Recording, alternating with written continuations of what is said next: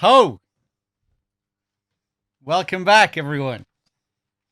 How is it going today? I hope everyone's having a chill Sunday, taking it easy. Let me see here. Who's in the chat? T-Cal, Phantom Cigar, Mysterious Fish, Propagandor. How's it going, everyone? Core Barrett. Good to see you. All the names, all the usual suspects. Throw the match. How's it going? Pug. Linda, of course. 13. Welcome back, everyone. It's good to see you all. Let me see here as well. I think I need to thank some people as well here. Emancipated Broccoli coming in with the 2 months. Thank you very much, Emancipated Broccoli. That's quite a name. More vegetables after that. Lettuce resubbing for 9 months in a row. Thank you very much, Lettuce. And Adam, thank you very much for the 10 months. Cheers. How's it going, everyone? I'm doing quite well, Phantom Cigar. Just taking it easy. Decided to take a day off yesterday. Wasn't really doing much today. Just taking it easy. Hey, what's up, Rob's Core, everyone? What's up? Let me just switch over and we'll get this game going.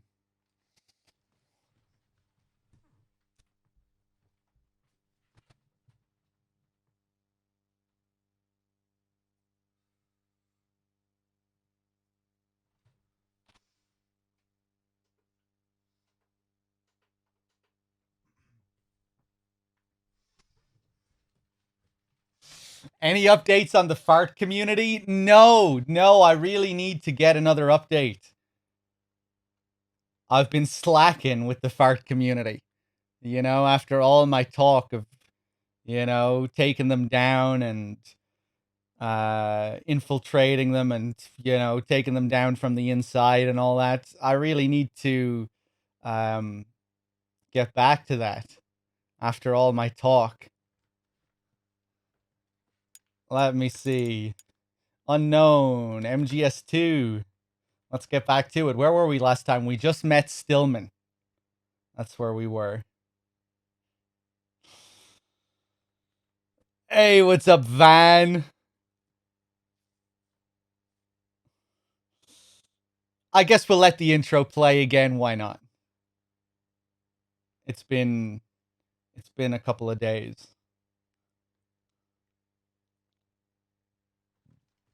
Well, one day.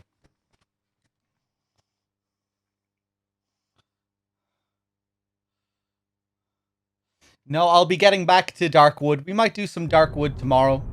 We'll see.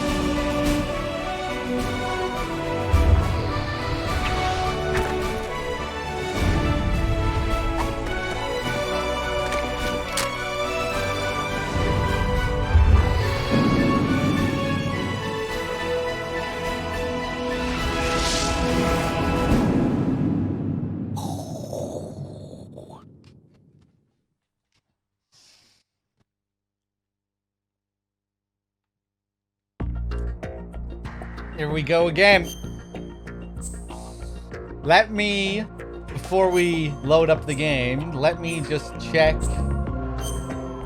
Oh, does it reset to unequip? We'll put that on previous. We will go to the special menu just to check our dog tags. Because we are doing a dog tag playthrough, although we missed out on one on the tanker, but we can get that another time.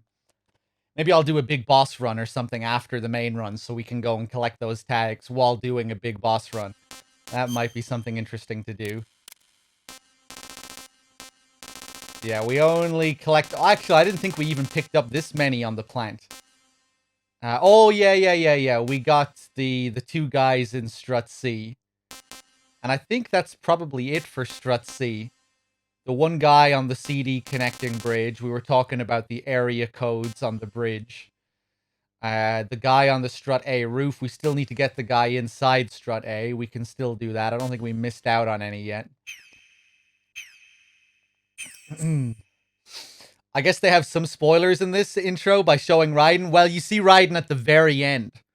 That's the only time you see him, is in that Arsenal Gear scene.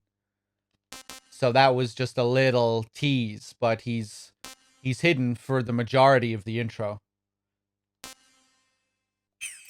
They just show him at the very end, and he's like the last. They put the focus on him at the very end. But when people see that for the first time playing the game, like back in the day when you saw that, most people are like, "Oh, who's this other character?" I don't think most people came to the conclusion that, oh shit, we're gonna be playing as him. But the fact that they focus on him for the final shot might, that's probably there as a little tease.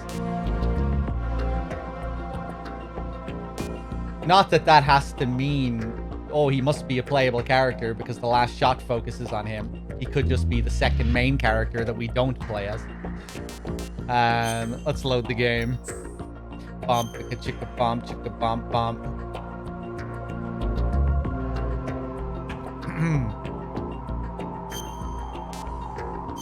Strut C, dining hall, 9 hours and 47 minutes. Yeah, this playthrough is definitely going over 20 hours, that's for sure. We'll probably do like 5 hours again today. And then pick up tomorrow or the day after tomorrow.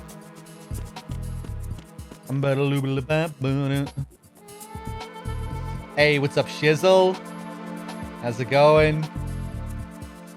Legion, Makoala, welcome back, everyone. Give it a limp down in it. How's it going, Gurko? I froze this first bomb, yes. We did all those bathroom-related Easter eggs last time, but we still have to get the magazine and come back to do one more, but we can do that later on. Miscusey, what's up? I wonder if I fuck with the plants here. Does it knock some leaves onto the ground? There's one leaf. I just wonder if it'll stay like this when we come back later. The layout here is so similar to the dining area in Metal Gear 2 Solid Snake. I've always wondered if that was a conscious decision to make it so similar. I mean, it's not exactly the same, but you have a woman's bathroom, men's bathroom, and then a plant similar to this right underneath it, right below it. And then next to that area, you also have a dining area with long tables like this. You know, the layout is quite different, but there are some elements that are very similar.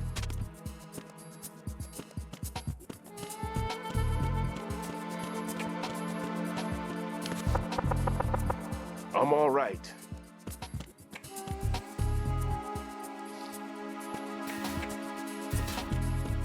Gabba-doop-doo-doo-doo.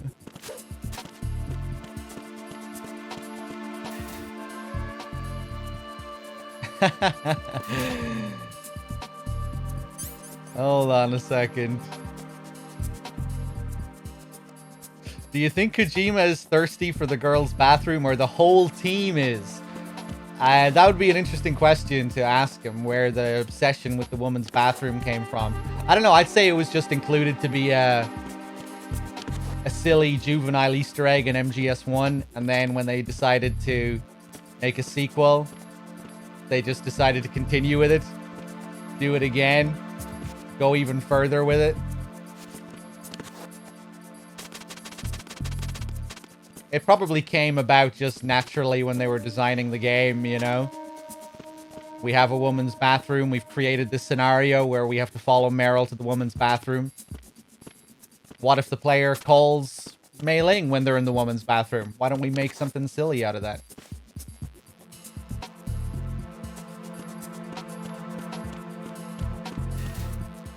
But there are so many calls related to it in this game. There's like 8 or 9 codec calls in total about the bathroom. Not just the woman's bathroom, though. You know, we did the calls last time where you go to the urinal and call the colonel, and then stare into the urinal and call the colonel.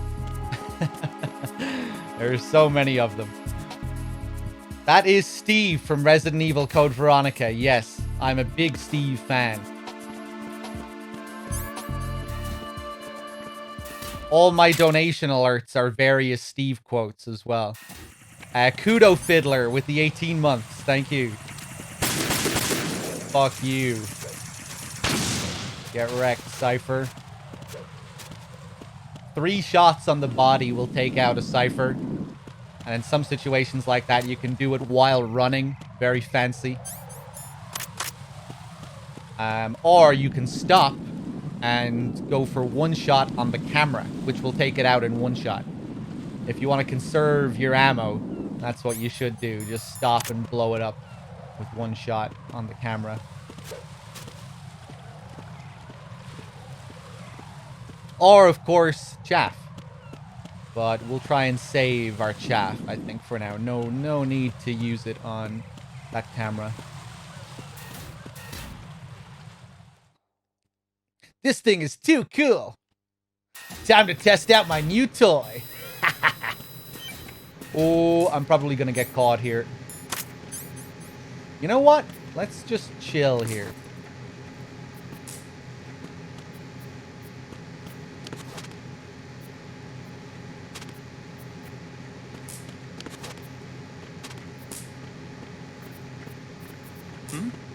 Freeze! There's somebody there. Oh. Who is that? I was hoping I could get out of sight just before he saw me. It's the enemy. I need Fuck you. Nope. What's going on? Respond.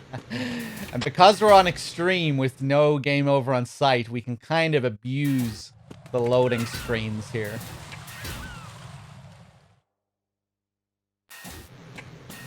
Yeah, now we can just come back. No caution. Nothing to worry about.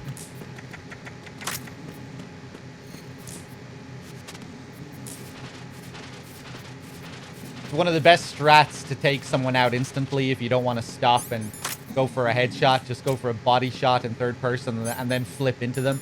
It's the same thing as a headshot. Alright, let's get some dog tags from these guys. freeze.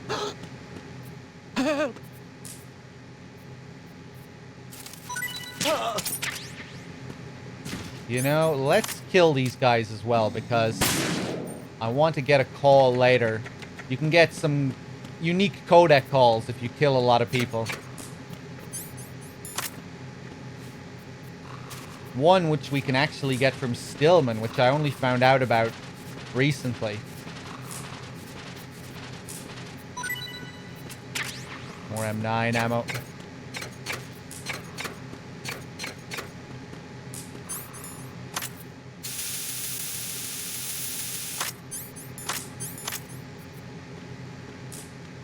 Freeze! Huh? What are you? Don't kill me.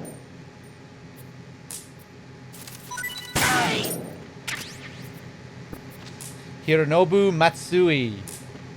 one of the developers. I'm not sure what his role was. All the tough guys, they're all the devs.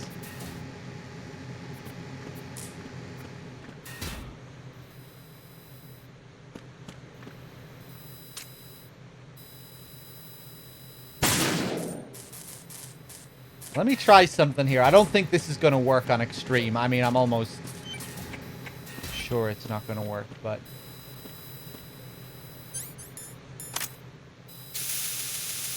No. On lower difficulties, you can actually freeze the cameras to stop them from working. But I think it's only on normal and low and difficulties lower than normal. Crazy little mechanic, but yeah, we can't do it on the high difficulties.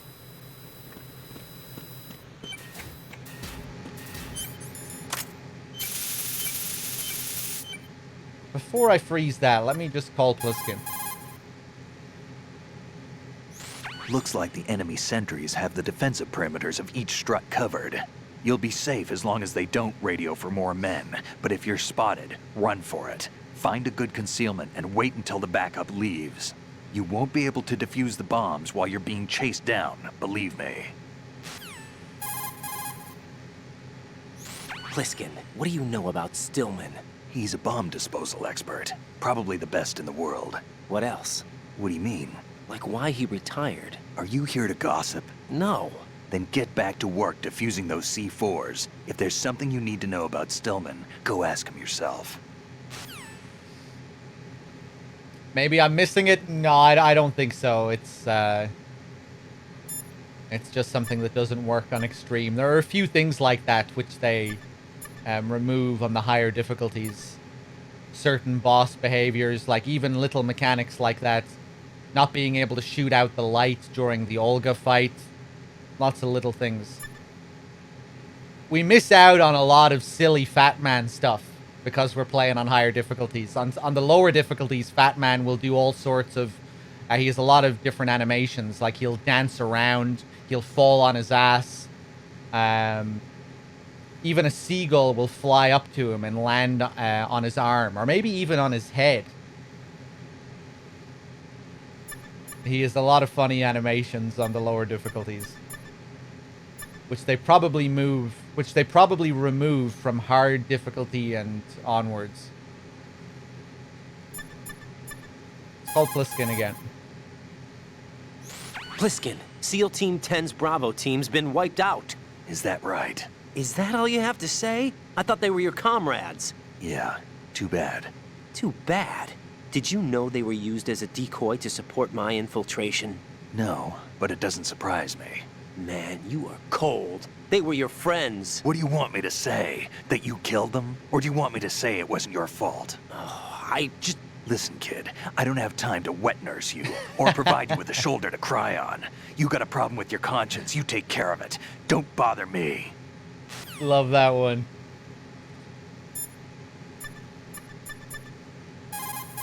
Anything else? Pliskin, you seemed pretty focused on the Navy captain. Something catch your eye? Yeah. Remember the handcuffs were cut? There was something on the other end of that. Do you know what it was? Well, no. Forget it. What do you mean, forget it? Just what I said. Forget it. Talk to you later, kid. I love the dynamic between Snake and Raiden here. Raiden always reminds me of a child pestering their parents. You know, in the kitchen while the mother is cooking up some food and the kid just keeps asking all these inquisitive questions. You know, not right now, I'm busy, but. What about this, and what about that, and what does this mean?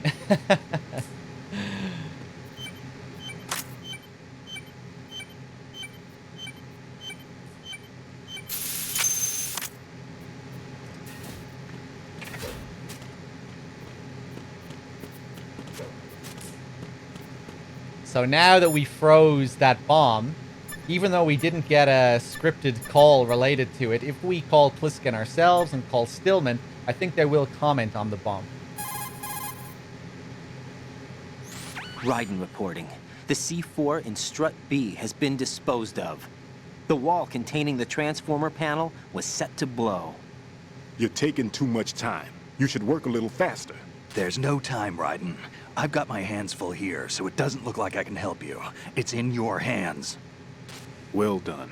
It looks like there are no more bombs in that strut. Now, head for the other struts.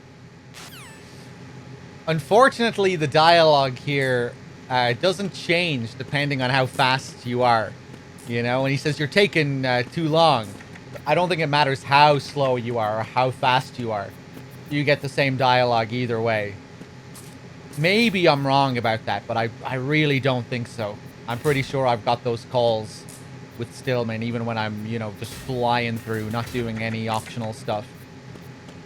It sounds like something that they might change, you know, depending on how you play. You kind of expect that sort of thing from the game almost. But yeah, no, unfortunately not. Kind of weird how Stillman segued to well done there. Right after he was telling us to hurry up. Were they different on PS2? It might be something to check on PS2. Maybe it's something they fucked up for the HD collection. I don't think so, though. I don't think so.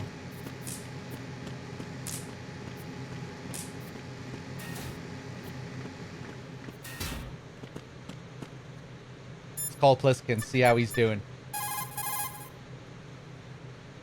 Raiden, I'm done with one more C4. This one was in a spot so narrow, I had to crawl in to get at it.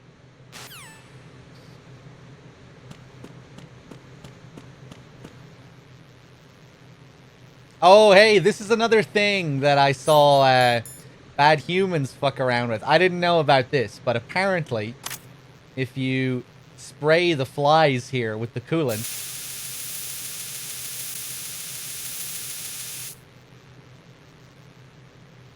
maybe these ones are too high up.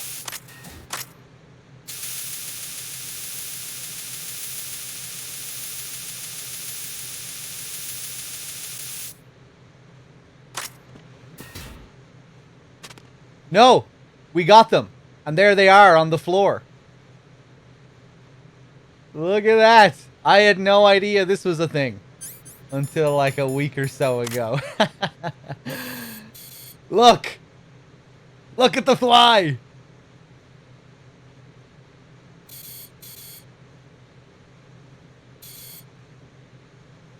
That is cool.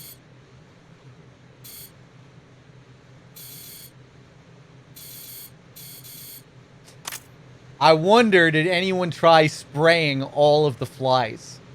Bad humans, if you're in the chat, did you try spraying all of the flies? Maybe if we spray every single fly, maybe if we go to every single light source and spray all the flies, we'll get a call about it. You know, I'm just thinking of Snake killing the rats in MGS1 or killing the crows in the elevator, the ravens. That would be amazing if there was a call related to it. There's probably not, though.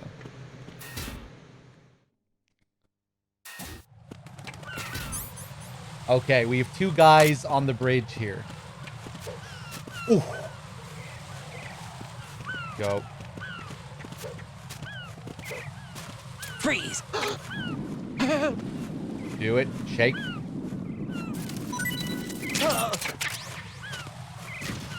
Joseph Karsh.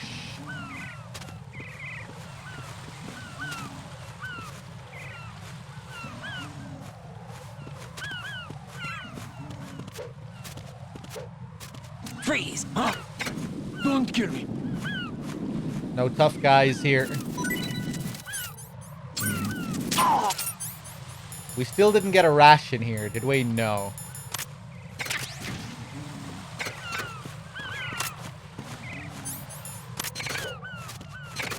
Okay, I want to shake this guy down, see if we can get any rations from him. If there's anything about this game I don't know, probably, yeah. I mean, I'm still learning new stuff. During our last session, we were trying to get an Easter egg that I'd never seen before. And I only found out about those flies that you can spray a week or so ago, a couple of weeks ago. Oh my god. Sometimes you have to shake them so many times sometimes to get an item. Look at that. Freeze!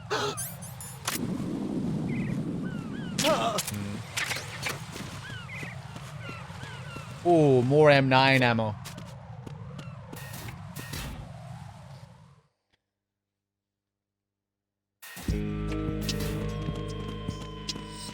Freeze!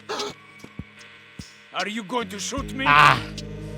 I wish we took care of this guy earlier.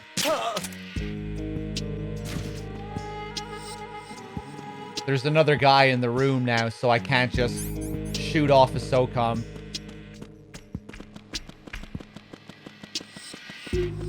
Bam. Bam. Okay, will we have another crack at this with the seagulls? Freeze! I think we should. 2 attempts. 2 attempts. We're not going to get killed by the seagull if it hits us. With the amount of health we have.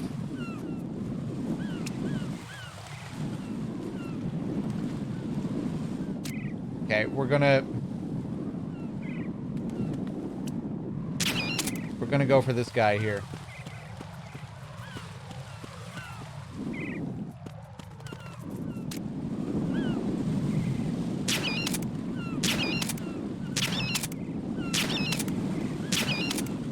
Does shooting the exclamation mark work in all MGS games? Only in 2 and 3. As far as I know, anyway. Only in 2 and 3.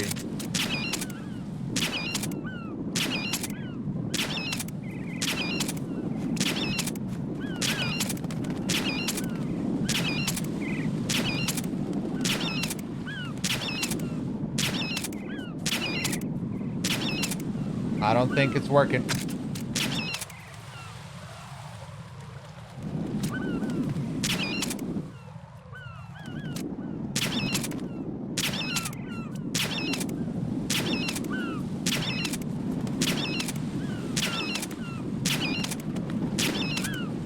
What happens if you shoot the exclamation mark? They have a unique stun if you shoot their exclamation mark.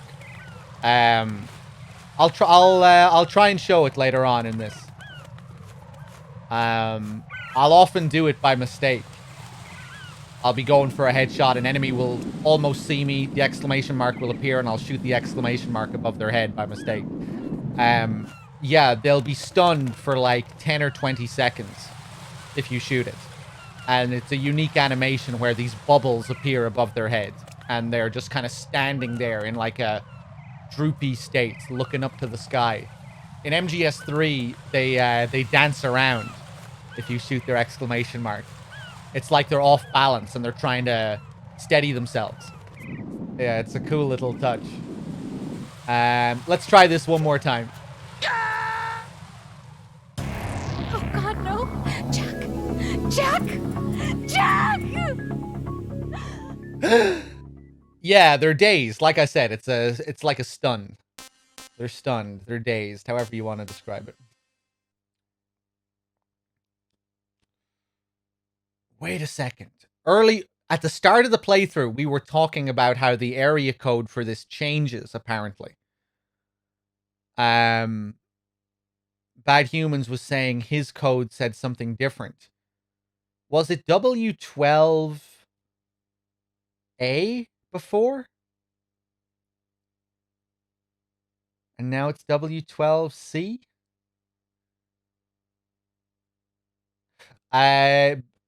Dim also messaged me. Remember how we were talking about Oni Komodo? That thing at the top right there underneath Mission Failed? The third thing there, Oni Komodo. Apparently that's supposed to be an anagram for Konami Tokyo. And if you... And it is. There are no missing letters. It does make up Konami Tokyo.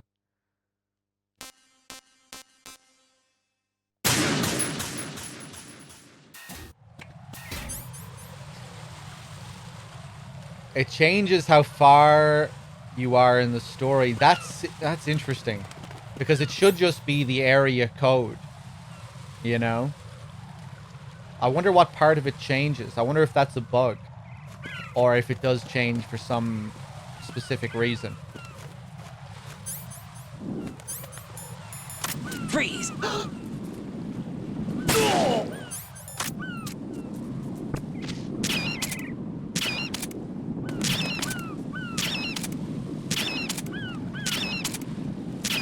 We had really good luck last time at the start. We had it happen a couple of times.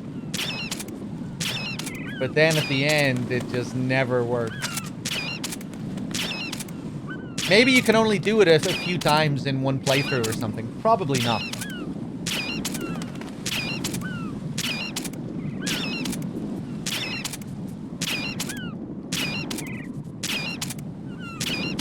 No, I don't think it's happening.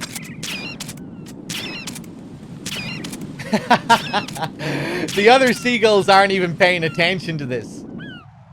I think they have to be aware. Okay, okay. One more time. One more time.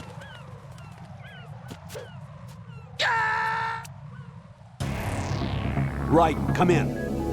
Right. Right.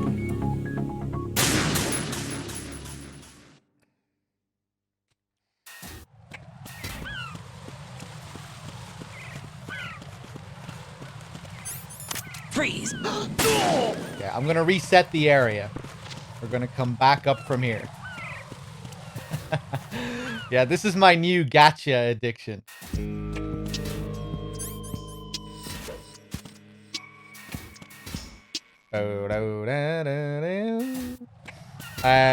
This is on PS3. It looks so smooth. This game was actually 60 FPS on PS2 as well. But, yeah, obviously the resolution is a lot higher.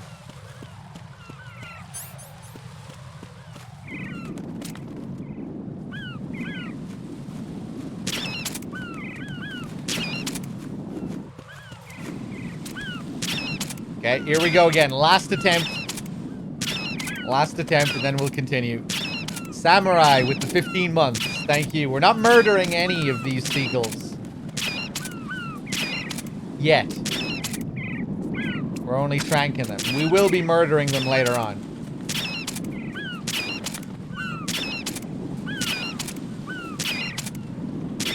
What are we trying here? The seagulls can attack you here. But it's quite random and hard to trigger.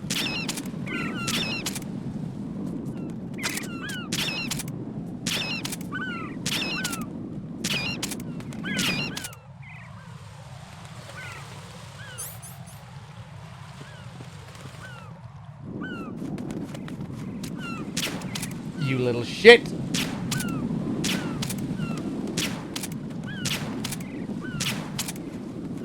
Ah!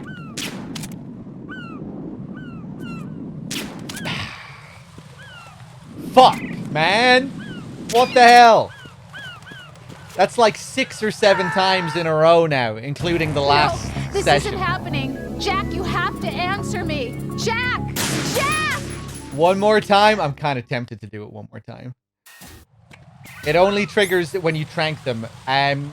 Maybe it can trigger if you kill them, but there would have to be a lot of seagulls in the area.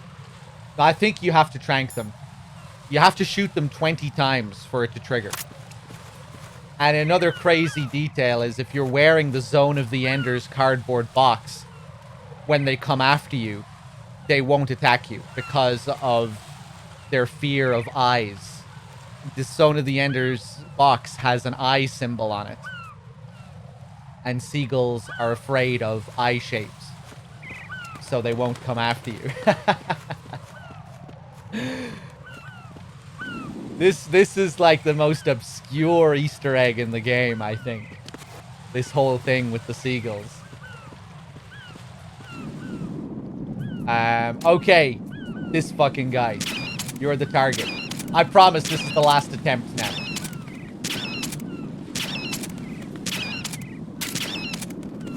Nordy, thank you for the 32 months.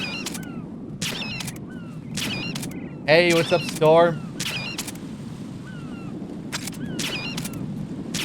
I don't think Storm was here last time for all the seagull shooting, was she? Come at me, you fucking cowards.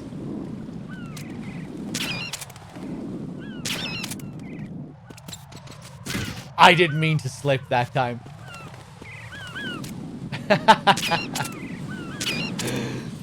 I can't remember the last time I slipped by mistake in this game. Like, I always show it, but it's usually on purpose.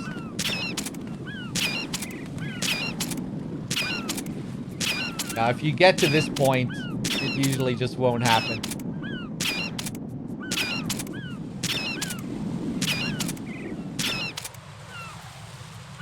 Fuck, man!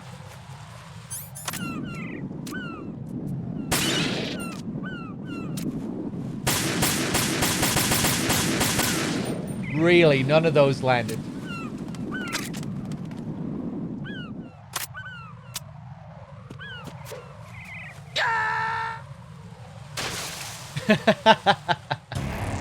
Raiden, what's going on? Raiden! Raiden! What happens when you spray the sleeping seagull with coolant? They probably wake up faster, like guards usually do. But I'm not sure if I've ever tried it, so let's try it for science.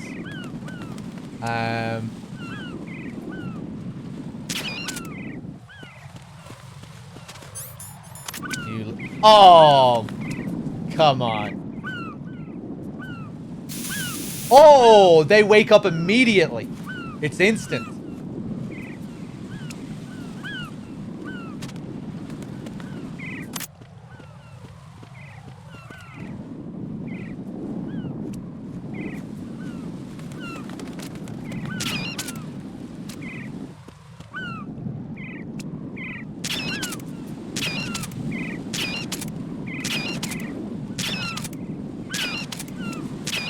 Last attempt, I promise.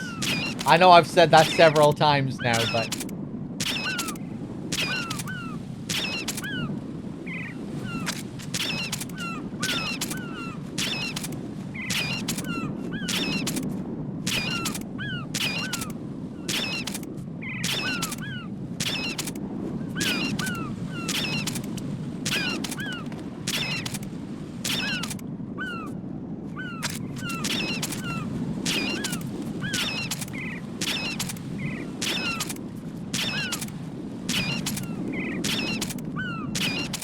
Ah! We found a new Easter egg, Storm. The seagulls will attack you sometimes if you shoot them 20 times in a row. But it's pretty random. All right, we're continuing. No. No! Jack, please answer me! Jack!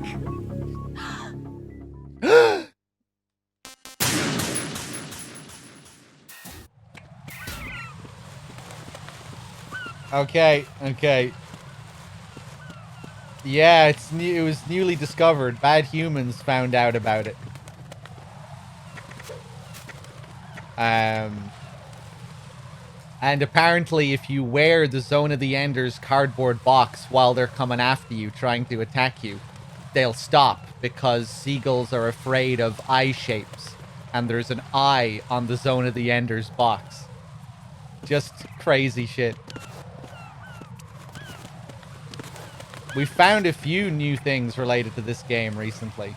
Like, I'm not sure if you heard me talking about Rose's scream there, Storm. You know, on the mission failed screen when Rose is crying out for Jack, and then there's a long pause at the end, and she goes, at the end.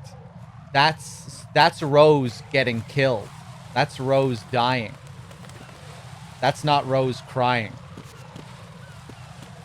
However the Patriots have her set up with her nanomachines, it registers that Raiden has died, so she will die. Because Rose's life depends on Raiden's success. It depends on the mission's success. The Colonel has a line at the very end of the game when they're threatening Raiden. You know, when Raiden is refusing to do the mission anymore. When they're ordering him to kill Solidus. And he says, no, I'm through doing what I'm told. And then they threaten him with the life of Olga's child. So, you know, if you die, it'll also mean the death of Olga's child and also the death of Rose. She's wired the same way. And I'd imagine that line is supposed to tie into it. The fact that she is, quote unquote, wired. Something to do with her nanomachines, you would think. That it picks up on Raiden's mission. And then she is killed. How she's killed exactly, I have no idea, but yeah. That's what that last whimper is. It's interesting because the whimper is there in every iteration of that scream. You know, there are a few variations of it where when you die and she has that dialogue, there are a few variations where she screams in different ways when she calls out Jack. But that's a constant for each one of them. There's the pause and then there's that last gasp, which you hear for every one of them. So I think that's supposed to be the hint. It's supposed to stand out. But yeah, really cool detail, which just makes that mission fail dialogue feel way more ominous.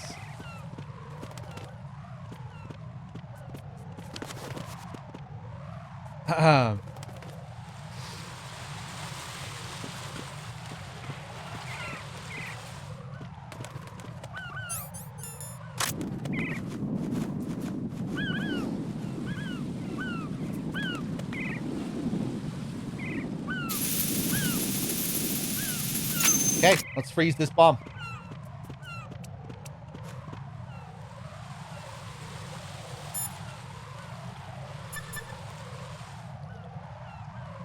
We don't really know, Marlboro, I don't think, to the full extent of, you know, what exactly Fox was doing right before the events of the game.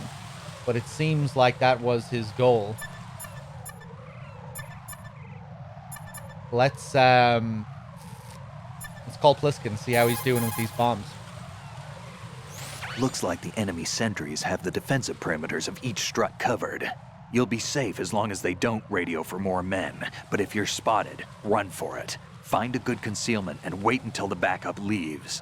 You won't be able to defuse the bombs while you're being chased down, believe me. Okay, no, he hasn't frozen anything else yet. I really love seeing the stuff on Twitter a few days ago about Ocelot's self-hypnosis wearing off if you get a game over in MGS5. Yeah, they do the same thing in Phantom Pain with Ocelot. When he's calling out, snake, snake, snake, and then there's the long pause and he goes, ugh! That's supposed to be him snapping out of his self-hypnosis, which is surely a callback to what they do here with Rose, because it's the exact same thing, you know? The long pause and then a final gasp or a final grunt.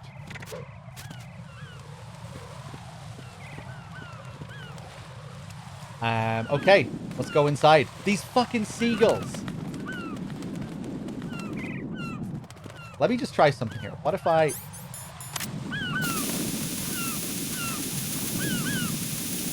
Whoa, hold on. Was I keeping them locked in the air while I was freezing them? Or was I only imagining that? Felt like I was forcing them to change direction there or something. Nice. More shit on my face.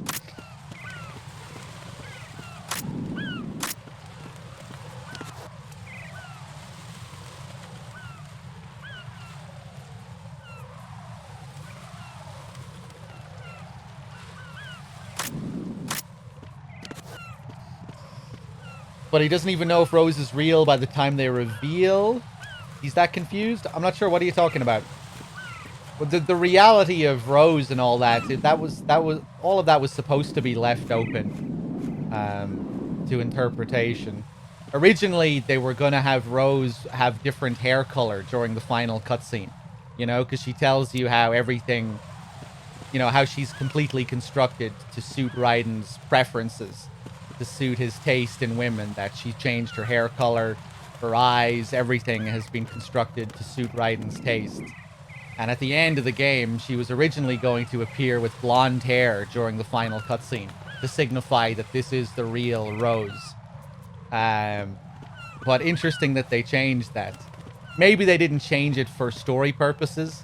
Maybe they didn't change it for it to be more ambiguous. Maybe they just couldn't get the hair color looking good or something. Because I think it is harder to do blonde hair like that they were trying to do. But yeah, I don't know. Rose looks really good in MGS4. Yeah.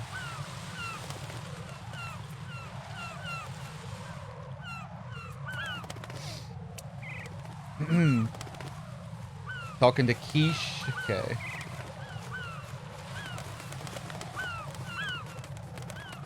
Yeah, I mean, people look at it in different ways. I see Rose as being real in this game for the most part. That on 140.96, she is, that is the real Rose, up until the point where she gets cut off inside Arsenal Gear. During the scene where she tells you that she's pregnant. You know, and her voice starts to crackle, and then she's obviously an AI from that point on, every call you get with her. Even though there's only that one call at the very end where she's talking with the Colonel. You know, where she's taunting you and everything. That's obviously an AI. But I think on .96 she's supposed to be real. But, you know, the final scene is obviously supposed to still be very surreal and kind of dreamlike. Like, you could say, well, how is she on the streets so soon after the events? You know, how is she right there at Federal Hall? That doesn't make any sense. But I think that's just the vibe.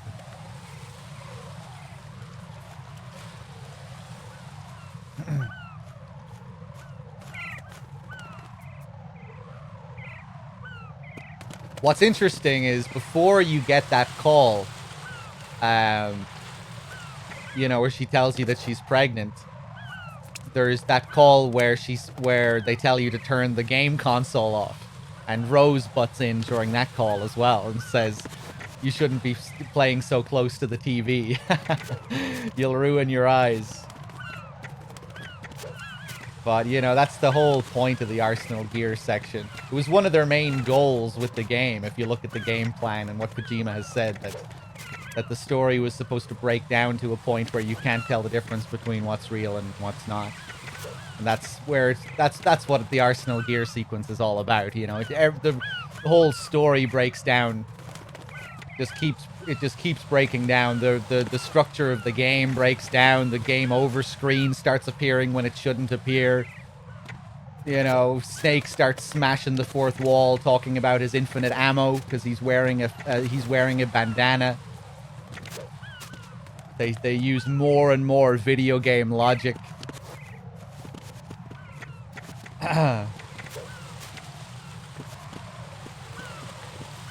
There's probably not supposed to be an answer for a lot of those questions, you know, whether Rose was real or not.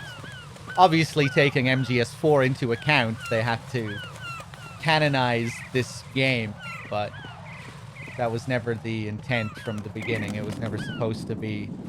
All this stuff was never supposed to be confirmed.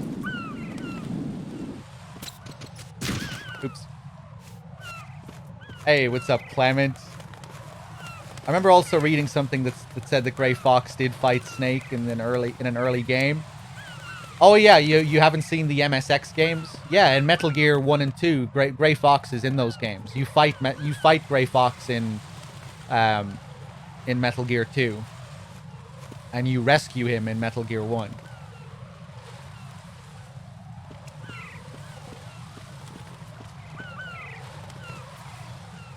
I actually like Rose. She feels more like a real person with flaws and a personality. That's another thing that Kojima said about Rose. He was doing in an interview, he says that he designed Rose to be the only realistic character in the game. That's what he said, that Rose was supposed to be the real human that you talk to amongst all this madness. You know, among all these larger-than-life characters.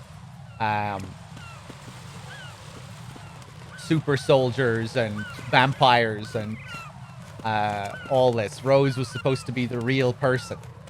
And he said she was the only character that he based off of real people and his real experiences with like his previous relationships and even his wife. The whole thing about Raiden forgetting the date, that was something that apparently almost caused a disaster in Kojima's marriage. But at the same time, I do think a lot of those calls are just cringeworthy, you know, and they're not very well written or acted. Like a lot of the big emotional scenes between Raiden and Rose, I really don't think they land well.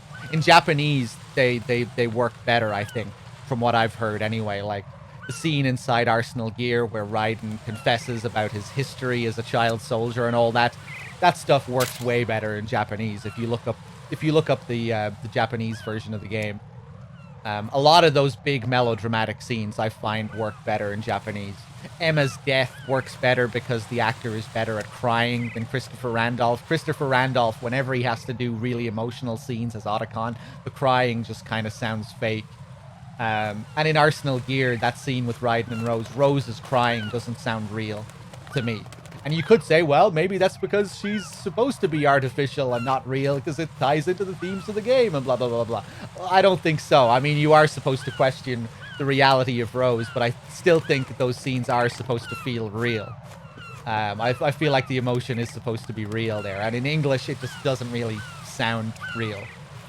But given the kind of game that this is, you do have to question things like that because a lot of it is supposed to feel constructed, like with Fortune, you know. Fortune's very melodramatic character is supposed to be kind of artificial in a way, like Ocelot in the script of the game, in a cutscene in the game later on, he literally refers to her character as giving a hammy performance and mentions a script, you know. You are hamming it up as the tragic heroine thanks to the script that the Patriots wrote for you. Pure self-indulgence. You couldn't get enough of the drama. So then you have to ask yourself, well, maybe that was supposed to feel unreal and kind of hammy and cringy. But, I don't know. I think it is supposed to be melodramatic, but if you go and watch the Japanese version of the game, it does sound more real. It doesn't sound as cringy. But with this kind of game and all the fucking postmodern shenanigans in it, you have to kind of second guess yourself a lot of the time regarding what the intentions are when everything is so self-aware. Anyway, let's continue.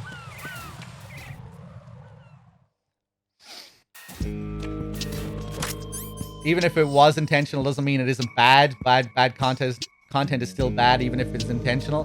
Well, I mean, it depends. It depends. If something is supposed to be hammy and melodramatic to serve a story purpose, I don't think that has to mean it's bad. But if a scene, I mean, it's all very subjective. It depends on the person. But yeah, I don't think there's anything wrong with having a melodramatic scene. But personally, I think that scene with Fortune at the bottom of the strut when she's crying out for her dad, it just doesn't sound as real as it should sound. Even if it is still supposed to be this sort of constructed thing story-wise. Because I think it does sound better in Japanese.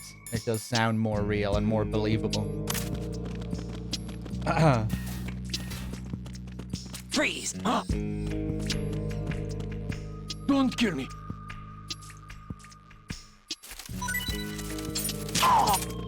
Give me your dog tag. Ryan T. Crockenwright. Bam, bam, bam. Freeze!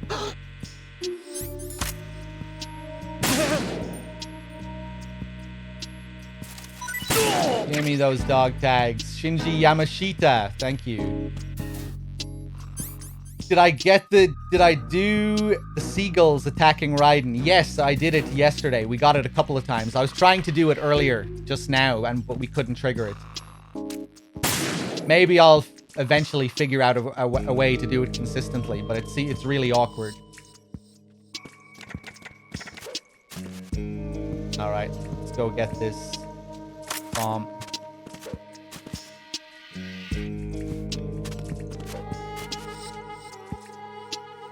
There should be a clip of it, Storm. If you go to the clips and videos, you should be able to find it.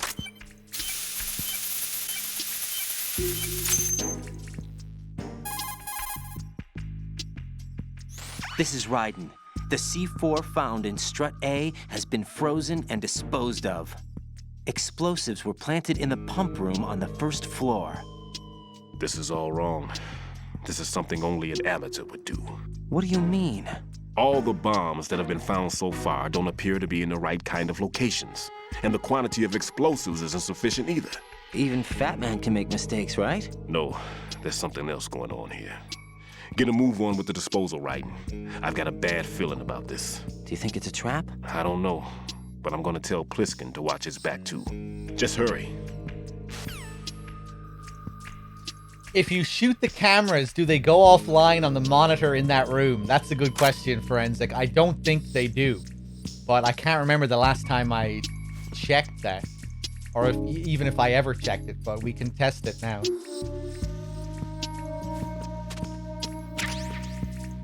This can be a pretty easy bomb to miss. Or a pretty tricky bomb to find. Whenever I watch people play this for the first time, oftentimes they won't realize that they can crawl down here. That the space there is wide enough. I don't think that bomb is there on normal, though. On normal mode. That's one thing. They add a few other bombs on the higher difficulties.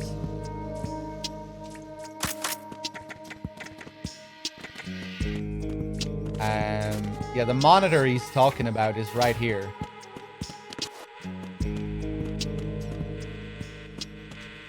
These monitors. I don't even think you can see cameras that are looking at some of those places. Hold on, I'm trying to even tell. That looks like the pump room right there. Yeah, look, those are the stairs you go up, but there's no camera looking at those stairs. No camera that we can see, anyway. Maybe there's cameras in the walls. But they're not there for the player to overcome. They're just Patriot cameras.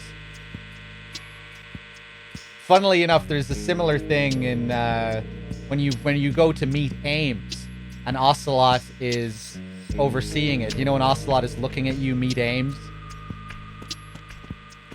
There's no camera there. And there's no camera that you can see.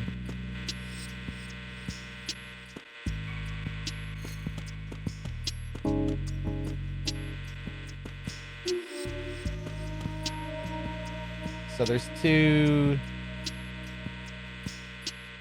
there, 3 on that side. What is this lack of attention to detail? I know. Let's see if that changes anything. Probably not.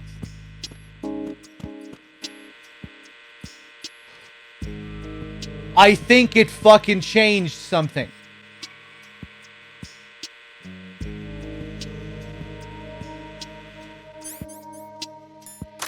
Was that one always fuzzy?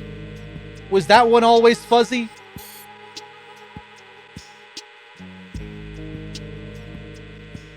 It was always fuzzy? Oh, fuck. I was excited there for a second. Was it really always fuzzy? Shit.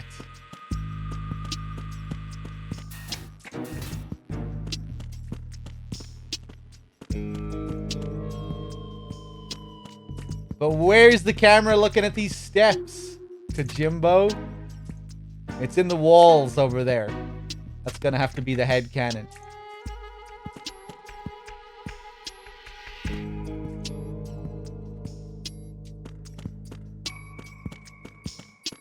Another cardboard box.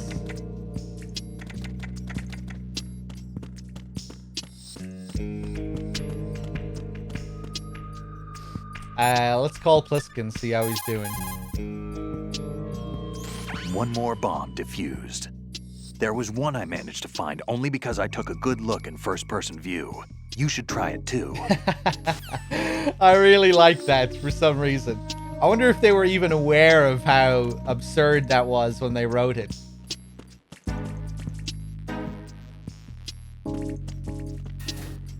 Just picturing Snake also existing in third person. You know, Snake is also doing his thing with video game logic. I was only able to see it because I looked in first person view. So what, you're also being controlled by someone else? You're looking down at yourself in third person, usually, Snake? I love that.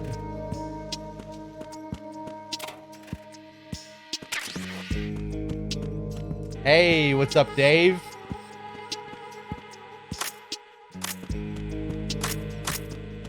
He was there and then he wasn't there.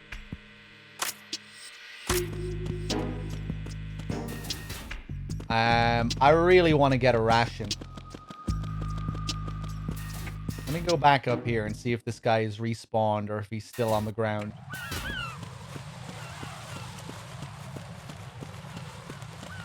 Yeah, he's just gone. Okay, it's been a while. We may as well have one more attempt with the seagulls, right?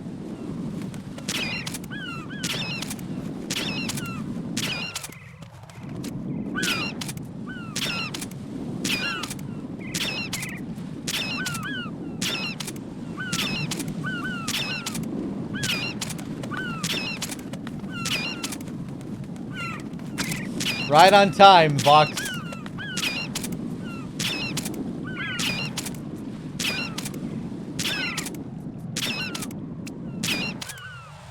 Maybe you can only do it a couple of times in a single playthrough. Maybe the game registers that and they won't let you do it more than 3 times.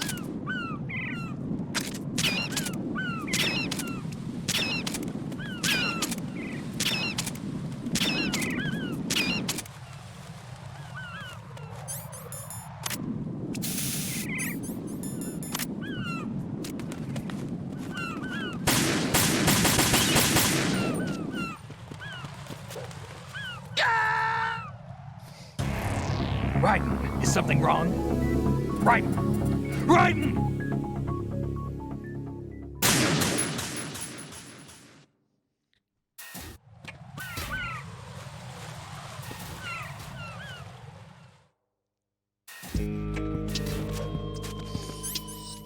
I'm still shooting the birds. We tried it like 4 or 5 times today in total, but no luck. That is a unique light, I think.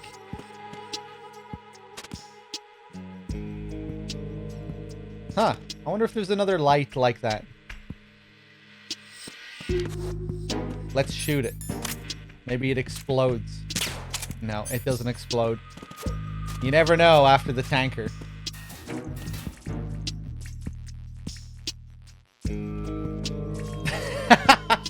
Dang.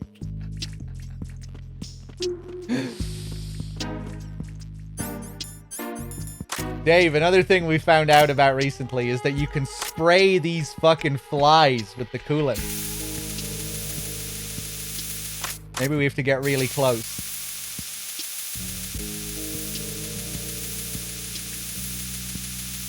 Or maybe we can't spray these ones. No way. Did any of them die? No! Oh, they did! They did! Look! Dead fly! Look at that dead fly.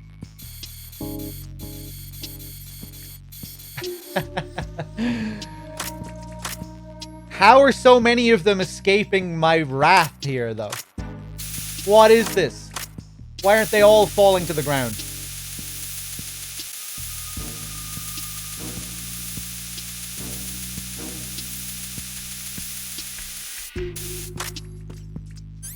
I think only one of them...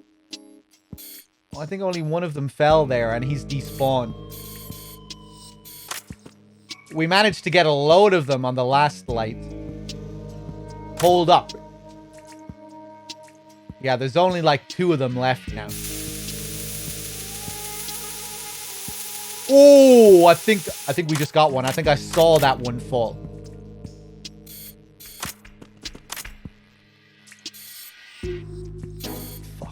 Maybe I didn't.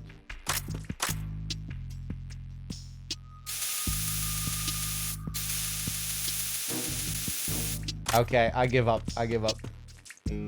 Yeah, we got most of them, though. Look, see, look at all the ones here.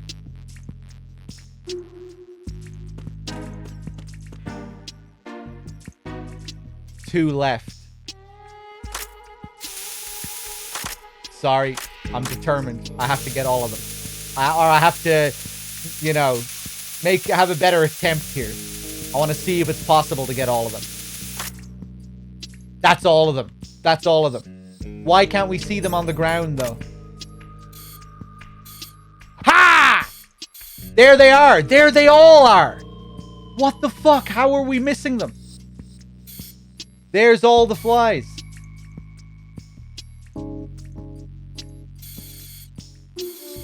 They really just blend in, I guess. And I wasn't looking at this spot. How did I miss them? Amazing. Every single one of them. How many was there? 1, 2, 3, 4, 5, 6, 7, 8, 9, 10, 11, 12. 12 flies.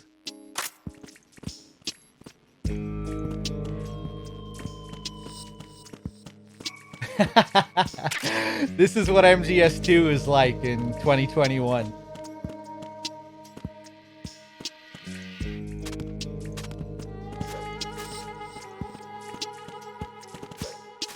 This is how far the game has come.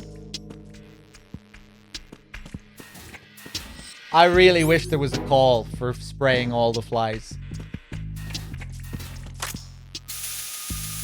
Maybe there is. Maybe there is. Spray a few flies here.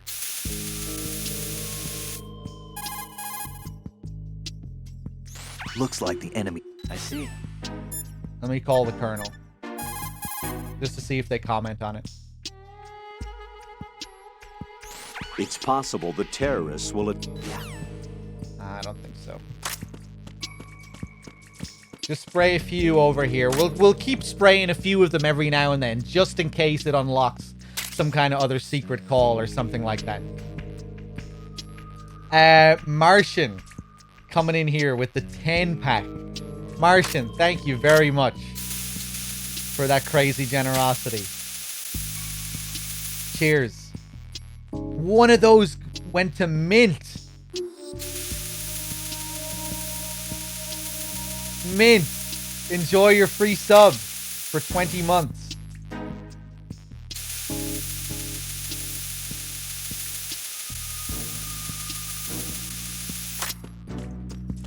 Who else got one? Achilles, King, Sean, Shepherd, Punished Dave,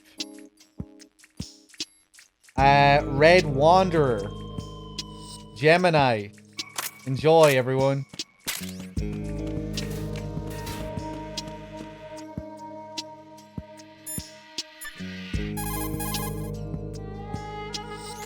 That's a tranquilizer gun with a sound suppressor.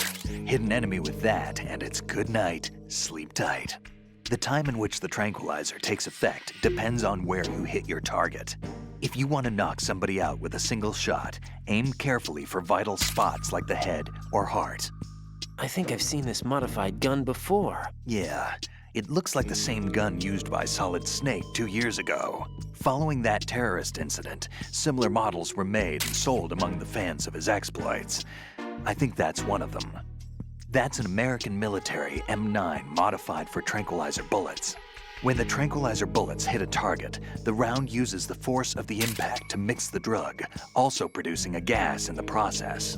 The pressure of the gas drives a built-in piston that injects the target with a powerful anesthetic. It's like firing a small hypodermic syringe. This M9 is a tranquilizer gun that knocks out the enemy. It doesn't kill them.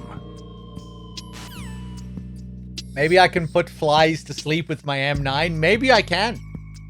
Maybe it's something we should try.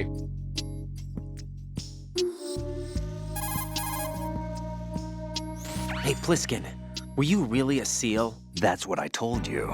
But But what? nothing. Listen, kid, you're on a mission. Thinking about anything else can get you killed.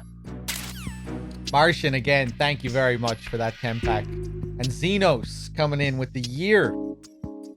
The big 12 months. Thank you so much, Xenos, for putting up with me for this long. Cheers. I think I missed a few others earlier as well, guys. Sorry, a real hero. You gifted a sub to Marlboro. I missed that. Thank you. Thank you. Sorid Snake with the 6 months as well. Rincon gifted a sub to Foxhound Cut. Nordy with the 32. Samurai Kudo. Cheers, everyone. Bam.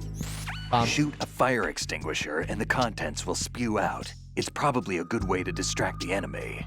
If you ever find yourself under pursuit, give it a try. Necessity is the mother of invention.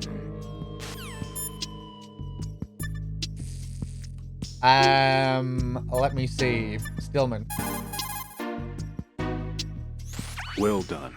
It looks like there are no more bombs in that strut. Now, head for the other struts. Stillman, tell me something about Fat Man. Well, to start, he was born the son of a clockmaker, neglected by his parents and without friends. It seems that he spent a lot of time by himself in his father's workshop. Maybe that was the reason, I'm not sure, but apparently he has had a tremendous fascination with clock mechanics since he was a child. It was at the age of 10 that a guidebook that he found on the internet changed his life forever. That guidebook served as a basis of his eventually piecing together an atomic bomb. It was from there that he came to be known as Fat Man. And soon enough, there was no one associated with bombs that didn't know his name. In a sense, Fat Man was a hero. Although what he did was recognized only by those in the trade, I'm sure that it served to greatly stir the ego of the teenage boy at the center of it all. But he leaves his mark nowhere else. Apparently he was hated and shunned by everyone in school. So he went on to focus all his energy on explosives. He scorned the reality that surrounded him and instead chose to embrace a world that would easily grant him recognition. Well, to be sure, it never amounted to anything more than, say, occasionally bringing a gun into school. Eventually, Fat Man came to Indian Head, the exercise training facilities of the Naval School Explosive Ordnance Disposal at which I was a lecturer. He absorbed all kinds of knowledge, as if he hungered for bombs. Close to 20% of the students at Indian Head flunked out of what is truly a hellish curriculum. Despite this environment, he achieved extraordinarily high marks that were without precedent. After leaving Indian Head, he joined up with Nest, said to be the most accomplished bomb disposal unit. It was there that he apparently got into some trouble. What exactly? You got me, but Fat Man was definitely not cut out for group operations from the very start. Having been ousted from Nest, he was picked up by Dead Cell, which was already becoming notorious for being a motley crew of sorts. It seems that it was through surprise attack maneuvers later conducted by Dead Cell that Fat Man completely subdued his former companions from Nest.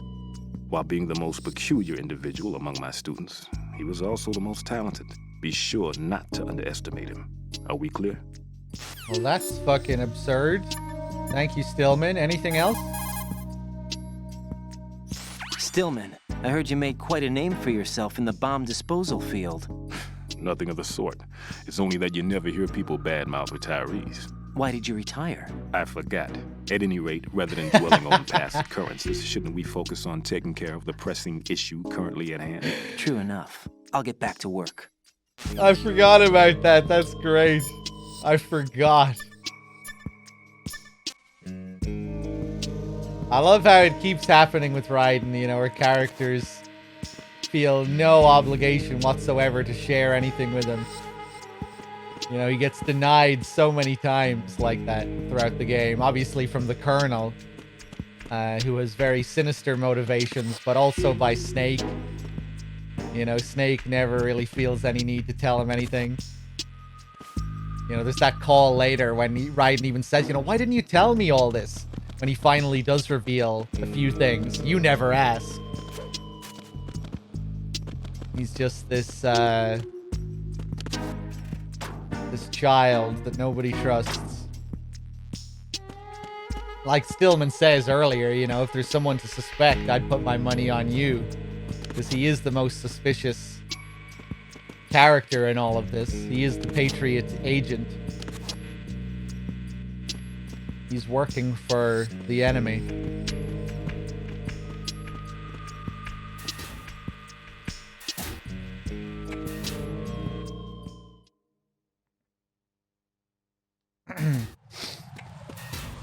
Why share anything with this guy who just comes across like some naive pawn?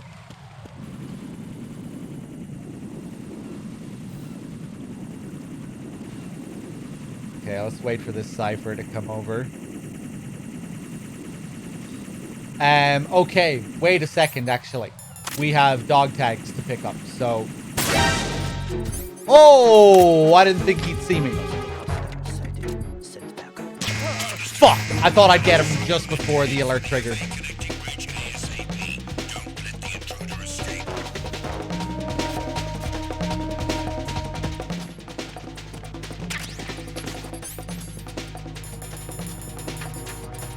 Oh, I should have picked up the box.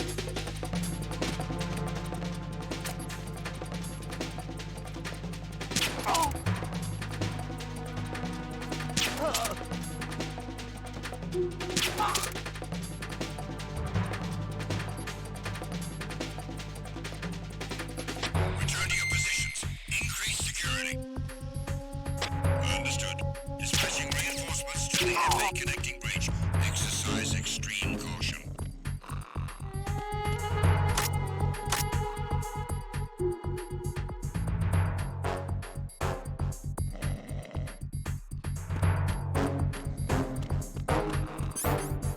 Okay, I just want this one guy.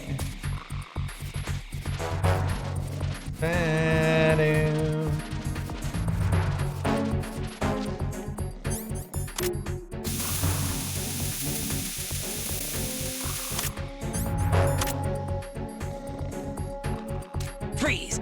Freeze! Are you going to shoot me?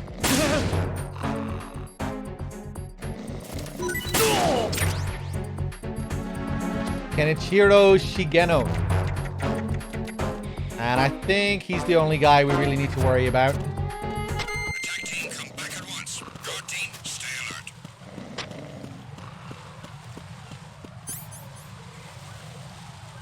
alert. Okay. Maybe I will go upstairs first, actually. We have a lot of dog tags to pick up in Strut F.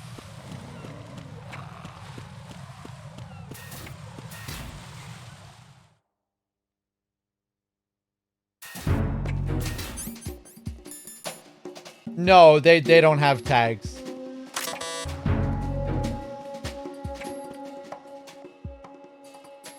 That would mean you'd have to get alerts on purpose and stuff like that to get all the tags. Only normal guards, Freeze! not support guards, have the tags.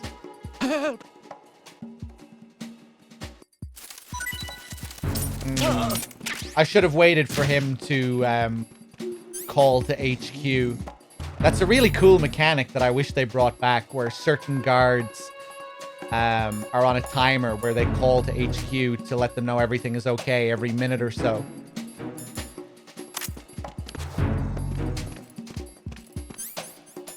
Freeze! Don't kill me. There we go. Edmund VTO.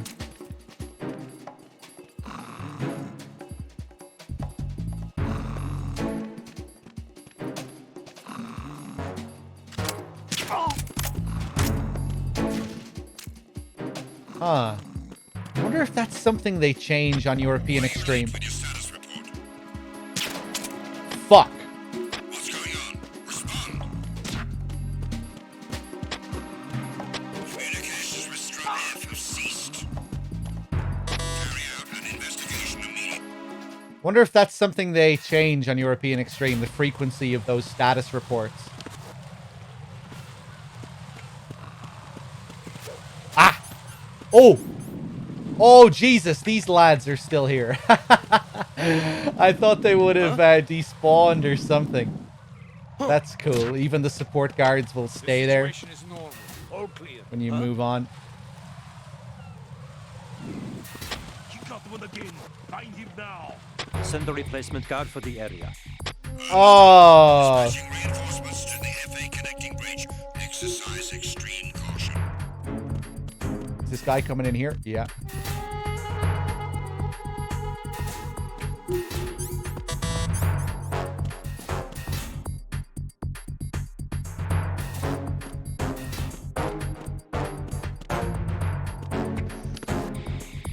I'm probably gonna get caught here. We'll take the lower path into strut F.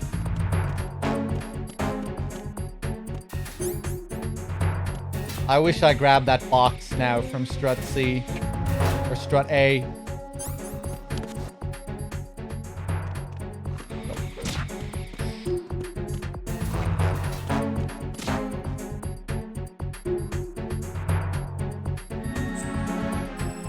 Strut F can be so rough if you're going in blind because you've no idea where the node is. And there's so many guys, top floor, bottom floor. It can take a while just to find this node. Hey, do they... Ah, okay, they put that box there as well. Attack team, come back at once. Guard team, stay alert.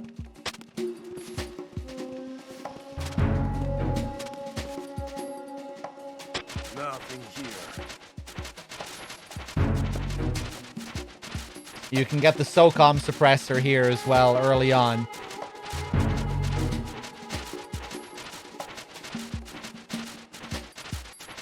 Usually I don't come here at all, but that's where it is. SOCOM suppressor.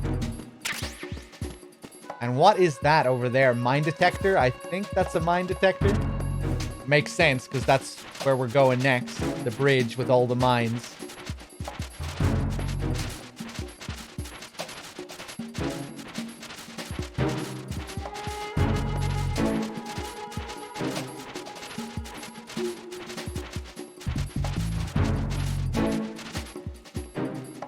I can't climb the boxes in there. No, they're too high. You can climb boxes, but only if they're waist high.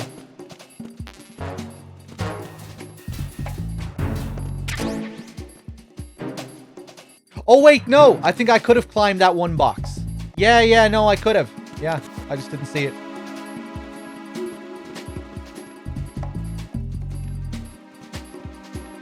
Ba-da-ba-ba.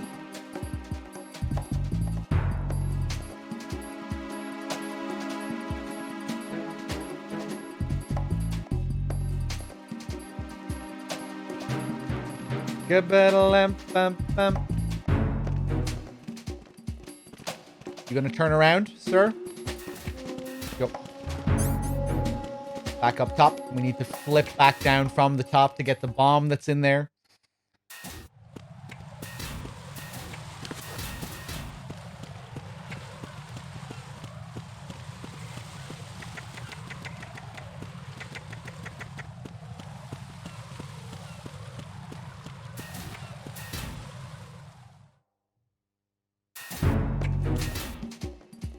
Isn't that what Sundays are all about, though, Juicy? Just taking it easy. I wouldn't feel too bad about that, you know. Maybe if it was a Saturday or something. Or a Friday, but a Sunday? That's what Sundays are all about. Freeze! Freeze! Fuck you.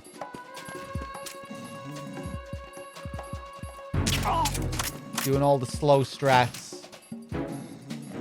You son of a bitch. Nice.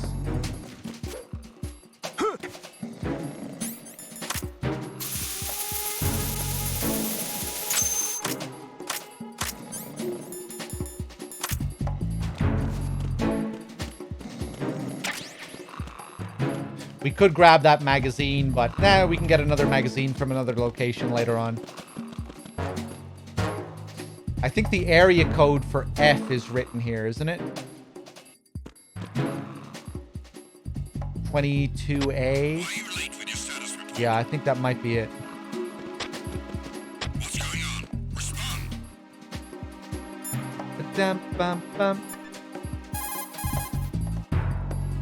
Everything's going smoothly over here. I just finished defusing another C4.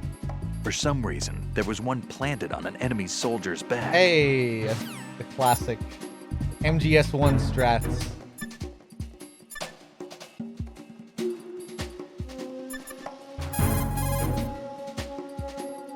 This is Raiden. I just finished disposing of the C4 in Strut F. Found explosives on B1. Looks like you like to fight. Still, it would be wiser to proceed more stealthily. Well done. It looks like there are no more bombs in that strut. Now, head for the other struts. That little line, that's something that they added that won't normally be in that call. You like to fight. I guess if you get a certain amount of alerts, if you get a lot of alerts, they'll add that little line. Stillman will have another bit of dialogue that you can only get if you kill a lot of people as well. Let's see if we can get that. Looks like Pliskin shouldn't be having any problems. You better look sharp as well. Stillman, do you really believe that Pliskin is not a member of SEAL Team 10? He's probably not. Then exactly what is he? I'm not sure. But there are other things that I am sure of. Like what? Like that I can believe in him, that's what. There's something about him. A certain something that's found only in men of strength, trustworthiness, and reliability. I see. Anyway, I'm getting back to the mission. Yeah, there's a lot of that sort of stuff in MGS2. There's a bit of it in MGS1, but way more in 2, like little bits of dialogue that will change depending on what you do. Environmental Easter eggs, and if you look at this thing and then call the colonel, they'll have something to say about it. Like the stuff with the urinals. Really feels like a continuation of that multi-process story philosophy that we were reading about in Police Knots. With all the little details and things that can change depending on what you do, or that are up to the player to do,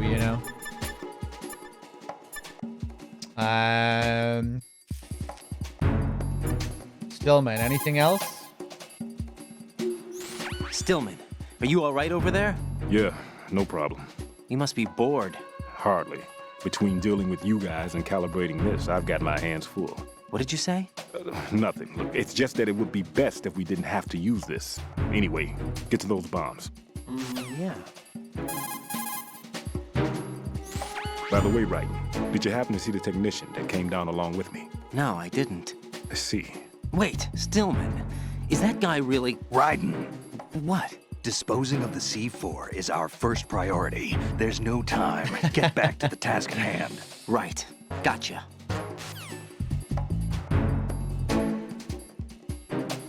It's interesting, it reminds me of the Colonel saying, return to your duties. It's weird seeing Snake behave like that as well, With the Colonel, it always feels a bit more sinister. But everyone's kind of manipulating Raiden in the same way.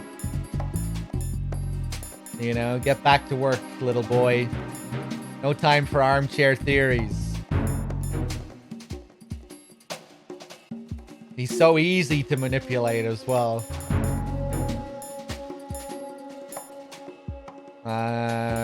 Okay.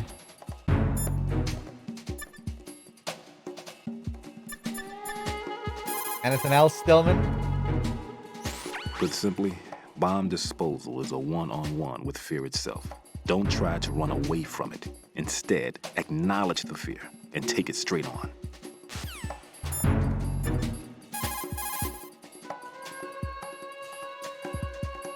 What's up, Jack? I love you.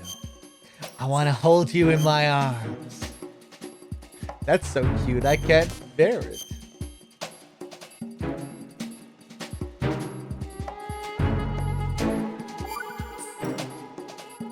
I looked into Mr. Peter Stillman's file. Full name is Peter Stillman, known as Peg Leg Peter. He is a legendary bomb disposal technician. He is also a longtime instructor at the Naval School Explosive Ordnance Disposal and a consultant for the NYPD Bomb Squad.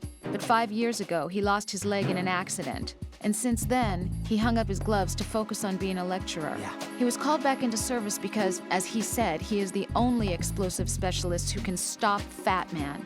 Although no longer an active consultant, he is still without a doubt the #1 guy when it comes to disarming explosives. He should be very helpful to you. Okay.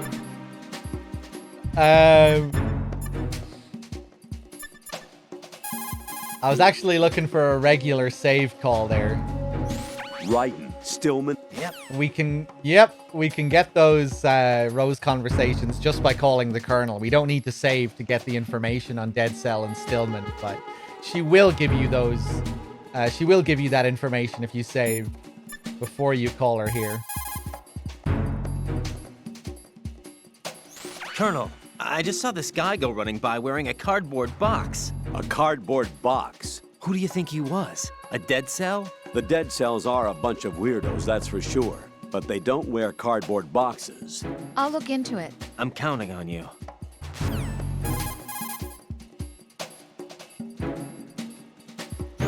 Colonel, do you really think they'll blow up the big shell? It's highly possible. We'll have to listen to their demands in full. They are pros. They won't hesitate to take the upper hand if they see an opening. Do you plan on meeting their demands? Absolutely not. You're the only person I can depend on. You must remove the explosives quickly.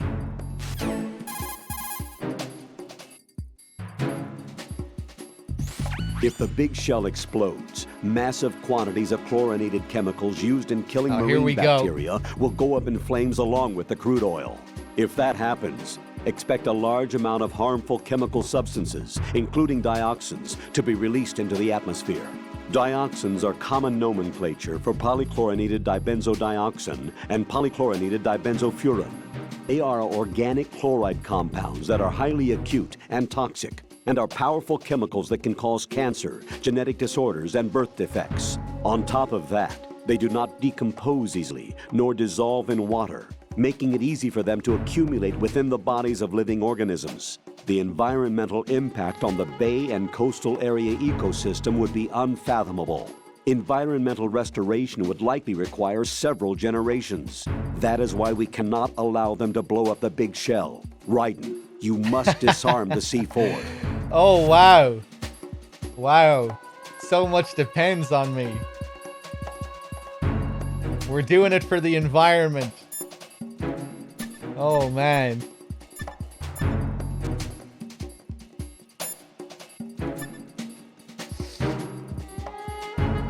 Anything else, Colonel? Tell me what you know about Fat Man. Okay, hold on a minute. I'll look him up.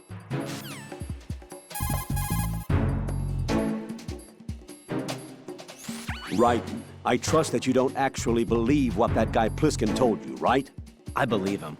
There's something about him, like an iron will. Enough to trust. Raiden. He's not included in the simulation. Don't trust him, ever. You got it? Roger that. Roger that.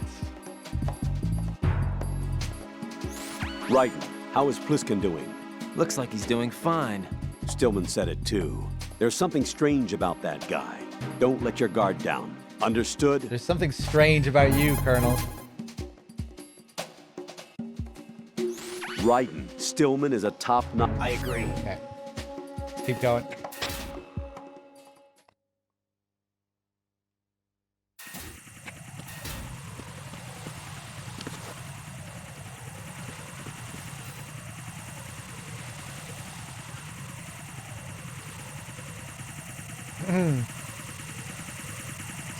These bridges always remind me of my very first playthrough of this game. I was always so terrible at dealing with ciphers for some reason. Probably because I was impatient. Just running out onto the bridge instead of really stopping and looking at the ciphers, what they're doing. Ooh.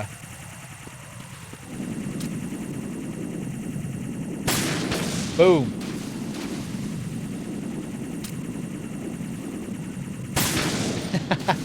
Kind of funny that that doesn't alert that guy up there With his binoculars and everything.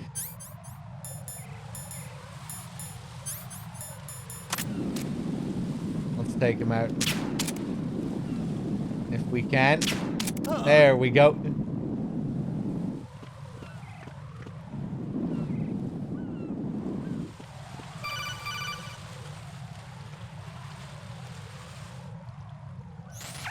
Be careful. There are claymore mines around there. Who is this? Stealth-equipped claymore mines, invisible to the naked eye. Use the mine detector. Identify yourself. Just call me Deep Throat. Deep Throat? You mean from Shadow Moses? Mr. X, then. Mr. X now, is it? Why would it matter if I called you Deep Throat? Never mind about that. Why did you contact me? Let's just say I'm one of your fans.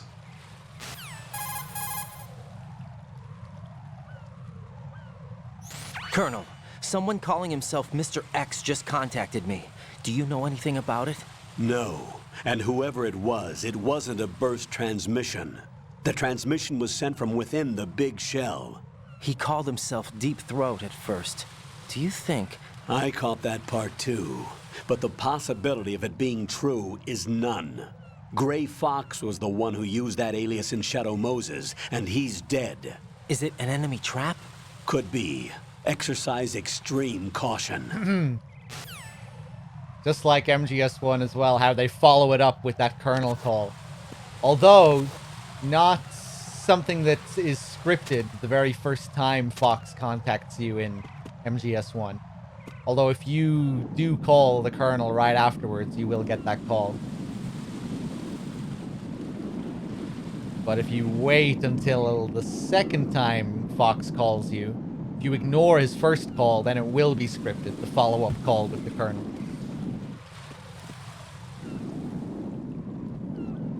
The whole burst transmission thing as well. Remember, that was another term that they used in Police Knots, burst transmission, and it was even a part of the encyclopedia.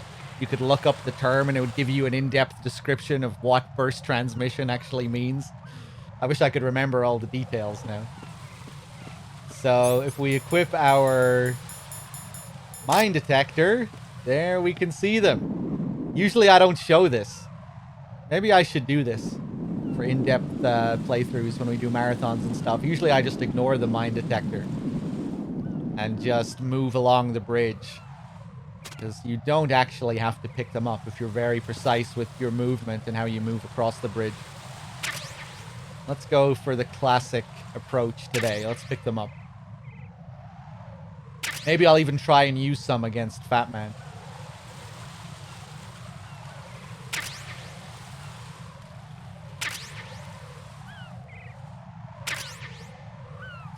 Is there a call about the mine detector with Pliskin? Let's give him a call. He'll probably have something to say about this.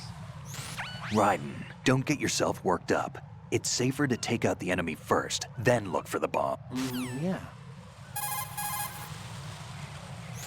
That mine detector that you're equipped with displays the location of claymore mines that aren't visible to the naked eye.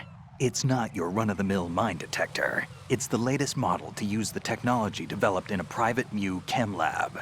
It isn't a metal detector. It's based more on the various systems used in chemical detectors. In short, it doesn't respond to a mine's metallic casing. It actually detects the elements used in explosives. Basically, it's similar to the sensor that the old man gave you, the one that responds to the smell of C4.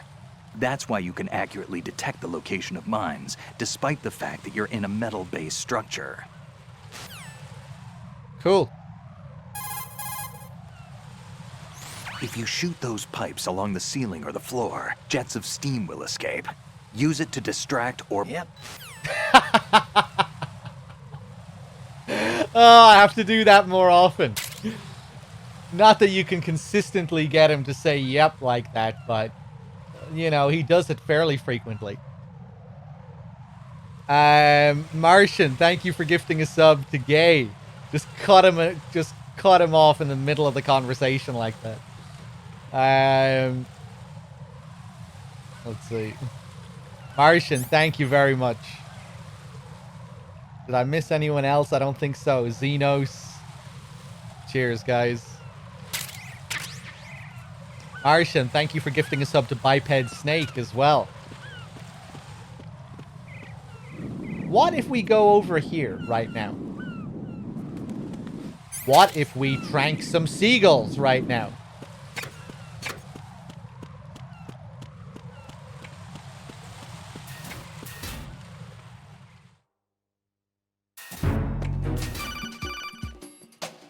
Oh!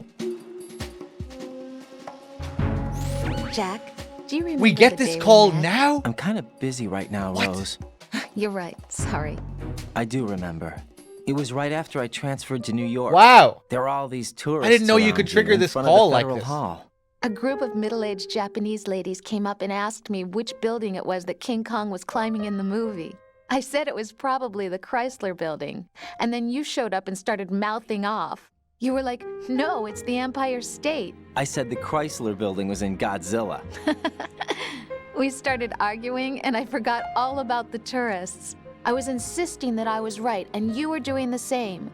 The next thing we knew, the Japanese women had gone away, and we ended up going to the Skyscraper Museum to see who had the better recall. We argued all the way to Battery Park. And for nothing. Since the museum was closed, we went our separate ways from the museum. And then I found you again by coincidence out in the base corridor. An amazing coincidence that we were actually working at the same place. That night we went up to the top of the Empire State. It was so beautiful. I could look down on the Chrysler Building from 120 stories above ground. I felt overwhelmed. I didn't care anymore who was right. And that was our first date. We watched King Kong in your apartment a bunch of times that night. Didn't sleep till morning. If it weren't for that coincidence, we wouldn't be together. I know. I'm sorry, Jack. I'm taking up your time again. What? Take care. I really do like how that call ends. Just the sudden, all right, see you later. Raiden's shocked by it. Raiden's reaction there is great at the end, I think. What? Like he's, you know, suddenly realizes that he's on a mission. It's like he completely forgot that he was on the mission for a second. And who the fuck watches King Kong a bunch of times in one night? Like, that's more than twice in a single night. Like, what? You finish watching the movie, it's already ridiculous enough that you would say, right, let's watch that again. Yeah, let's start from the beginning after the credits roll.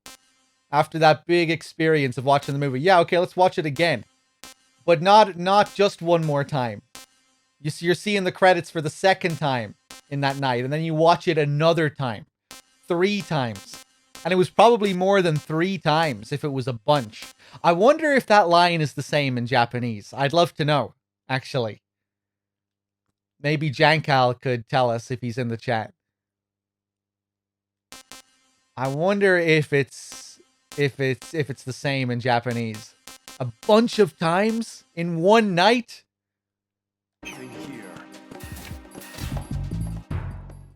The whole movie?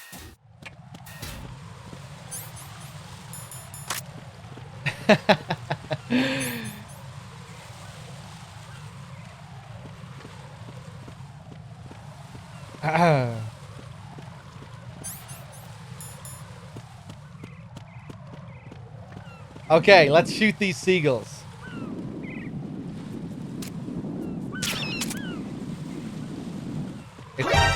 Oh! You respawned. Okay, hold up.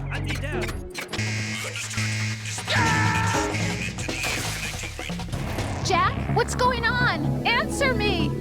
Jack? Jack!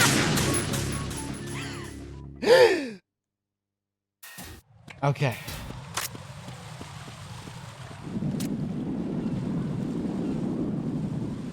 Here he comes.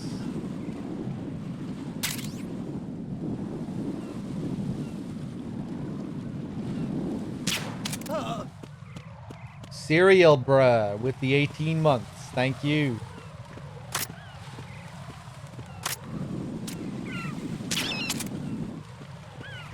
I doubt we'll be able to do it here.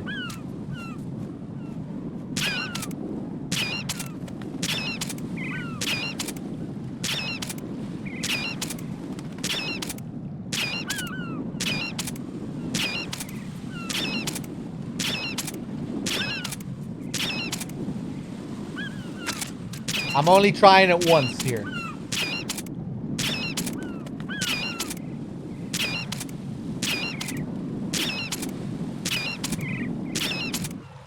Yeah, I think you need more seagulls to be around you. You know, all these guys on the ground ahead there. I don't think that will work.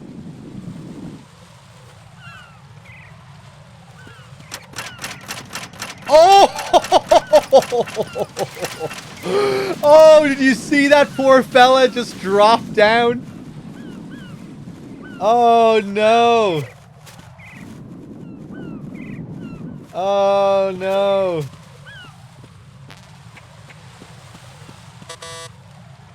I want to see if I can get a call about the core here. It's possible that... That's right. Nah.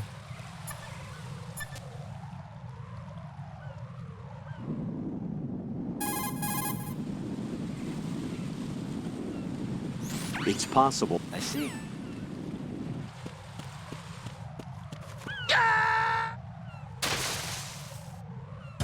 No, this isn't happening. Jack, you have to answer me. Jack! Jack! I died on purpose there so I could get my ammo back.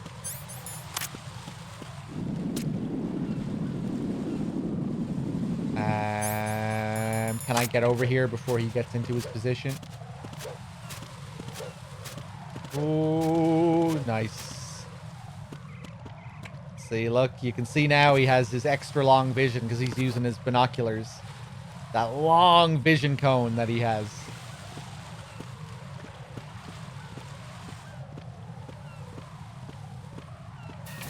Okay, into strut E.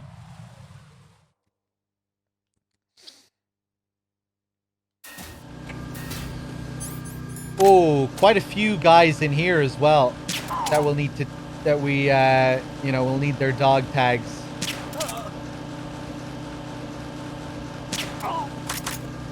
Oh, oh shit. Okay, hold up, hold up, hold up. Fuck. What's that? You can make more noise in this room because of the sound of the conveyor belt. That shot would usually trigger an alert straight away.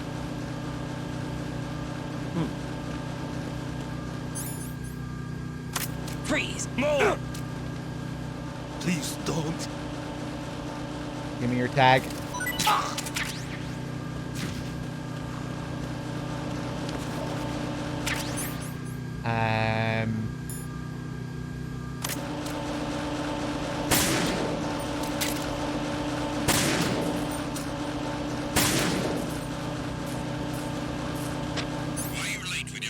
Ah! What a mess. No. Reload the area. Anonymous, thank you for gifting a sub to Mo.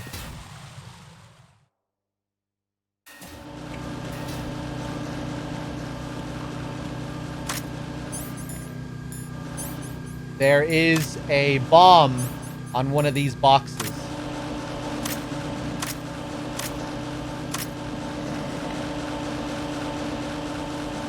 Usually I wait here to freeze it.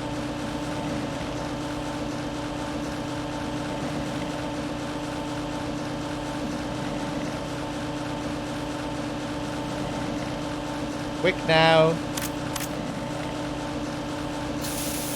There it is. There it is.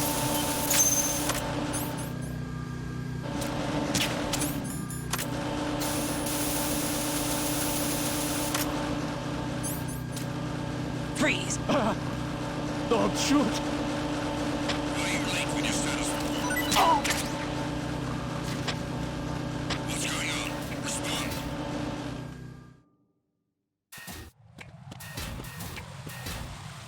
I feel cheesy doing it like this.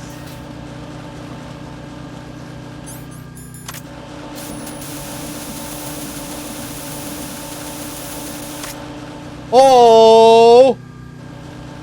Freeze! Game! Freeze! Freeze! Ah! Oh! Fuck you! Freeze! What a mess! Are you going to shoot me? Give me your fucking tags. Thank you. There's this one guy as well. You. Give me your tag. Freeze! Huh? What are you doing here? Why are you late with your status report? Thank you. What's going on? Respond. Let's get the node here as well. Why not?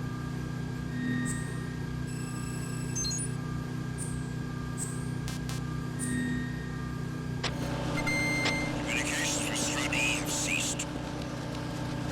Carry out an investigation immediately.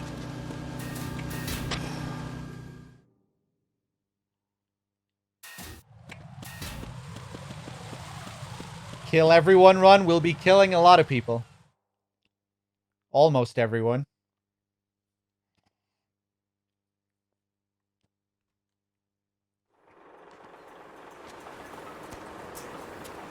I've taken care of that annoying fly. What's the situation over there? Puzzling. I saw a man dressed like a ninja just now. Ninja? It's the only way to describe it. A kind of cyborg ninja, complete with a sword. What? Are you hiding something from me? Olga, are you sure it wasn't an Arsenal Tengu? Don't be a fool. Think I wouldn't know the difference? I've never seen field gear like that ever. All right, we'll intensify patrols. Anything else? Actually, one more thing. You'll find it hard to believe, though. I saw a man hiding under a cardboard box. Where? On the connecting bridge to Shell 2. So you believe me this time? I've seen someone use that box trick before. We'll lay a trap on the Shell 2 connecting bridge. Over and out, then. Freeze! You must be one of Dead Cell. Of course not. What a thing to say. Drop your gun! Not a chance.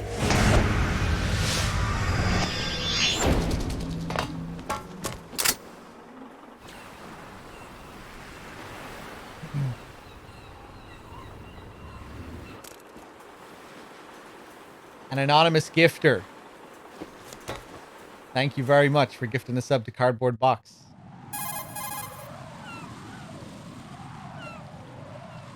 I saw a female soldier. Russian. Must be Olga Gerlukovich. How do you know? Unlike you, I've been briefed. She's not a Dead Cell? No. She commands a Russian private army. They must be the ones patrolling the big shell. That's right. She's led the group ever since her old man, Colonel Gerlukovich, died. Watch yourself with her. She's a tough one.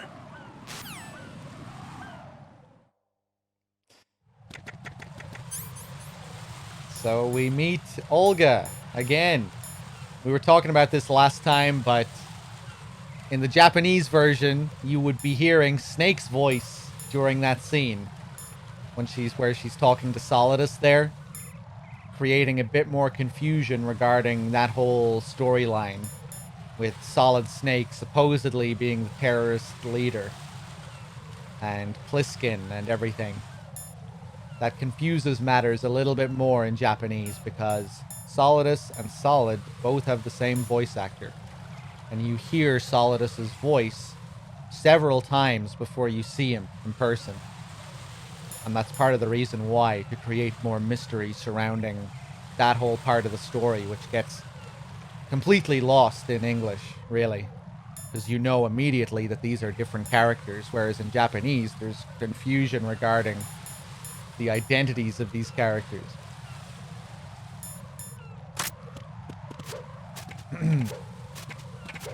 Hey, what's up, Billy? How's it going? So we have another bomb here under the Harrier. Let me just call Stillman, actually, before I freeze this. There are still bombs in that area that haven't been disposed of. Search carefully. You won't be able to see the bombs with a quick glance. Search carefully with the first-person view. Try to look under things. Look everywhere. Were these voice line errors or whatnot just there due to being looked over? Well, right, we weren't really talking about errors. That was just a choice, you know, that was just different voice actors being chosen. I'd imagine they were very well aware that that was going to cause an issue with the story, but I guess they decided to anyway, for whatever reason. Maybe they wanted another actor to play Solidus. But yeah, it is interesting that they made that choice. There are other things that are genuine mistranslations and things like that, but that whole thing with Solidus's voice actor, that seems more like a creative choice than anything.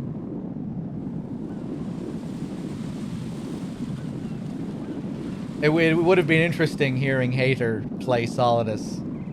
I'd love to hear what that would be like, you know? It's hard to imagine Hater doing a better job with some scenes, though. But I guess that's just because we're used to what we have now with Saigan's performance. Maybe Hater would have brought something to the table that would have been different, and also good, but different from Saigan's version of the character.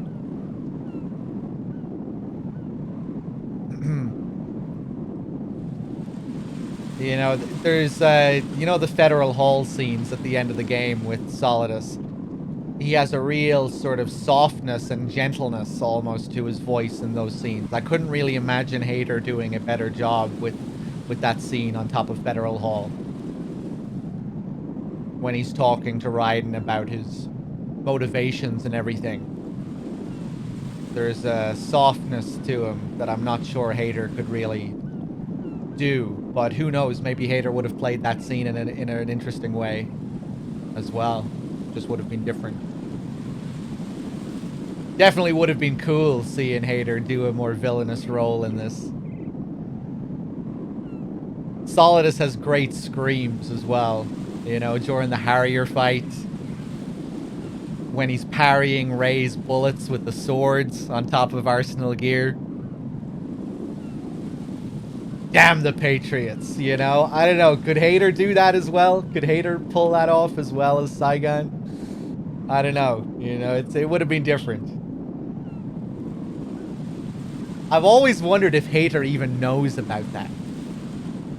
Because, you know, he famously had issues with Big Boss in MGS4. He really wanted to play Big Boss in MGS4, and he was annoyed that he couldn't play both characters at the end.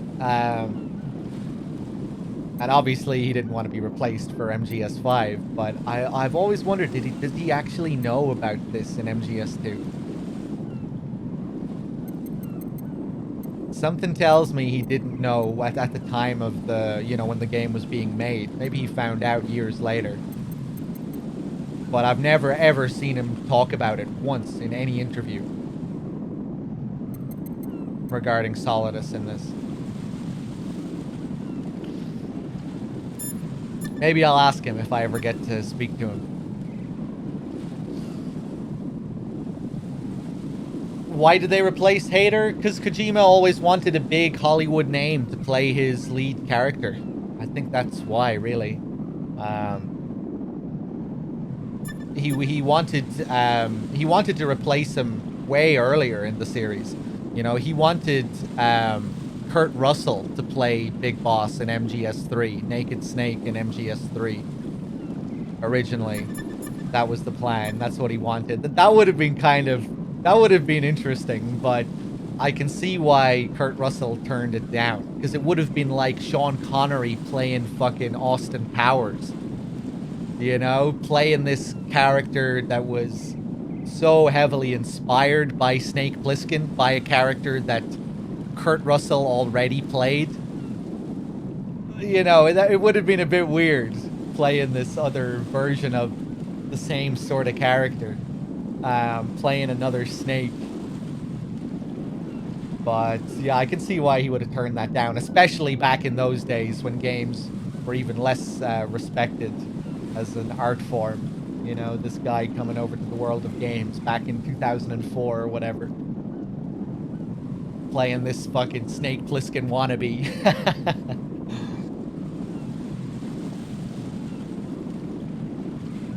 I wonder I'm not sure what we know about that story. Like, was it John Carpenter who asked for him? John Carpenter was advised by his lawyer to sue Kojima for Snake, you know, for Snake being so close to Snake Plissken that he was essentially ripping off Escape from New York. He was advised to sue him for the likeness that Snake has to Snake Plissken. Because, you know, it's such an obvious inspiration, but apparently Carpenter quite likes Kojima, so he got away with it. He didn't pursue that at all because he's on friendly terms with Kojima. I can just picture Kojima talking to Carpenter, you know, and just nerding out, fanboying, because he's obviously a big movie fan, big John Carpenter fan.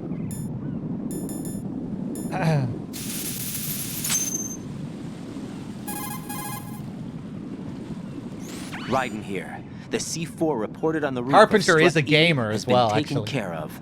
Explosives were planted on the Harrier 2 stationed on the roof. Good work. Only one more left to go. This is Plissken. Do you read me, Pete? I'm here. What's up? Raiden, you need to hear this too. I'm listening. I checked out the bottom of Strut H for you, Pete. Wait, what's this about? I asked Plissken to look around. Knowing Fat Man, I can't shake the feeling that all the bombs so far were Although just it probably wrong. would have been So did you Konami find that anything? would have been sued, right? Not a actually hell of a lot of Kojima. C4s packed into the bottom of the strut. Pete called it right. I knew he had the real thing up his sleeve. So all the other ones were dummies? No, they're a threat, all right. But the detonation wouldn't be enough to destroy the entire shell. But the C4s Plissken found would inflict serious structural damage. That's not the bad news either. These are sensor-proof. What? New model, I guess. The ionization sensor can't detect them. The whole thing is sealed tight to prevent vapor leak, and there's no trace of that cologne signature. Pete, looks like he fooled you. Yes. But you managed to find the thing anyway. It was sheer luck. Bombs that are invisible to the sensor? Any ideas, Pete? Are there more out there? I'll go see for myself. You can't move fast enough. He's right. I can try the spray from a distance. Hold on. There's something not right about this one. I can feel it. Well, Pete, should I come back and get you? No, there's no need. Raiden, you have one left to go, correct? Right, except for those scentless ones. How about you, Plissken? I have 2 left, not counting this one. Okay. It'll have to be me. I have the level 4 card that'll get me into Shell 2 in any case. You'll never make it. With that bad leg of yours, they'll spot you for sure. That won't happen. I can walk just fine. I can even run. What do you mean? That bomb 5 years ago, I messed up. Even with all my experience, I lost it. And the church was lost in the explosion. All those kids playing nearby, too. These past 5 years, I've lived a lie. Lied? Yes, lied. I didn't lose my leg in the explosion. So many dead. All because of my mistake. All I could think about was hiding from the crime, shielding myself from the public outcry. I wanted people to be sorry for me, for my weakness. I faked being a victim myself because I couldn't bear to face the families of the real victims. This is no prosthetic. I can keep my footing on catwalks and hike over deserts. I lived my life so well, I haven't even answered to myself for my sins. It was supposed to be a shield, and it's become a shroud instead. I've killed my soul by playing the victim. Instead of protecting me, it's made my life even more hellish. What good can that do the victims? I know. I'm a coward. Hey, Pete. God forgive me. I can walk with my own 2 feet, and I need them to stop Fat Man. His crimes are also mine. One of omission and arrogance. No one should teach the skills I taught him without a clear conscience. This is the only way I can diffuse my own sins. I get you, Pete. That one's all yours. You got it, Raiden? I understand. Pete, I've taken care of guards in struts G and H of Shell 2. I wouldn't recommend you go into any of the other struts. I owe you one. I'll get back to freezing the baby bombs then. You do that too, Raiden. I'm on it. I'll have the radio with me if you need to get in touch. Just don't ask for Peg Leg Peter. He's gone for good. The only way I can diffuse my own sins? Really? Oh! Very close. Very close.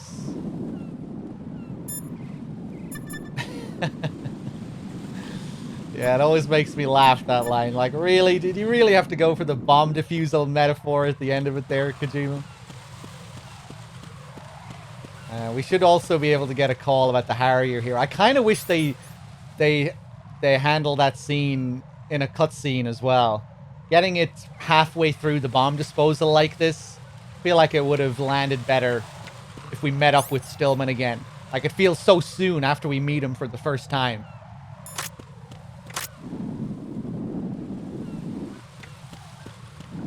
Let me call Campbell here.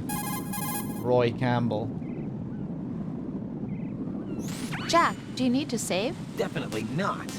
Hang in there. Get real.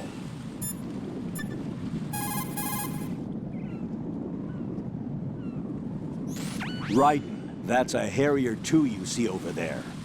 That's what shot down the SEAL chopper? That's right. Unfortunately, the weapons you have at the moment aren't up to the task of neutralizing this plane. Leave it alone for now. The sequel to the Harrier 1. The sequel to the Hind D from MGS1.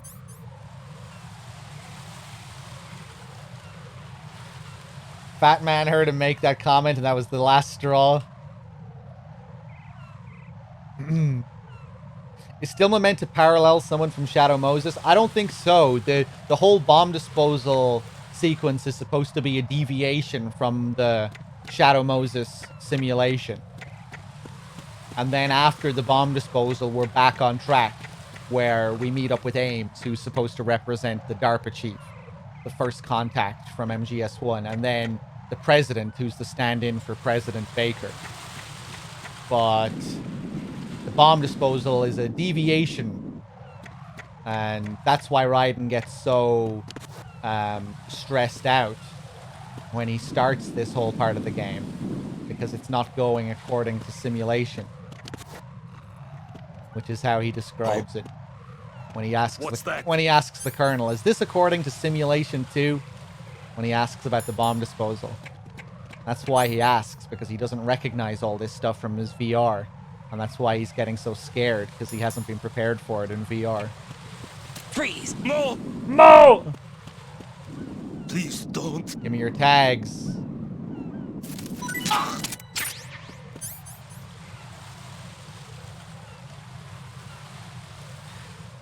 Hold up. They were thinking of doing a split-screen cutscene like in MGS4, the microwave hallway, Gecko, in order to show what everyone was up to. Really? During this part of the game, Bad Humans? I don't think I ever heard about that before. They were going to do split-screen stuff, like to show Snake freezing his bombs. That would have been so sick. Seeing Snake in gameplay, being controlled by an AI, freezing bombs, and Stillman like tinkering with the bombs and stuff. That would have been so cool.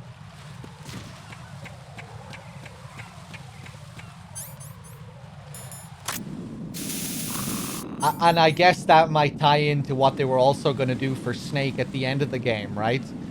Originally, we were going to see Snake fight Liquid Ocelot in the background while we were fighting Solidus. I think originally that fight was going to take place on the streets below Federal Hall. That we were going to be fighting Solidus on the street, and in the background you could also see Snake fight Liquid.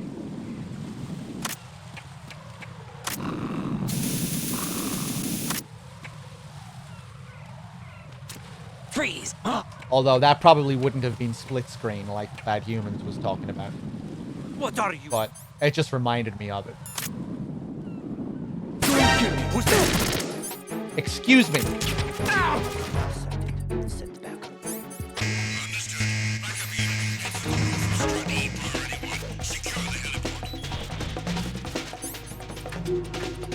Do I have any bandages?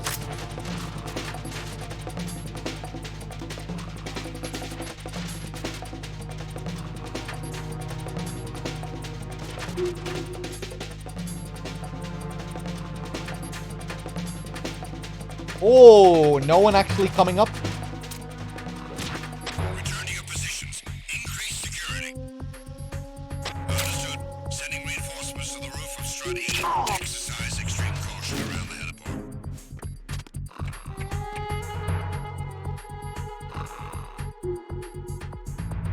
heliport. Bum. They are coming up. Bum. Oh no, those were the 2 other guys going back in. Okay, we're good. I did pick up the suppressor, but I forgot to equip it. Yes. I forgot completely about it because I usually don't pick it up there. Let's try this again, shall we? Freeze! Huh? What are you? Don't kill me.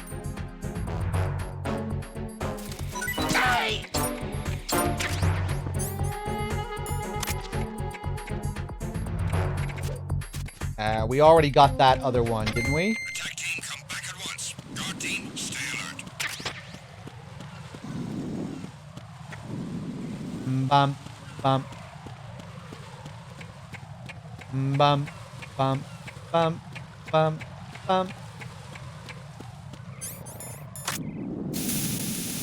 I'm pretty sure we got this one. I just need to double check. Freeze! No! Please don't. Yeah, we did.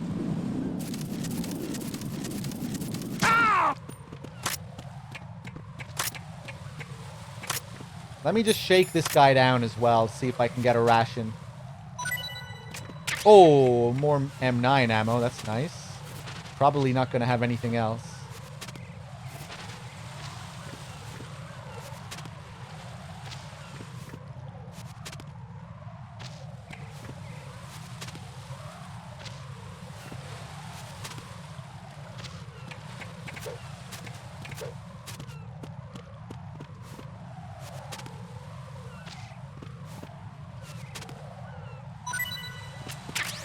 More SOCOM ammo. Okay, there's one more guy here down at the very bottom. And a box.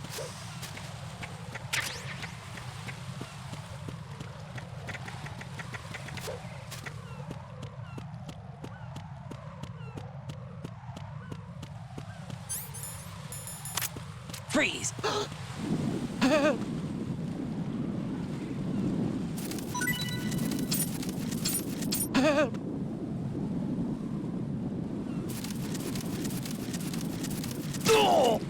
Oh, Jesus. Nasty. Some claymores.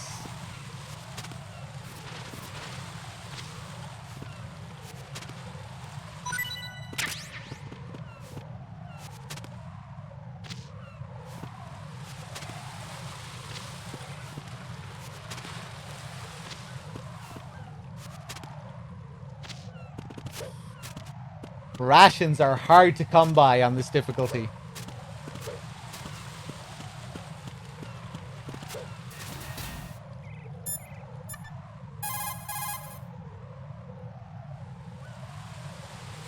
Jack, is that you? That's so cute I can't bear it.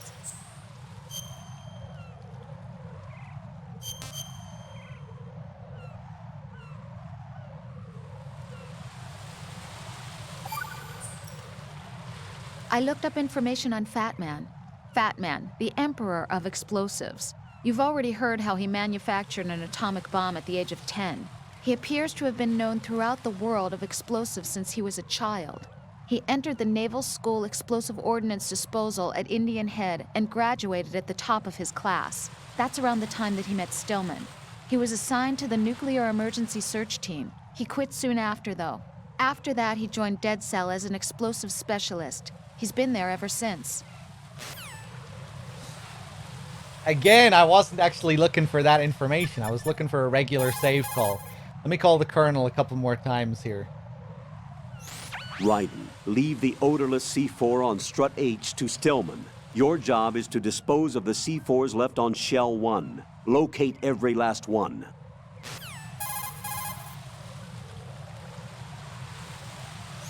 I see a lot of birds over there. The tanker accident 2 years ago released crude oil containing massive quantities of endocrine disruptors. The fish that absorbed them were then eaten by seagulls, which further concentrated the endocrine disruptors in their bodies. What sort of outcome this will lead to is still currently under review and is yet unclear. It just goes to show that finishing the cleanup of ocean oil spills does not mean that environmental restoration efforts end there as well. It just goes to show. Raiden, leave the odorless C4 on. Definitely. Really? No more story stuff, huh? Colonel, what do you know about that female soldier, Olga? Olga Gerlukovich. Just like that guy said, she commands a Russian private army. Do you know anything else? Anything else? Yeah, anything else? Why are you concerned about her anyway? You know. Jack? No, it's not like that.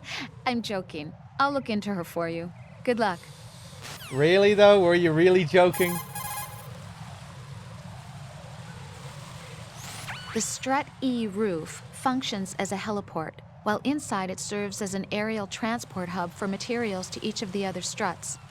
Because its sea entrances are cut off by oil fences, there is hardly any transportation of goods into the big shell by seafaring vessels. Almost all of the materials brought in are via the roof heliport. That's probably the last one. Make doubly Right.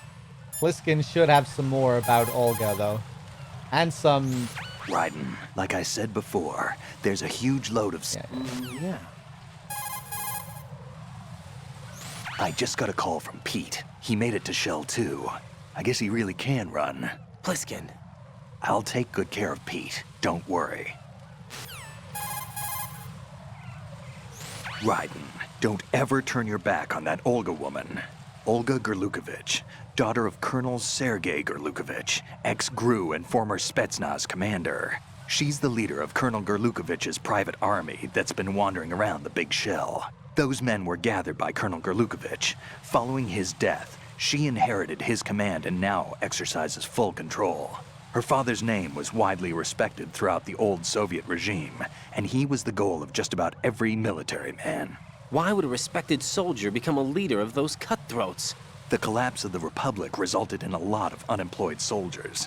Most found themselves suddenly cast out into the civilian world, hopelessly lost. The colonel took these men in. He organized a mercenary army and led his men from battle to battle in various disputed regions around the world. Sounds familiar. Hoping that one day he would rebuild his homeland. Rumor has it that during the Shadow Moses incident, he planned a rendezvous with Liquid Snake's men and assist in their uprising. I assume that the revolt figured into his reconstruction plans for the Soviet regime. I also heard that Ocelot, Liquid's right-hand man, was an old friend of the colonel's back in the old days of the Soviet Union. In any case, Olga inherited her father's military genius and has become a force to be reckoned with. She was born and raised on the battlefield, and she's as tough as she looks. Not my ideal choice for a date. You sound like you've met her. No, I haven't had the pleasure. Just remember what I said. Don't turn your back on her. Kid Nomer with the Prime sub. Thank you very much. I'm glad you're enjoying the stream. Yeah, very similar to Big Boss there, I think, how they characterize Gerlukovich. Very similar kind of story, taking in these men who are hopelessly lost, building that army. There's a call earlier as well when you first, during the opening section in the Big Shell at the bottom of Strut A, how the colonel describes them, you know, the army without a country and all of that.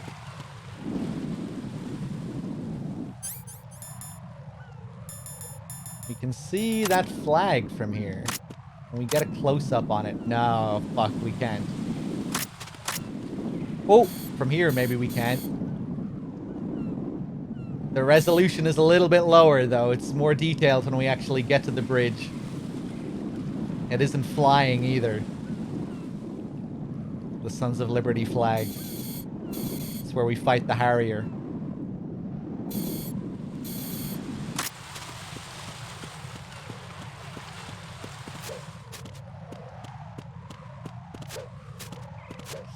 Pliskin, do you have anything else to share? I'll take good care. I got it. To throw something. Probably, yeah. I wonder if it's too late to get that call from Stillman about Raiden's killing. It might be too late now after he confessed. I'm not sure if he'll have the balls to criticize Raiden now. Let's see if we can get it. Well done. I see. Stillman, how you feeling? All right. It's been a while since I've run, though. Guess that means it's also been a while since you've run out of breath, huh? Are you accusing me of something, Raiden? No, I didn't mean anything by it. No. I should be condemned. Wait. It sounded like you Everybody really makes did, mistakes. Raiden. But it's the reasons behind those mistakes that become the real issue. What do you mean? The reason that bomb exploded, and the reason that I was saved, is because I was confronted by fear and I couldn't handle it. Halfway through disposing of the bomb, I succumbed to that fear. And when I realized what was going on, I had turned around and was running away from the bomb. The one who paid the price, however, wasn't me. After I regained consciousness from the shock of the blast, the first thing that my eyes met were the corpses of children crushed under a pile of rubble. Stillman. Yet, what do you think I felt at that time? A sense of relief. Relieved that it wasn't me. Oh. That's not all. At the time, I was known as the top bomb disposal technician in the United States. Now, to someone like me, who had neither a wife nor children, that reputation was everything. I didn't want to lose it. That's why I lied about losing my leg. Ran away from the responsibility that was mine. Closed my eyes to the victims. Stirred up the sympathy of the public. All right, Stillman, that's enough. For now, let's just worry about what we're going to do about Fat Man's bombs. Yeah. Strange emphasis on the words there at the end. For now, let's just worry about what we're going to do about Fat Man's bombs.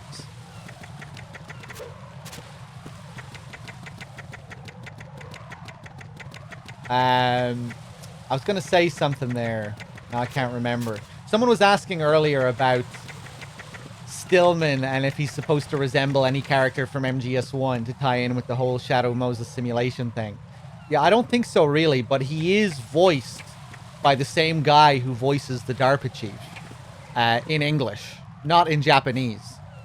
But I think that might be more just a coincidence that he's a black character. They already had an actor for a black character in MGS1. I think maybe they just wanted to... They thought it would be a good idea to get the same guy.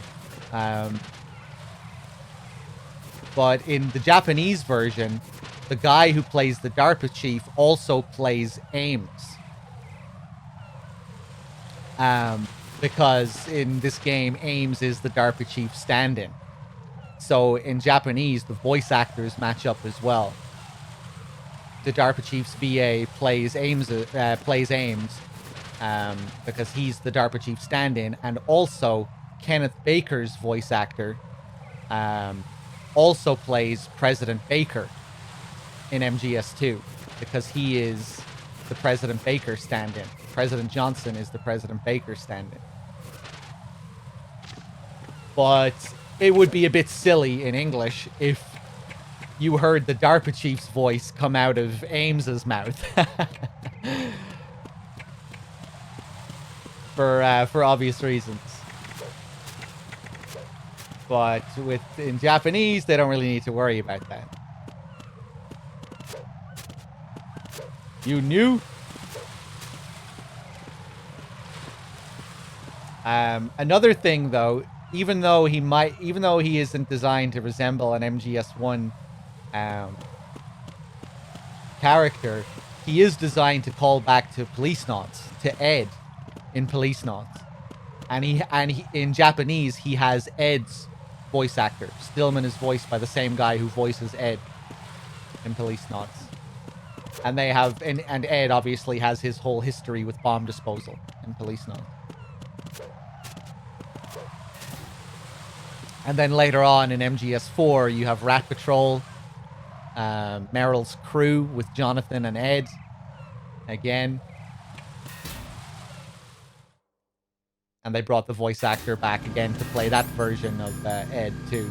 Stillman's VA. Ed's VA. We already got the tags, didn't we? Oh, we can check later.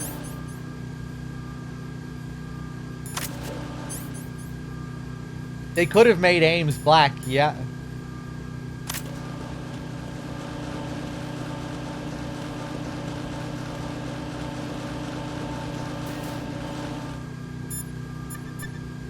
Let me call the colonel again here.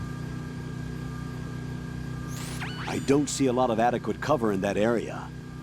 There's some cargo on those conveyor belts. That's about it. Good thinking. Raiden, take cover behind the cargo on the conveyor belt. Match your movement to the belts. Was Ed NYPD as well? I can't remember. I think he might have been, yeah. I think you might be right there, Greg. Before he became a police nut. Raiden, Rosemary did a bit of research on that female soldier. Olga Gorlukovich. She's the daughter of former GRU Colonel Sergei Gorlukovich. After the Federation collapsed, the colonel apparently commanded a group of mercenaries that drifted between area conflicts and civil wars. After he died, it looks like she took over control of the group. She has more notches on her gun than you do. Underestimating her prowess will get you hurt. Be careful. Hey, what's up, Yuki? How's it going?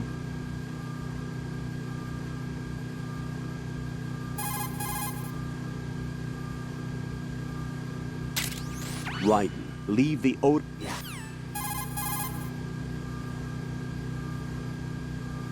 The Strut E roof functions as a heliport, while inside it serves as an aerial transport hub for materials to each of the other struts. Inside Strut E is an automated system to sort materials. It recognizes cardboard boxes and separates them appropriately. By automatically delivering packages to each strut, efforts have been made to streamline manpower. Who's the Meryl equivalent in this game? Who's the Meryl stand-in? Emma, for the most part. It's not like characters in this game are supposed to be a one-for-one stand-in a lot of the time. Like Dead Cell members will often take on multiple roles. They'll have facets of a few different characters from MGS1, a few different Foxhound members, which might have been different if we got to see all the Dead Cell members that we were supposed to see in this game. Maybe the attributes would have been more evenly distributed among the characters if that was the case. Where, you know, Vamp would have just been the Sniper Wolf stand-in, and Old Boy would have been the Psycho Mantis stand-in or something like that. But they had to cut two of the Dead Cell members, so maybe that's why the Dead Cell members in this are supposed to inherit multiple attributes from the Foxhound members. But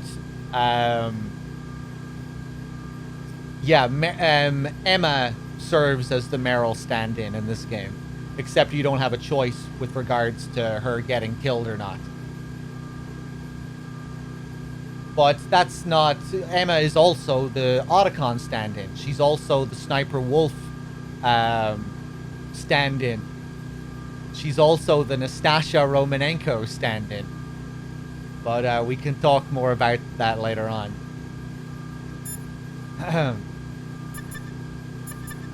There's one scene in particular where she directly quotes Meryl from MGS1, and there's a really interesting scene later on with Emma that has a big tie-in to Meryl in MGS1. But we'll talk about that when we get to it. And yeah, I don't think we spoke about the Dead Cell members last time, did we? But yeah, if you watch the making of MGS2, even they talk a little bit about it there. But yeah, originally there were going to be two other Dead Cell members, Old Boy and Chinaman. Old Boy was going to be Big Boss's mentor, which was an idea that they would reuse later for the boss in MGS3, obviously. But originally we were going to fight Big Boss's mentor in this game, who was going to be a man. That would have been wild. Imagine that, encountering Big Boss's mentor in this. That would have been sick. And Chinaman, who wasn't called Chinaman because he was Chinese, it was because he was bisexual. But no, Chinaman actually wasn't Chinese. He was Vietnamese. Chinaman was going to be a Vietnamese character who lived in Chinatown. But yeah, he was going to be Vietnamese. And we were going to fight Chinaman where we fight Vamp. That's where that fight was originally going to take place, in that area before we encounter Emma for the first time. He was going to swim around and be doing all sorts of crazy stuff. I think he was going to have a dragon tattoo that would come to life. Originally, a part of the fight was going to take place underwater, I think. And there were going to be sharks that would come after you and all sorts of crazy stuff. If you hit a bomb underwater and you had to bleed, that would cause sharks to come after you. They'd be able to smell the blood and they'd come to chase you down. Although maybe that would only happen in the section leading up to the fight, you know, where they put bombs and stuff in the water. But yeah, I think he was going to have a dragon tattoo that would come to life. Which was also, there was a similar idea for the boss. You know how the boss has that snake-shaped scar on her body? Originally, one of the original ideas was that she was going to have a snake tattoo, I think, that would come to life during the fight and that would laugh or something like that. Or maybe it was still a scar back then, or maybe it was the scar that was going to come to life. Although I think it was a tattoo. Just the Chinaman idea always reminds me of that as well. I think he was also supposed to be piloting Ray when it saved Solidus. Yeah. Was it Chinaman who was going to pilot Ray, or was it Old Boy? Yeah, I think it was Chinaman, Bad Humans. It wasn't going to be Vamp anyway, who was going to pilot the Harrier. And I guess it probably was going to be Chinaman who was going to run on water as well, because that's the scene that happens after that.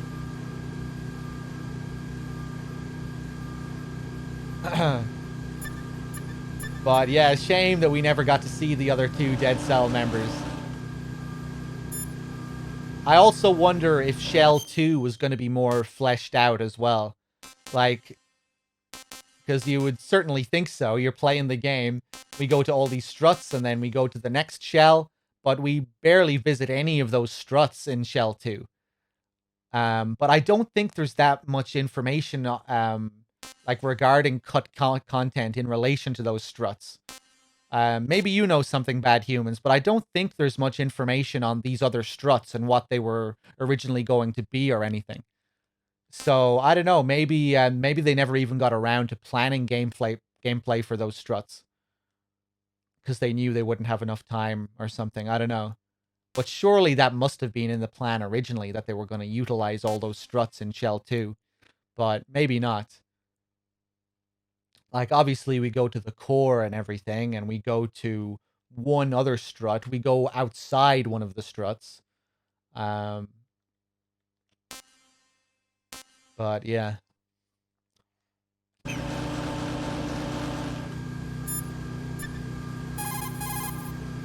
I don't think the plant was ever going to be bigger, no.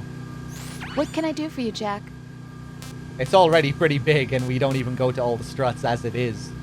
But no, I don't think it was going to be bigger. You can see some of Kojima's notes on the strut schematics in the document of MGS2. Yeah, I know there are images of unused areas and things like that, aren't there? Like unused struts. Whenever I play VR missions in this, I always wish that we got to see some of those things in the actual game, like the stealth guards that you see in VR, and the areas that are completely blacked out, where all the lights are off and you have to use night vision and stuff like that. That would have been so cool to see things like that in the main game.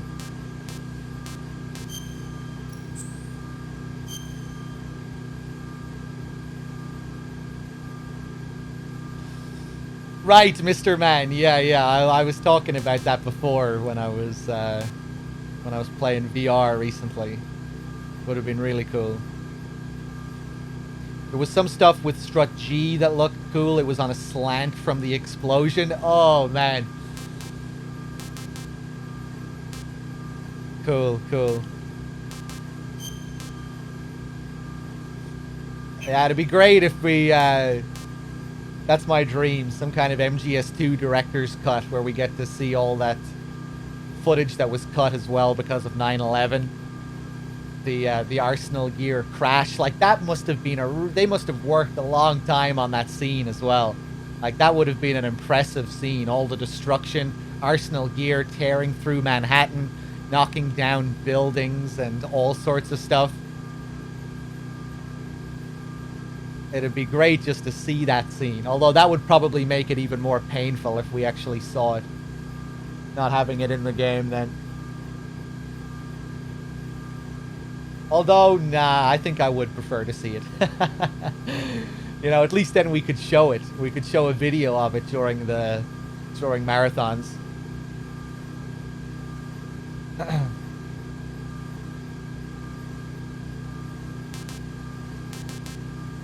Yeah, we have seen certain scenes from the game. They're like data miners have uncovered a couple of cutscenes, but there's no. I don't think anyone ever saw the destruction scene. Actually, wasn't someone here? Bad Humans, weren't you mentioning? Didn't you bring up someone who actually did see that cutscene? Like someone who wasn't a developer who got to see the Arsenal crash scene or something like that. 2 Game Informer editors got to see the scene. Maybe that was it. Yeah. They had to remove all the American flags from the game as well, or most of them. I think there's still that one flag in the room where you meet Ames, but it's like upside down or something like that.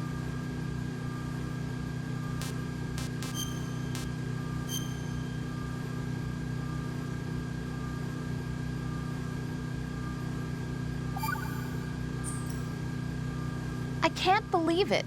Stillman's prosthetic leg was all a big lie. Don't be too hard on him, Rose. But he's got no right to go around pretending he's got a prosthetic leg.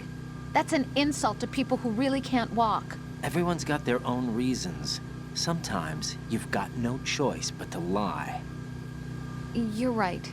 I guess it is necessary sometimes. Rose? It's nothing. Well, see ya. Kind of interesting how the tables turn on Rose there. When before that, as Raiden says, you know, sometimes you've got no choice but to lie. When he says that, it's kind of alluding to him, you know, that he's also keeping his past a secret from Rose. But then Rose takes all that attention away from him and puts it on her. But Raiden is supposed to be suspicious there for a brief moment. They're both hiding their pasts. Quite on the nose, really, with that call. Let me call Rose again, though. I want to get another call. Jack, is that you? That's so cute I can't bear it.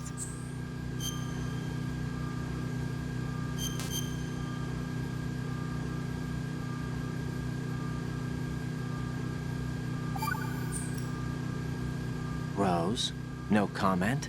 About? I've killed someone. Jack, it's a battlefield. My opponents are living, breathing human beings. This isn't like the VR training. They have bodies. They have had lives.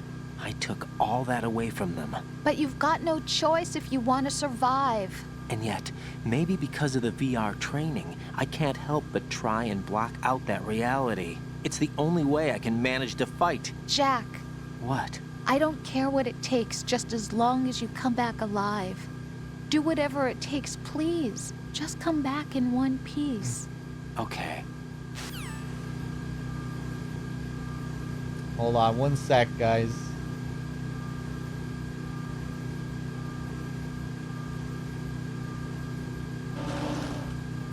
I forgot about that Stillman call that I wanted to try and get. Equipping yourself with Sensor 8.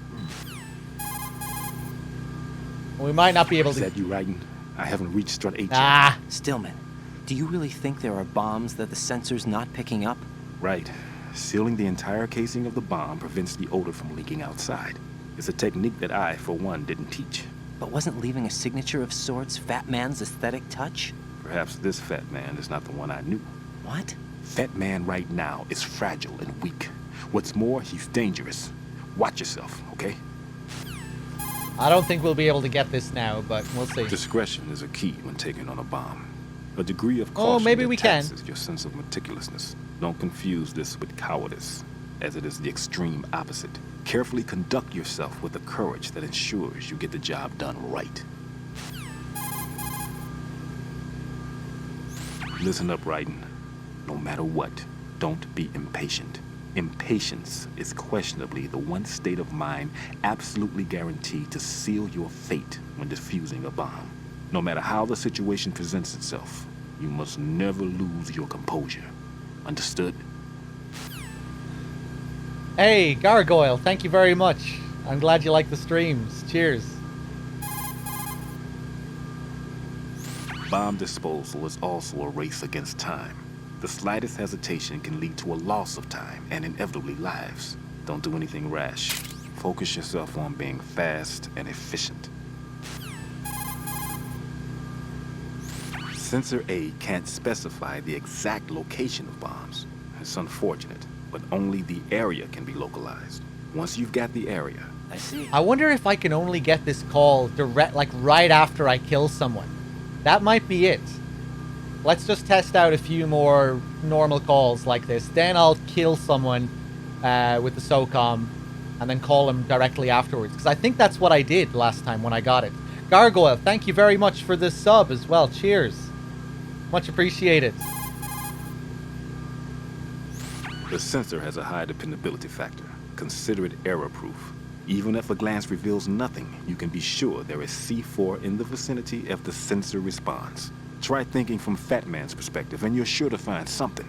Look carefully. Let me just check here as well to make sure I'm up to date with everyone else. Anonymous gifted a few subs to Pliskin, Cardboard Box, Mo. Thank you again for those. Termina with the 10 months, Oldered with the 26, Kid Nomer, Slayer Snake. I don't think I thanked you for your 2 years. Slayer Snake, thank you very much for the 2 years. My God. And Kool-Aid F Man, thank you for gifting a sub to Rudy. Cheers. Thank you, everyone. The coolant spray will never run out, no matter how much you use it.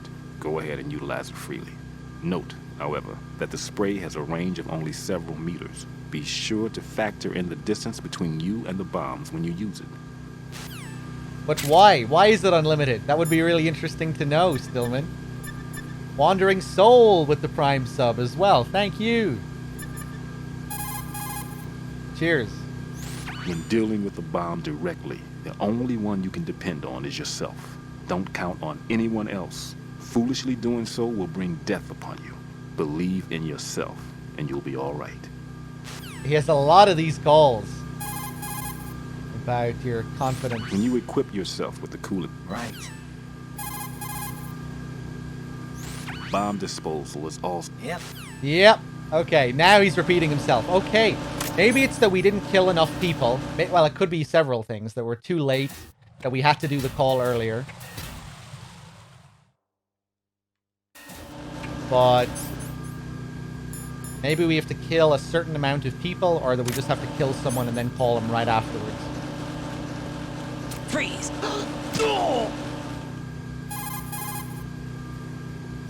Well done. It looks like there are no more bombs in that... Yeah. No. That's not what I'm looking for. Bomb disposal is all... I agree. Ah, Jesus. Okay. Put simply, bomb disposal is a one-on-one. I see. Right, hold on. I have to try and kill a few others. Did we kill this guy up here?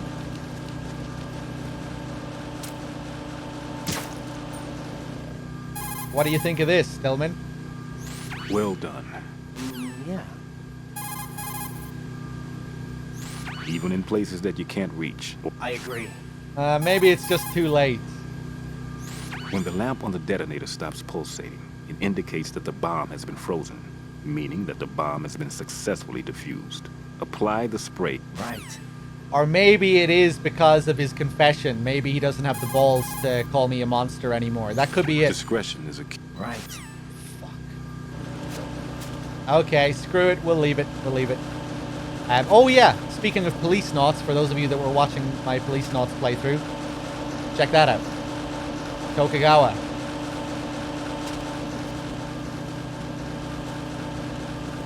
Tokugawa Heavy Industries.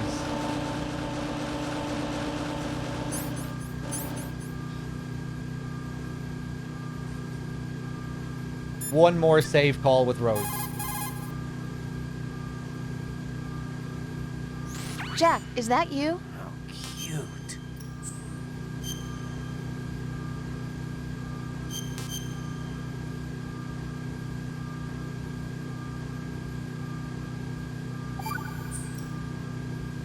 Hey, Jack. I bet bomb disposal's a lot like starting a relationship. Here we go. Huh? What are you talking about? Carefully dismantling emotional defenses, being on your toes constantly, you know. I guess. Neither of them are my strong point. It's true that you're not the most patient man in the world. It's not that. I like to leave things as they are. Are you afraid of what might be hidden inside? Not afraid, just unwilling to deal with complications. Like me? You're... Hey, Jack. Yeah. Do you know why I took this job? I wanted to see what you were really like. But we've been together a while. You know me already. No, you never let me in past a certain point, and I need to know what's there. Oh, are you trying to take me apart now? Hey, it's not important. Good luck, Jack. I do like his laugh there.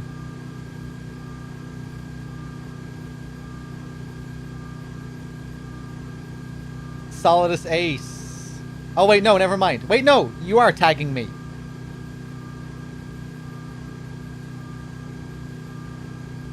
Are you peacing out? Ah, okay, okay, fair enough, Solidus Ace. Lurk away. Feel free to keep lurking. Okay, are we good to finally move on now? I meant to do a few other Rose calls earlier, but I got sidetracked. Someone asked if you can see the Tokugawa logo on this. I don't think so. I don't think so. There are some symbols there, but I don't think any of them are the Tokugawa logo. What's going on? Respond. Communications with Stradi have ceased. Jam Paddy, how's it going? Quickly get over here. Freeze! Oh.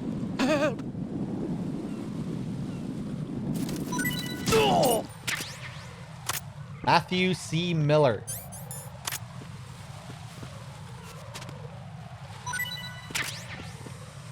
SOCOM ammo. Let me shake him down a few more times, see if we can get a ration.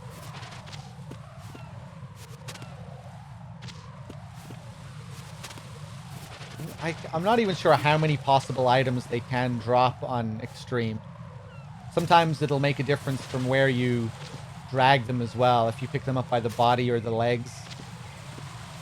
Sometimes you won't get anything if you pick them up by the body. You'll have to go to their legs. Sometimes it can take like 5 or 6 times to even get anything.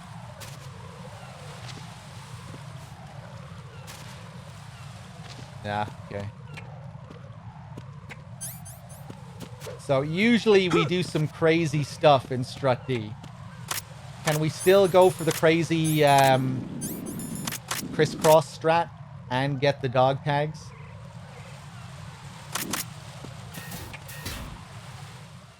Maybe we can do some kind of alternate strat. Oh.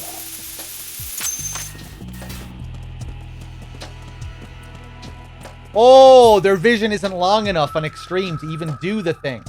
Okay.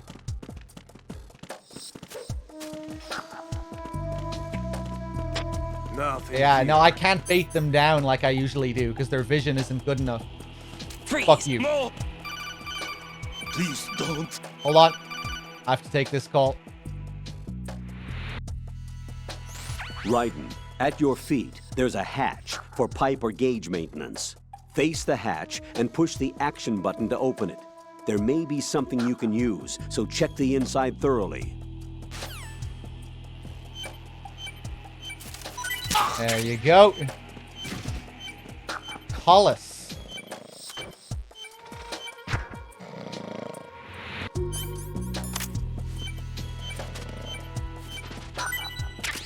Wow, they're all dropping stuff straight away.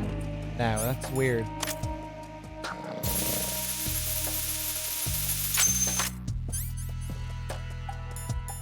That is an interesting name, isn't it, Billy? It was C-O-L-L-I-S, I thought. Or maybe it was an A.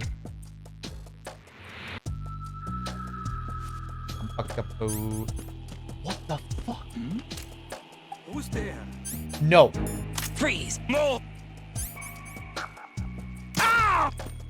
I sprayed him with the coolant by mistake. That's why he woke up there. It must have been, anyway. Why are you late with your status? Ah! What's going on? Respond.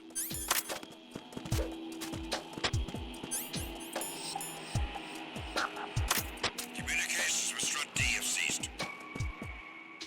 Carry out an investigation immediately.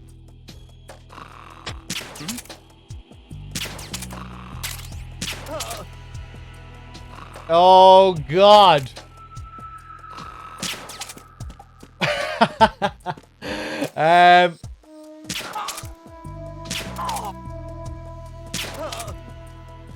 Yeah, that'll do.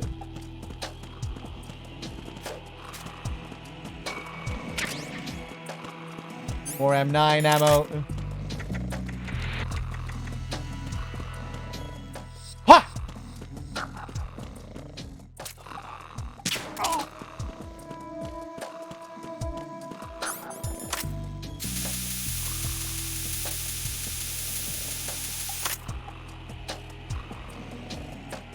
Freeze! Yeah, do it.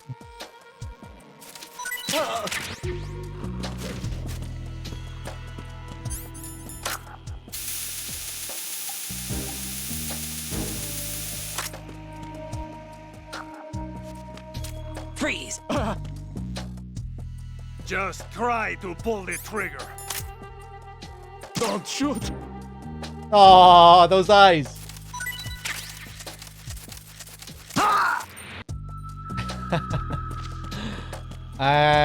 Okay. Give me your ration.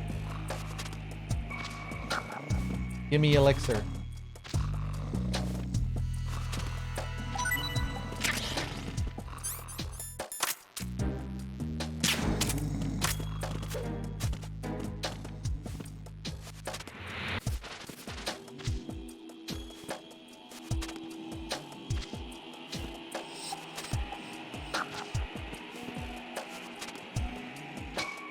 Nothing.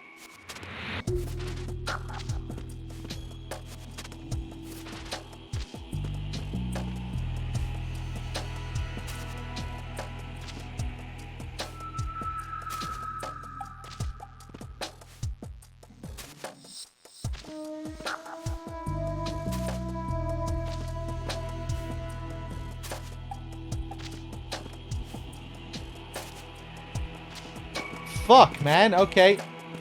The quest for this ration continues.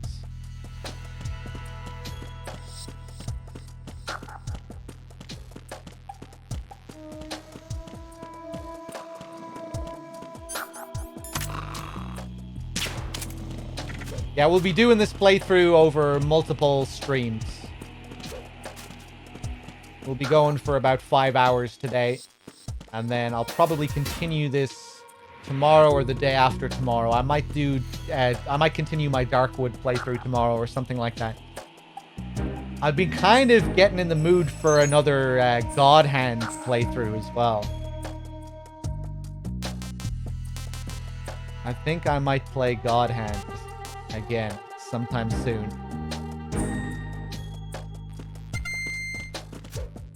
Bit of a cult classic, that game.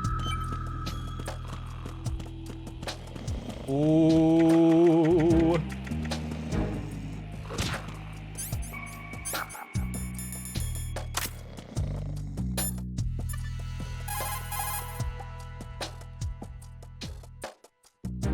Jack, do you need to save? Cute, huh? Did I miss one tag? Was there a guy down below? I think you're right.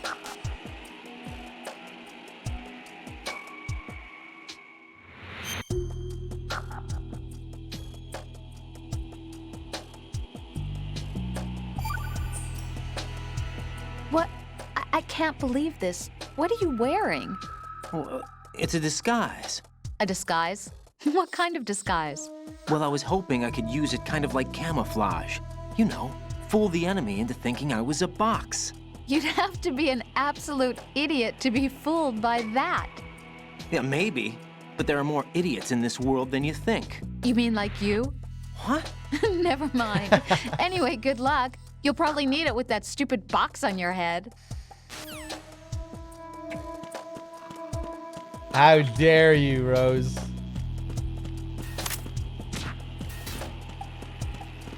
You're going in the book with Sigint. Nobody criticizes the box.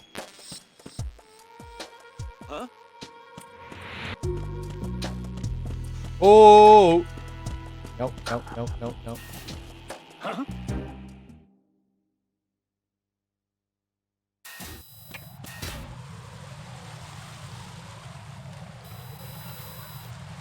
Let me just try Stillman again, see if he insults me. It appears that Fat Man placed bombs within each of the struts. It's likely there are no bombs planted on the connecting bridges. Head for the strut. Yeah. When you equip yourself, I see. when dealing with the bomb. Nah, I don't think we can get it. Pliskin, how are you doing? Put your thermal goggles on and look at the enemy's neck area. You should be able to see if he has dog tags on. But why would I do that, Pliskin? Why would I want the enemy's dog tags?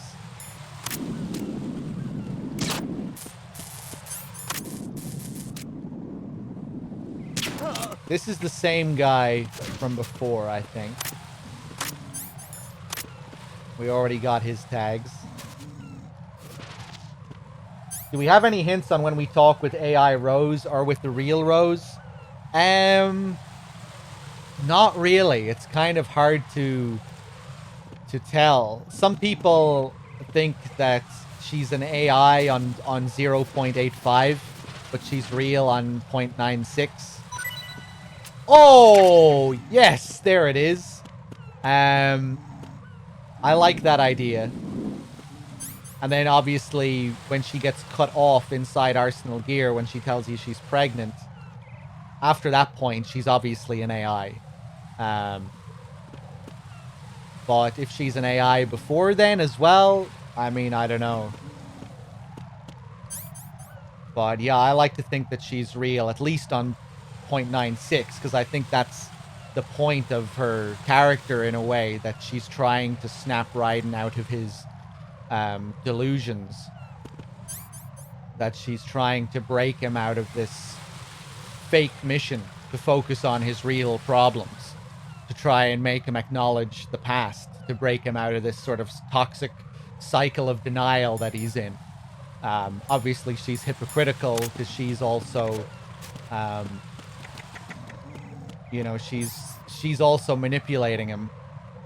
But I do believe when she says that she did really fall in love with him after she you know, even though she was acting, like she says later. That when she lived with him, she really did fall in love with him. And I think that is supposed to be the case. Yeah.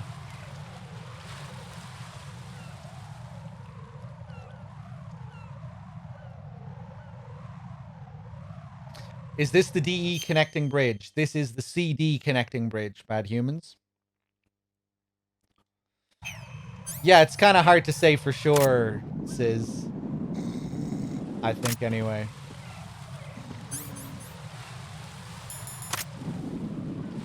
You know, you get that call before she tells you she's pregnant, where she tells you not to stand so close to the TV. In the turn off the console call. But then, how much of that are you supposed to be taking literally anyway?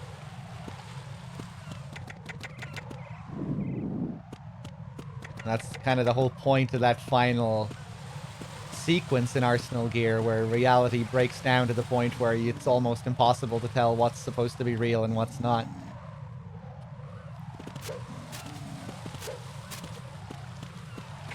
Okay.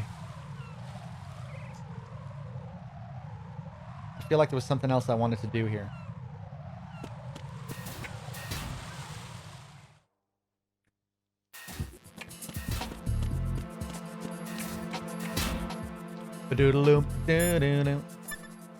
Are there any more normal calls we can get with Rose? Jack, do you need to save? How cute.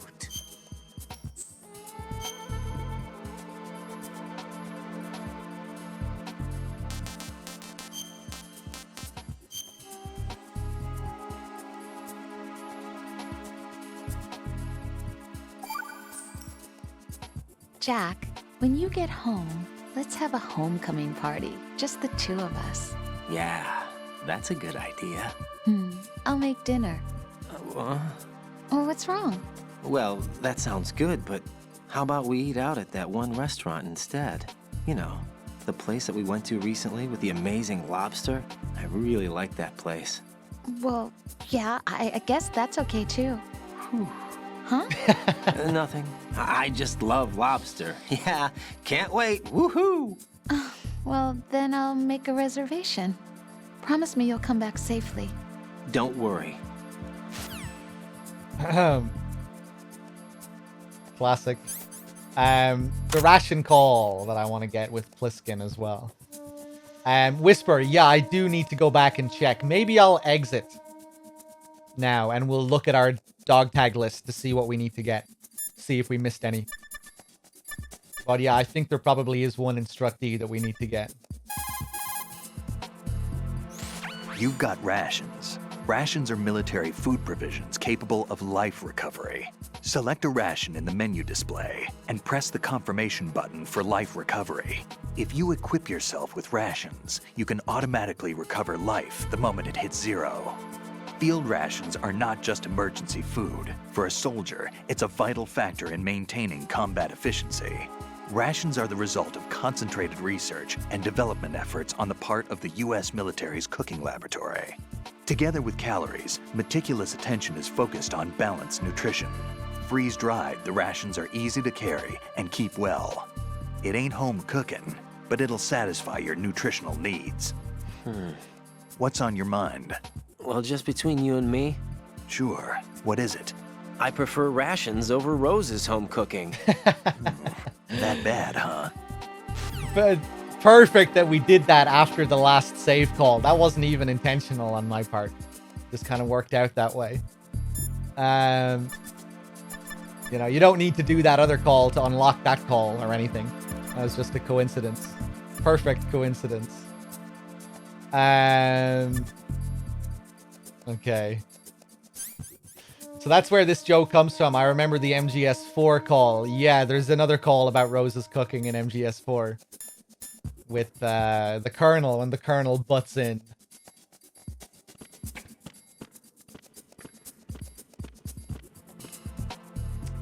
Here is Sensor B. Let's grab it.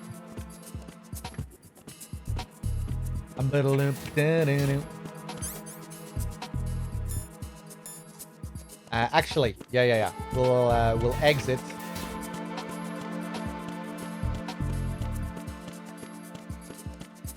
Who's there? No.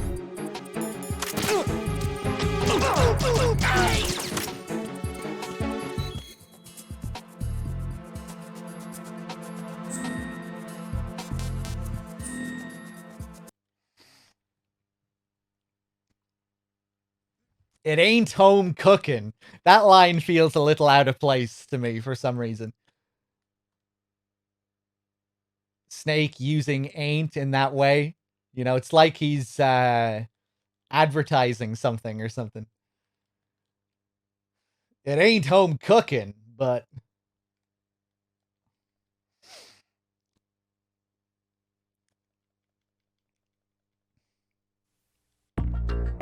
Alright, let's take a look at this dog tag menu. See what we need to do.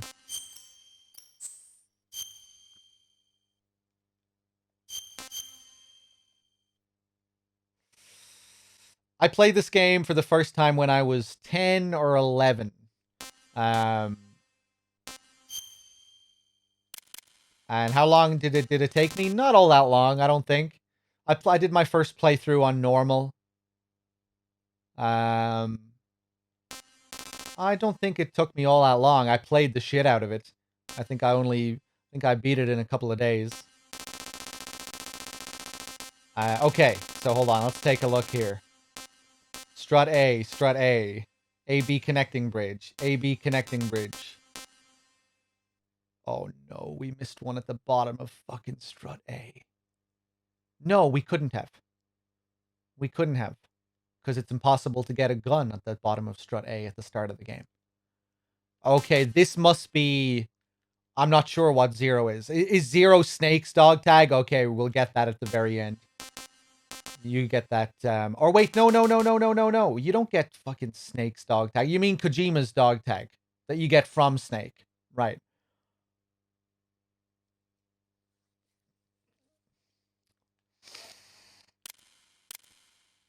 What's my favorite MGS2 meme? I don't know. I don't think I'm really, I don't know. What are the MGS2 memes?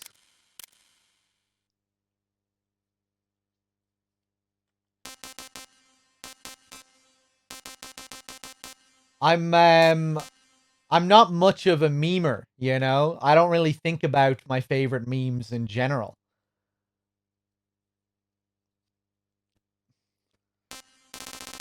I won't let you be just a meme. I guess we you know, we kind of have our own memes on this channel.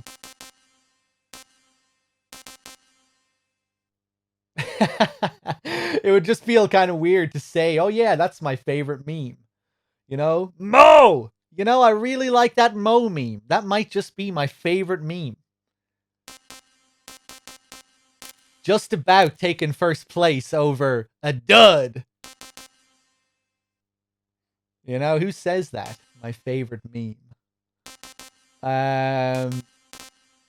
So anyway, sorry, I'm getting distracted here. Ooh. Okay, there's either one more in Strut B or one more that we need in Strut C. This guy here. I think he either has to be B or C. Interesting. Interesting. I thought we already got all of them in Strut B and C. Interesting. Okay. Well, we'll have to double check. CD connecting bridge. Here's Strut D. Yeah. Oh! 2! We're missing 2 in Strut D. 5 guards in total in Strut D. Maybe we can only get one later on after the aim section or something. Maybe another guy spawns. Some guards appear after Fat Man. I'm aware of one that appears after Fat Man. But yeah, maybe there are others here as well.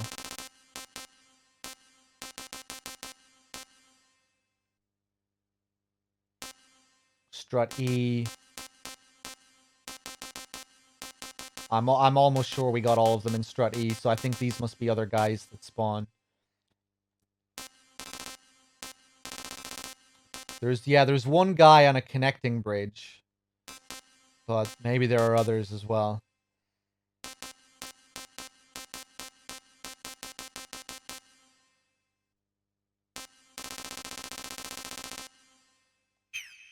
Okay, if we, you know, we already fucked up on the tanker. We missed out on one of them. So it's okay. If we fuck up, if we miss one, we can always do another playthrough and get the couple that we missed. I'll probably do a big boss run or something afterwards to pick up the ones that we missed. Really quick playthrough.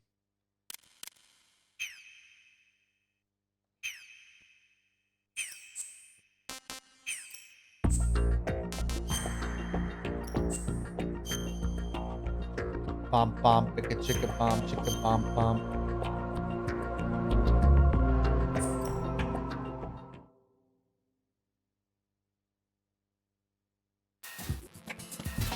Okay. Let's go back to Strut D. Oh, this guy.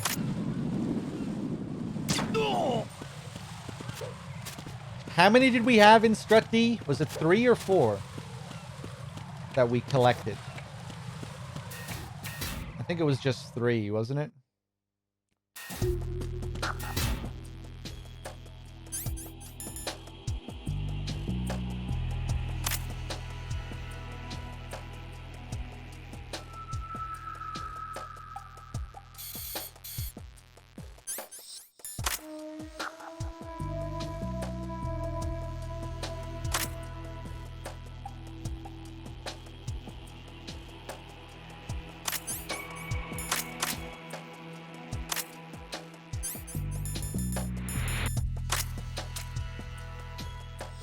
One? Well, I'm not sure if we... I think we need 1. So I'm just wondering how many we collected last time we were here. I think it was at least 3.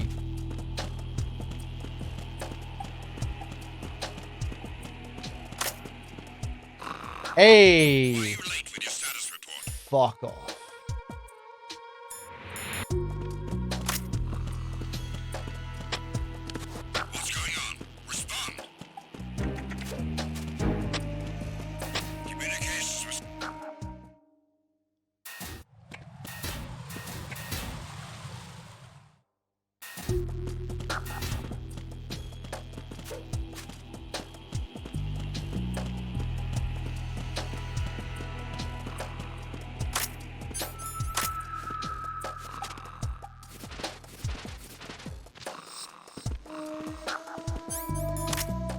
Okay, quick now.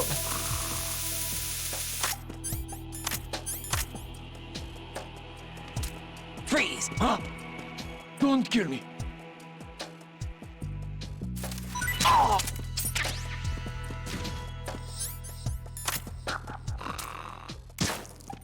Oh, that blood splatter.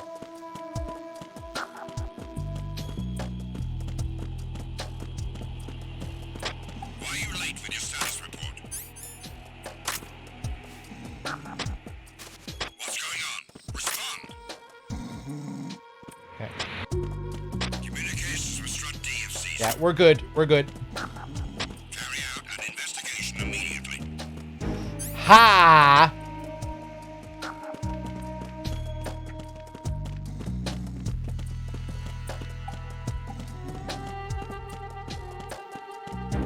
No sign of the missing man. Everything else is normal. Okay. Okay, they're a bit blind. Let's just reload, though.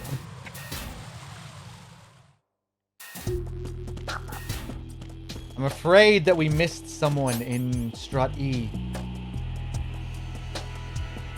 Although, no, I was pretty thorough there. I'm almost positive.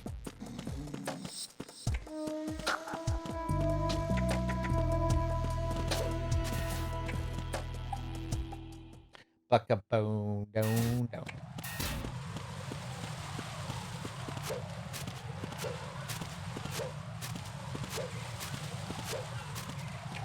Strut D is rough, yeah. If you're going in blind on Extreme, or European Extreme, especially if you're going game over on sight, no kills, all that stuff, Strut D can be tricky.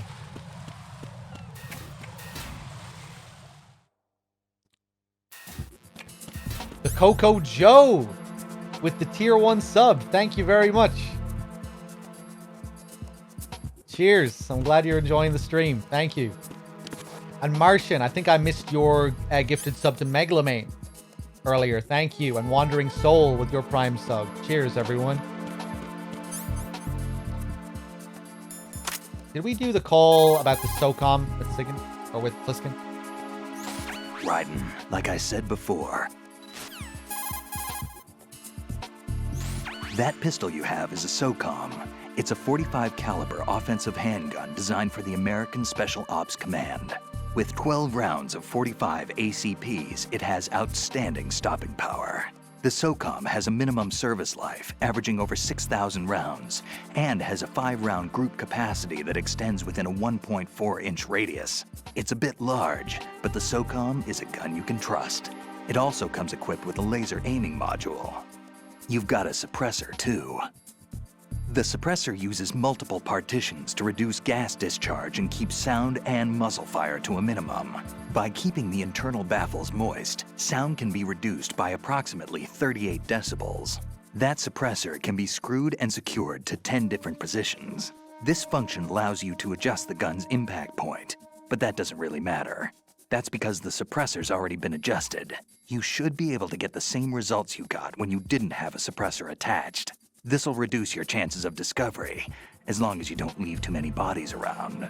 Your ammo is also limited, so don't go shooting everything in sight. That's crazy that they add that bit of dialogue if you have the suppressor. I forgot about that. You'll start talking about the suppressor. Only if you have it, of course. You'll still get the same call. They'll just remove it if you don't have it. You use a USB on the tanker, but on the plant, you use the SOCOM.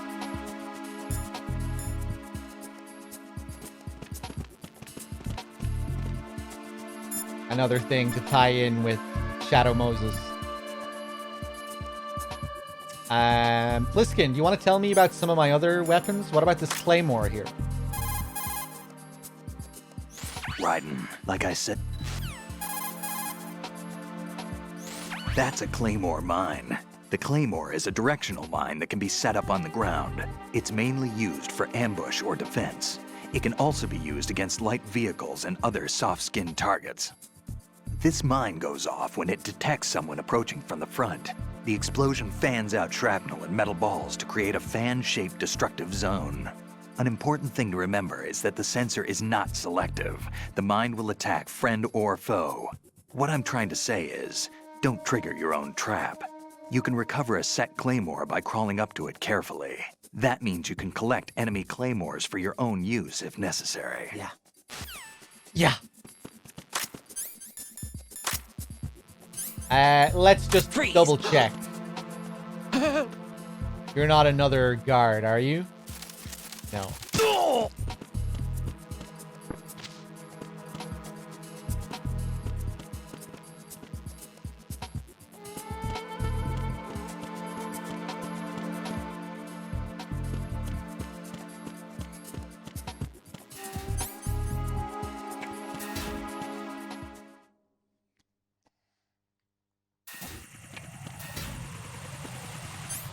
Oh, I forgot to freeze the fucking bomb in Strut D.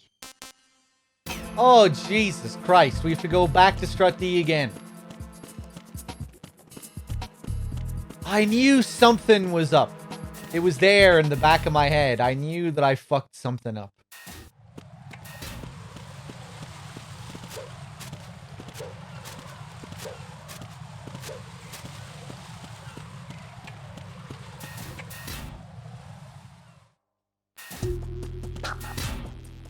Oh, now everyone's back. Jesus. Okay.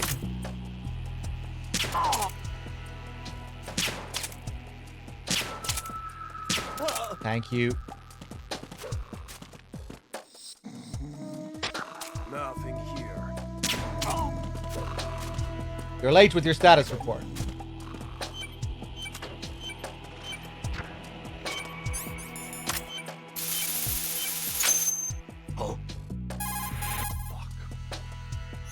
I have the last C4 frozen.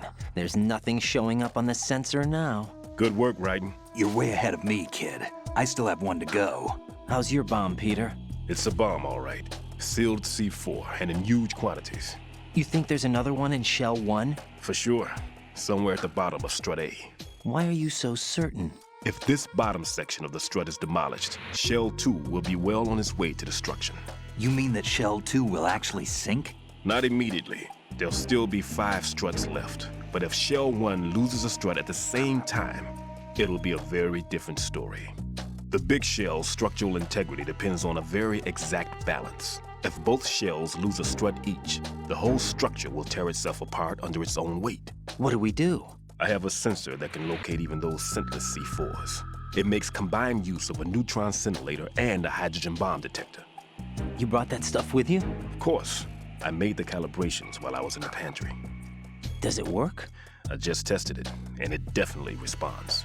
But the best I can do is a sound beacon, not the radar. Sound? The shorter the interval between beacons, the closer the target. I get you. There's another one in that pantry I was in. You can go back and get it. It's all yours, Raiden. I'm going to study it some more and see if the freezing process will work. Don't touch the other one until I say so. Okay. I'll stand by until you radio in. We actually already have the other sensor, Stillman. Oh! What's that? Nice.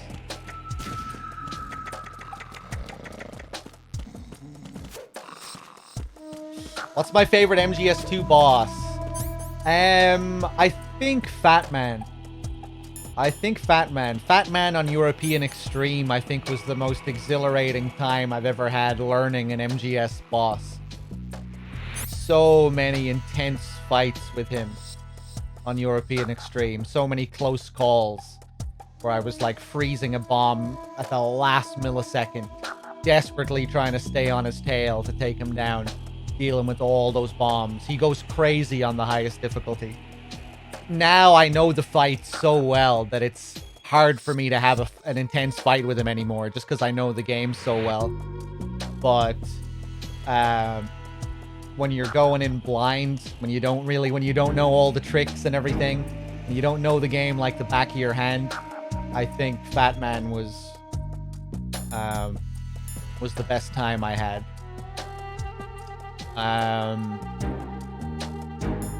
Yeah. I'd probably go with Fat Man.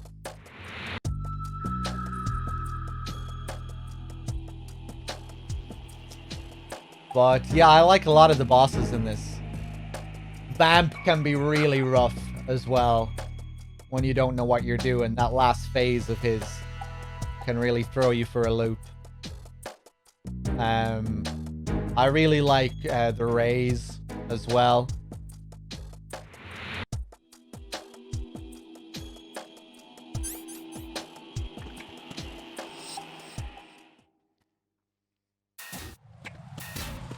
The Harrier is great as well, yeah.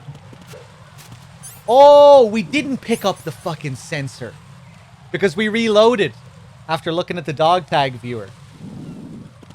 Yeah, the Harrier is a cool fight. Probably my favorite iteration of that type of fight, you know, like the Hind in MGS1 and then the other Hind fights in the MSX games.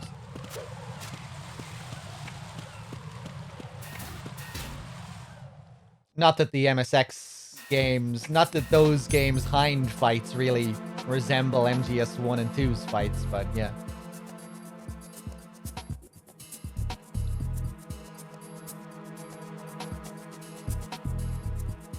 I'm battle lump doo doo doo.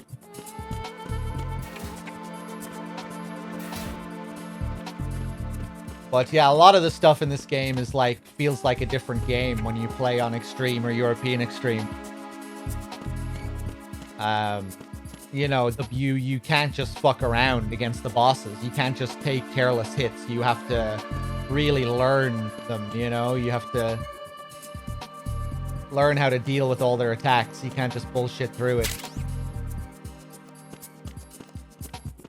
This game as well, especially on European Extreme, is so punishing. Even compared to MGS3 on European Extreme. This game on Euro Extreme gives you very little room for error.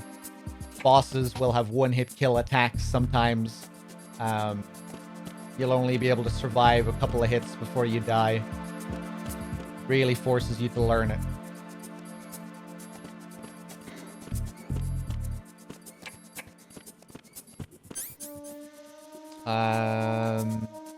Uber with the 8 months. Thank you. Yeah, I like Fortune. I mean, you know, Fortune isn't supposed to be a traditional sort of boss. You can't hit her. It's all about avoiding the damage. It's another fight that gets much crazier on the high difficulties as well. On normal difficulty, she only shoots off a few shots every few seconds. On extreme, she's just constant. Bam, bam, bam, bam.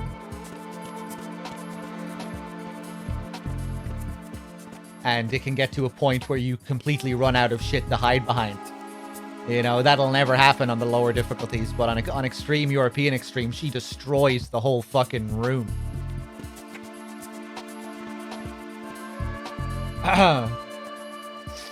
I'm not playing on European extreme at the moment. I'm just playing on regular extreme, just so we can show more stuff that's in the game.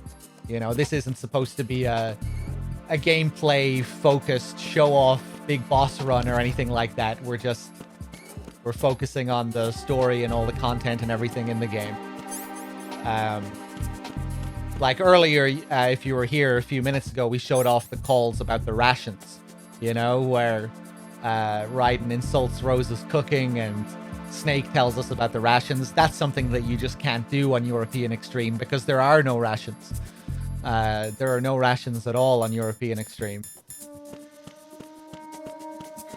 We're playing on not game over on site as well, so we can show off alert mode and certain Easter eggs and calls that you can only get if you're in alert mode. But yeah, I think I'd recommend that challenge if you're ever interested in replaying these games. I think going in on extreme, just regular extreme, but with game over on site. Regular extreme with game over on site. With no kills, where you try and trank everyone in the game. That'll be a really good challenge. It won't be crazy hard like European Extreme is, but that would be a good challenge, I think. Going in blind to that would be a good experience. Really challenging, punishing experience. Might be frustrating, but I feel like that's a well-balanced way to play the game at a higher difficulty. European Extreme as well is also just straight up unfair at the end. The game isn't well-balanced at the end. When you fight the Tengus, like, that is just pure bullshit on European Extreme. So that's another reason to play on Extreme before you play Euro.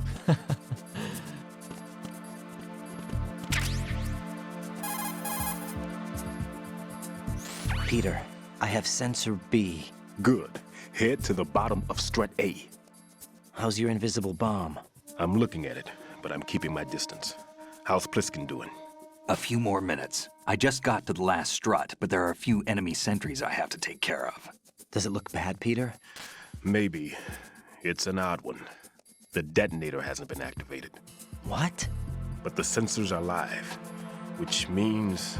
This is Pliskin. I've located the last C4. Is that it? I'm about to freeze it. Then... Wait! Pliskin! Damn! That was it! What's going on?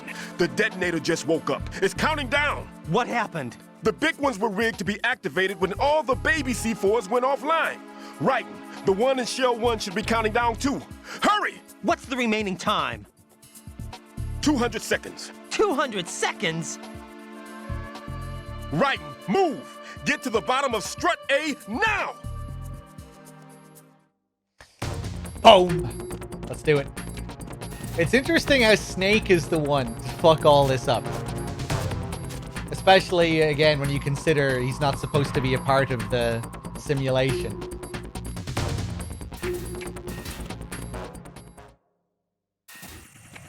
It's also reminiscent of when you insert the PAL keys in MGS1, thinking that you're going to deactivate it, but you actually activate it, and Rex becomes activated. I wonder if that was another conscious parallel callback. Could very well be, given all the other subtle parallels. Freeze! Fuck you. Am I going to get caught here? Nope.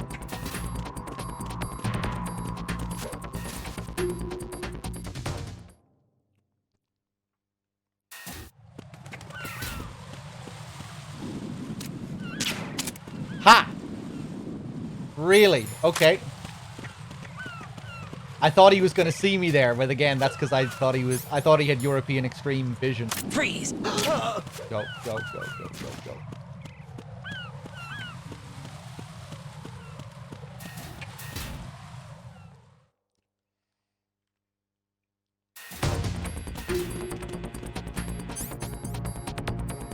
We're still missing a tag in this place, but I think that's because I think another guard will spawn here later after Fat Man. I hope.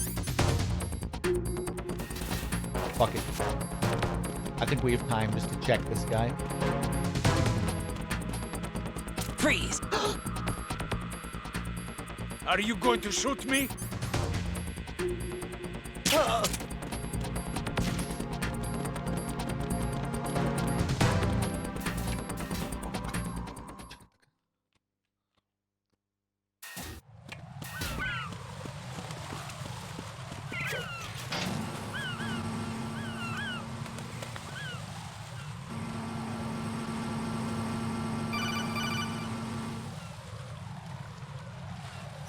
Raiden, Pliskin, listen carefully. What is it? I fell for it. Fell for what? Fat Man has my number. A proximity trigger. Microwave. Microwave? With a 7-foot range. It's not a technique I taught him. Neither was that multi-bomb booby trap. Looks like he's far surpassed me as far as explosives technique goes. As for the rest...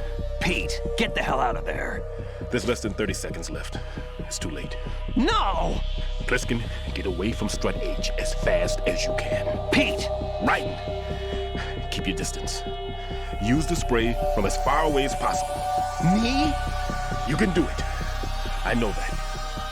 I'm not so sure. But I am. Do it. I know you can.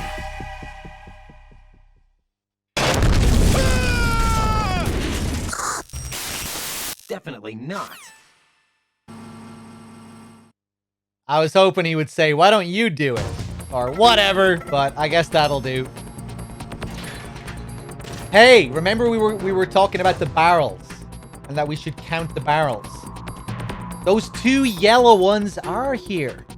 Those 2 caution ones. Hey, there's another one.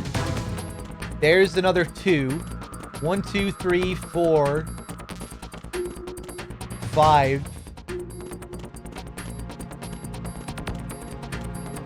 I think there was 6 in the intro, wasn't there? 1, 2, 3,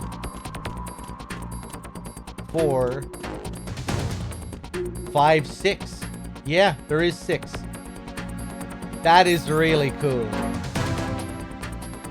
I bet you could count all the crates that were here at the beginning of the game and it would be the exact same.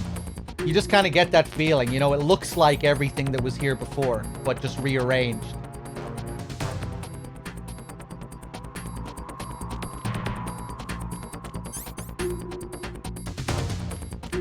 Was there 7? Fucking bullshit game.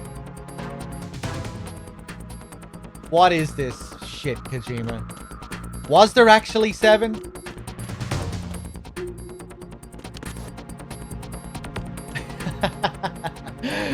We'll have to take another look at it. They have the 2 yellow ones and everything though, you know, it really looks like they tried to have it be the same. A 7th barrel was behind a box.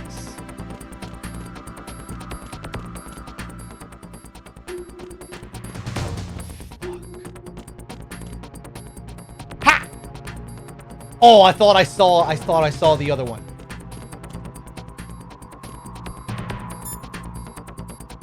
Colonel, I'm running out of time. I can't find the bomb. Colonel, Stillman is dead. I know. Pull yourself together, Raiden. I can't do this alone. Jack, are you listening? All right, calm down. Stillman is dead. There are no more explosive specialists. You're fine. I won't let you die. Rose. All right then. Is Sensor B equipped? Yes. See if it responds or not. Jack, no matter what, you have to bring an end to this crisis. Okay. Either way, it's really cool that you can see the stuff that was here before. Like the 2 yellow barrels. That's a shame though if it is missing 1 barrel. Yeah, I do remember that last one that I saw. But I just couldn't remember if that last one that I saw hidden behind the box was the 6th or 7th. Maybe I'm still just not seeing one here, but I'm gonna fucking run out of time. Or am I? Or am I?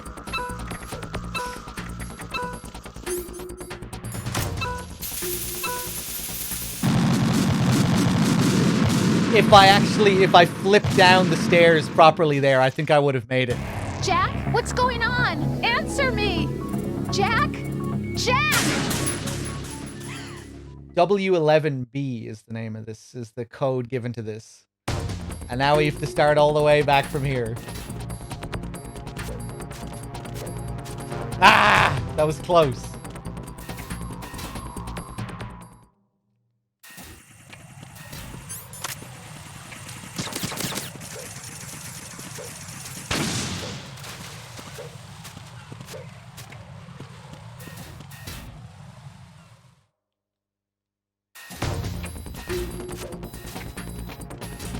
Freeze!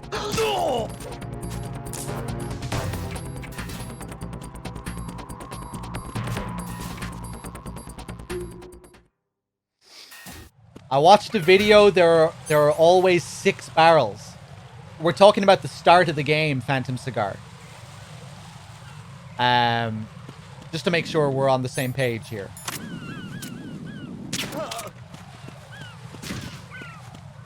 There is 6 at the start. Are you sure you're including the one that's hidden behind the box? There's one there that doesn't really stand out. Are you looking at the start of my playthrough? We can always load up the start of the game and check. Won't take long.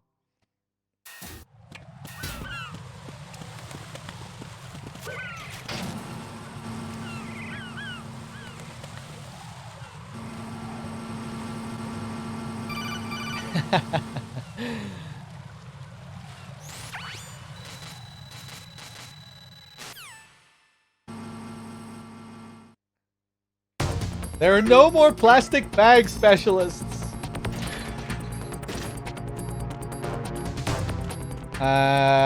Okay. 1, 2, 3. 4. 5. 6. Yeah, I don't think there's another... I don't think there's a secret 7th here. Lurking around.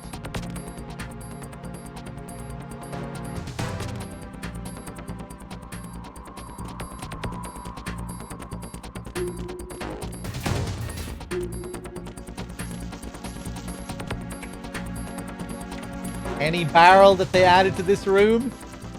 Where's the 7th one?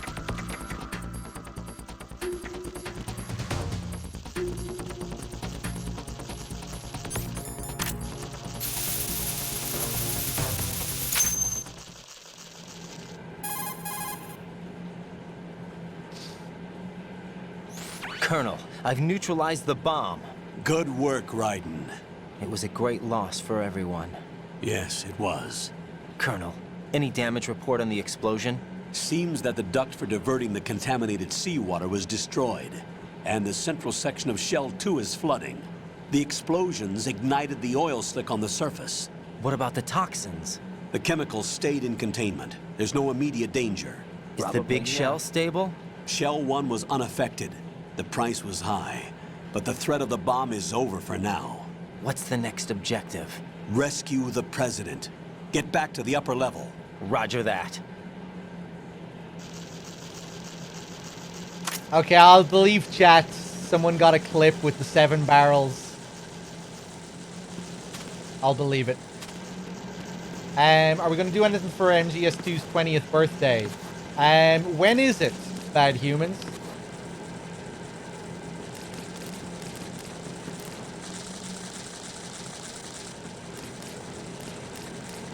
I don't understand this barrel thing. This is the first area. This is the first area in the plant chapter, right? When you start off the game, this is the first area. Then you move on and you go into the area that we just came from with all those barrels and crates and everything. The only thing is, at the start of the game, the room isn't laid out like that. The way all those crates are laid out and the way all the barrels are laid out, it doesn't look like that. But you can still see all of that stuff in the room. It's just laid out differently. And there are 7 barrels in there at the beginning of the game. So I was hoping that we could find all 7 barrels when we come back now.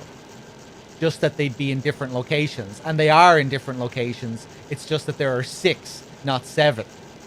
And I was hoping that we'd be able to see everything that was there from the beginning of the game. But we can't. There's 1 barrel missing. Apparently. Maybe we can still find this other barrel.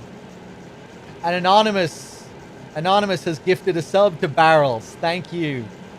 Thank you.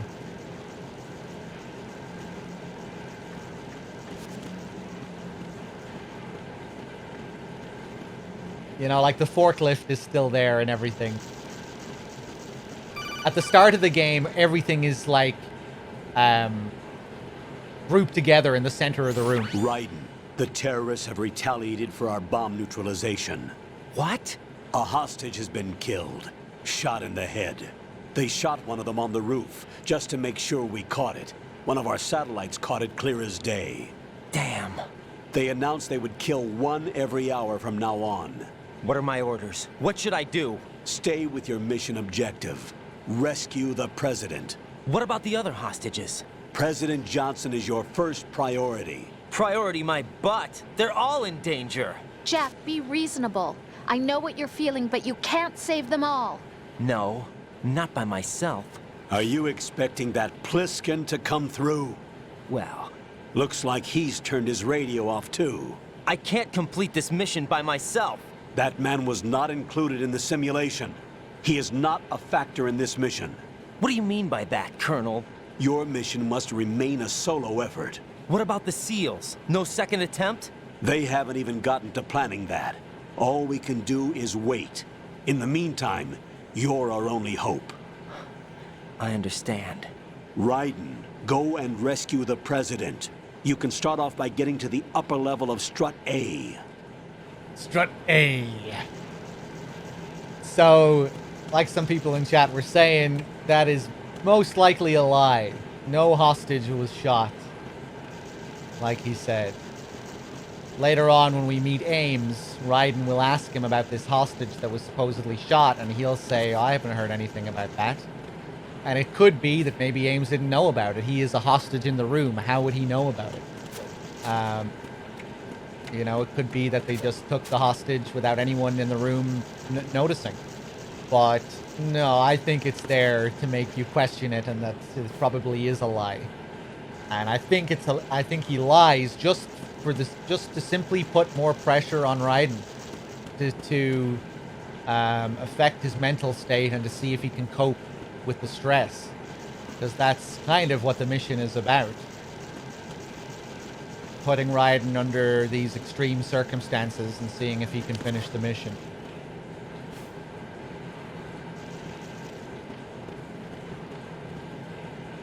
Quite sinister when you think about it like that as well. Just very cold. Just evil, really.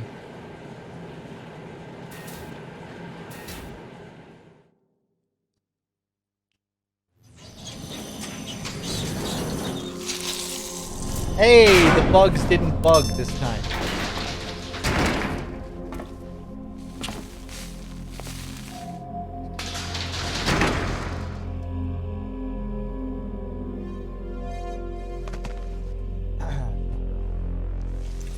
Yeah, it's motivation for Raiden. That's what it was.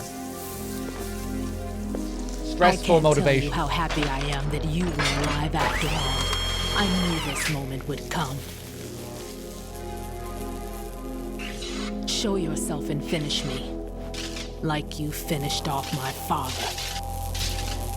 Otherwise, you'll be the one to die. Oh, crap.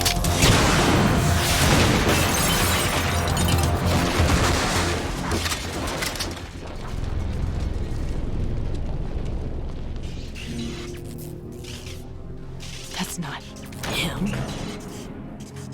This could be interesting. You've seen the fires of hell, haven't you?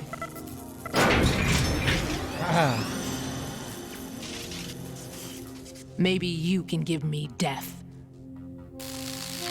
My name is Fortune, lucky in war and nothing else. And without a death to call my own. Hurry, kill me, please. Here we go. We really do need to care about the barrels here as well. The barrels are the most dangerous part of this fight. Let's dance. Ooh.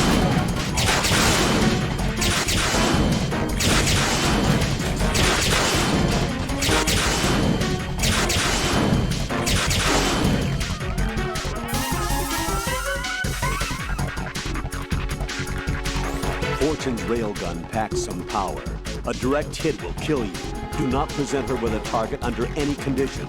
Stay behind cover.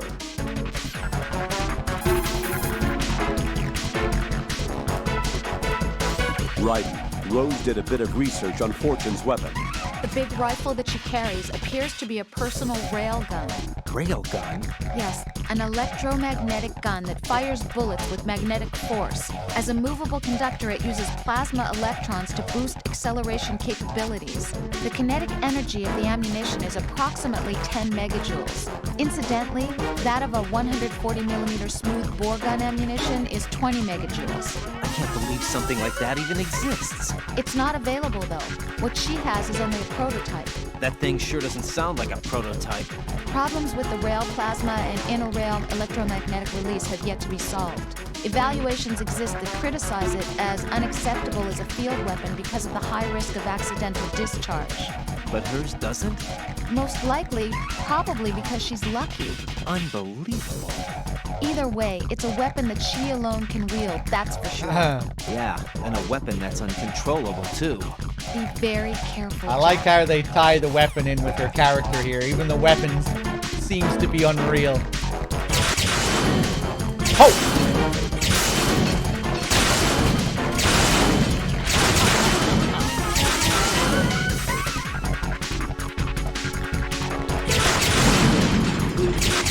That tiny health bar.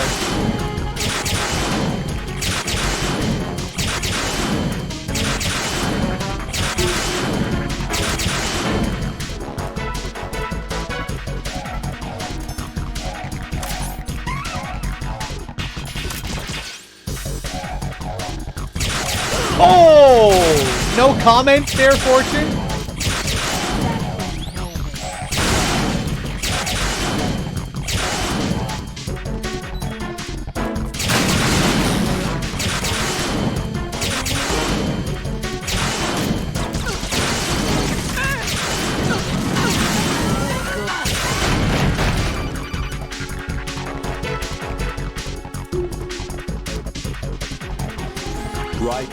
Fat Man just contacted us directly.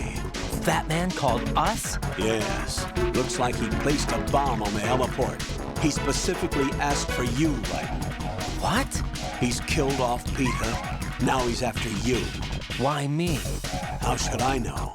Look, this is really not a good time for this. The countdown's already begun, Raiden. Great. How much time do I have left? I'll show you the count. 200 seconds remaining. So he's planning on taking this place out. It looks like he has a different agenda from that of Dead Cell. What about backup? None. There's no time. Which type of explosives is it? He didn't say.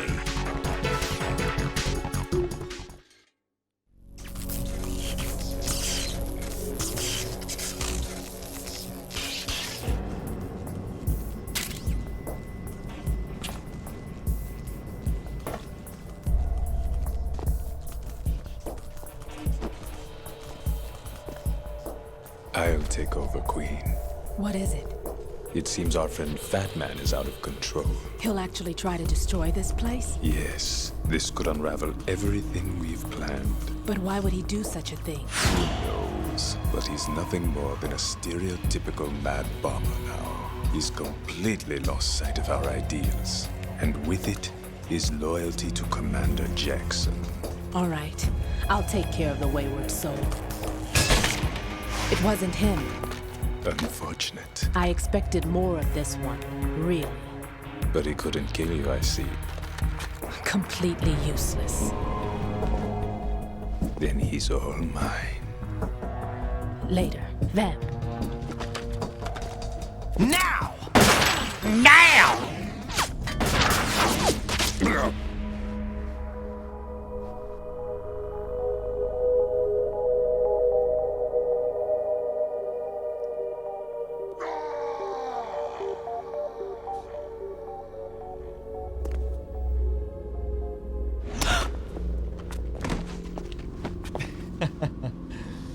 In Japanese, he says it so lightly, under his breath.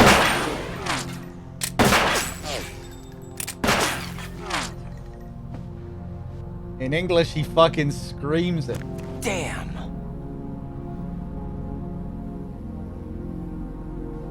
Vamp. Are you gone? No. No, that death was meant for me. Why am I the only one that can't die? Alone again?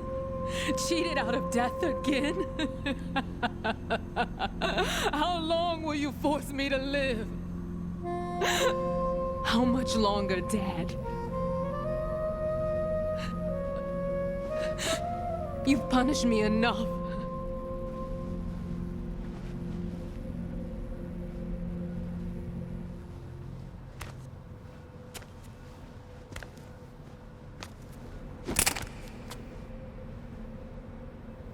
I thought you could give me peace. But you couldn't kill me either.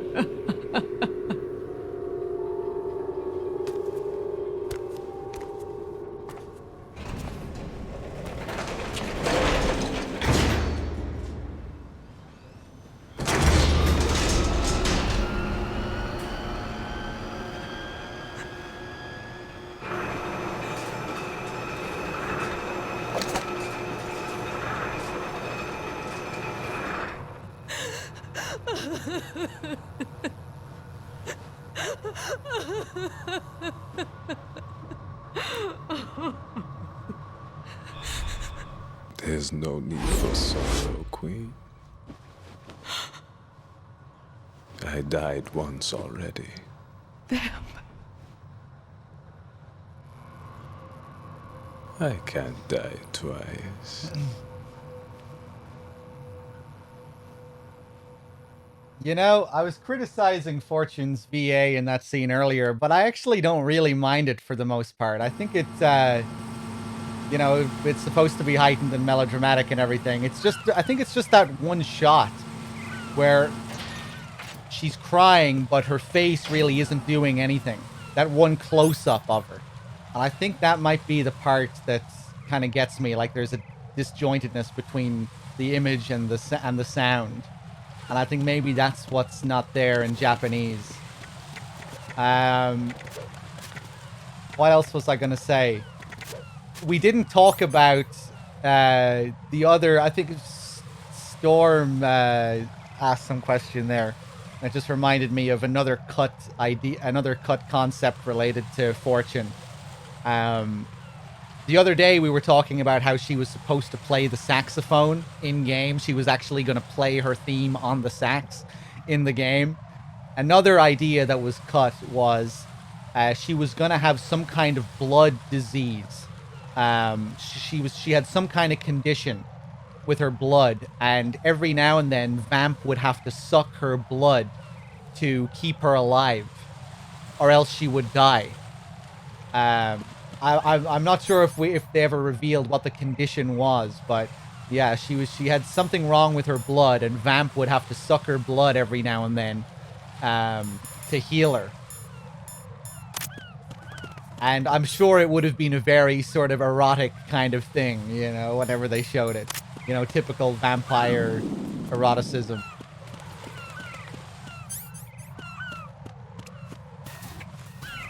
I think I would have kind of liked that. And the saxophone playing. I really like all of the cut fortune concepts. I want to see a really detailed MGS2 saxophone model as well. I want to see what that saxophone would look like.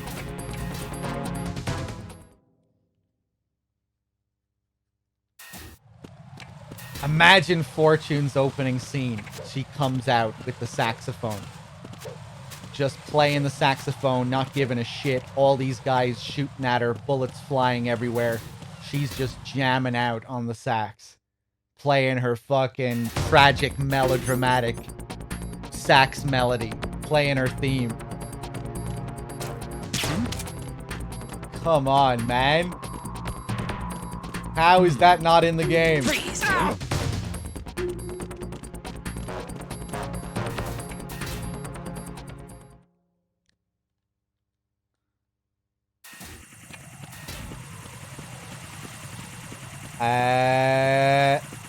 I don't think the claymores are here, but I'll do my usual strat anyway. There we go. Originally, there was going to be a female vamp. Yeah.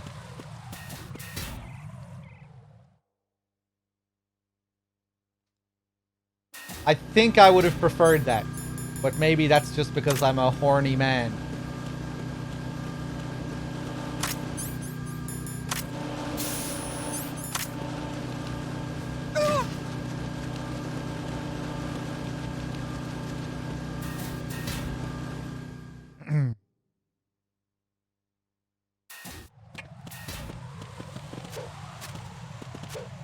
Another thing that's weird about that last scene is how we get the call about Fat Man before that whole scene with Fortune and Vamp.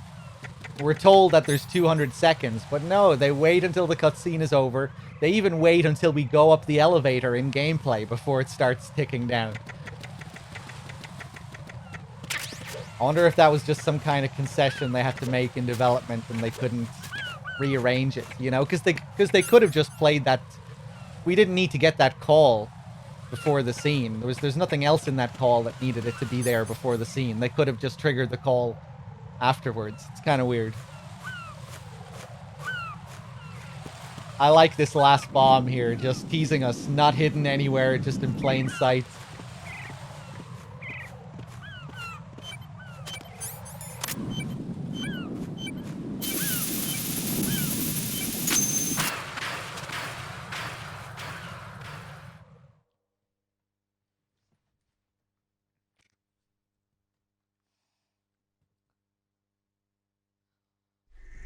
So you're the one. You're right on time, I see. I like a punctual man. Is he dead, Sal? I am Fat Man. I am the greatest that humanity has to offer, and the most. Can you hear it? Hear this rhythm? It's the rhythm of time. And life. Don't you love this sound? I used to hang around department store clock counters.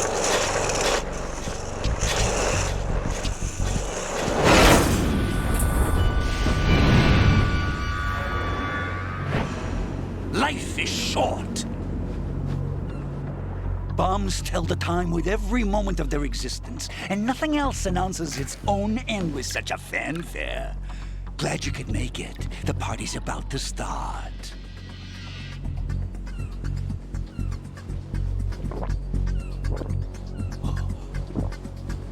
Yum. Good year. Let's drink the Stillman, shall we? If you destroy the big shell, you'll never collect your ransom. Ransom? What are you talking about? $30 billion in cash.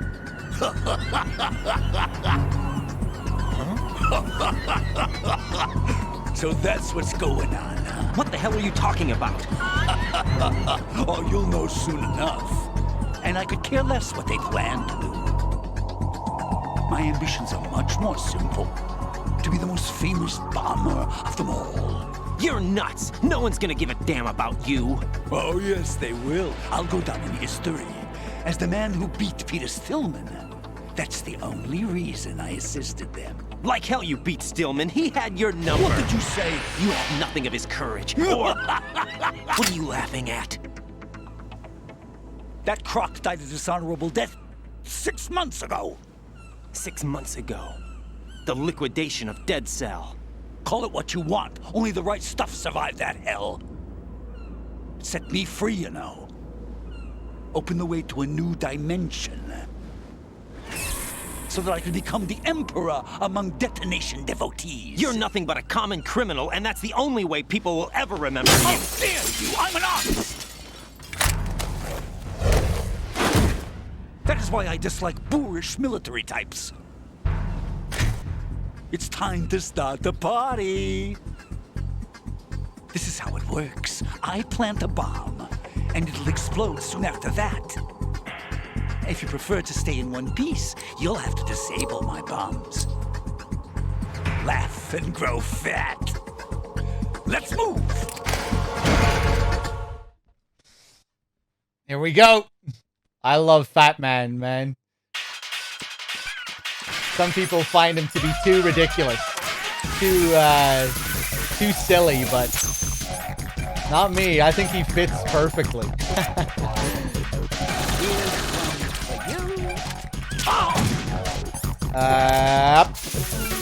Actually, how about we give him a head start?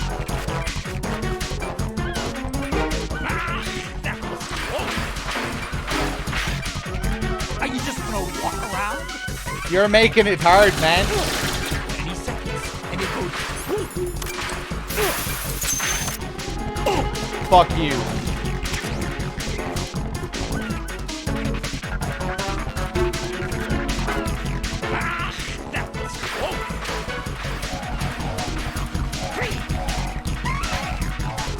Look, your favorite. Explosive.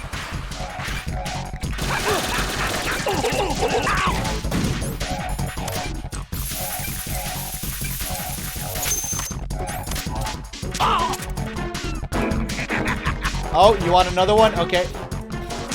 Oh, yes! Rare.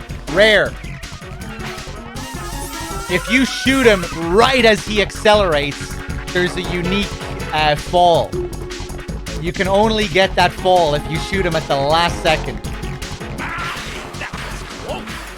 Where he lands on his back like that.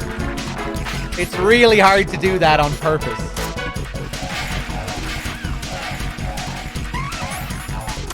I love it. 2, 3.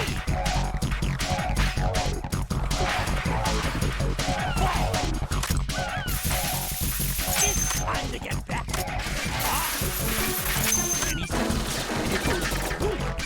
Here's one for you. 10. Oh, that was sick.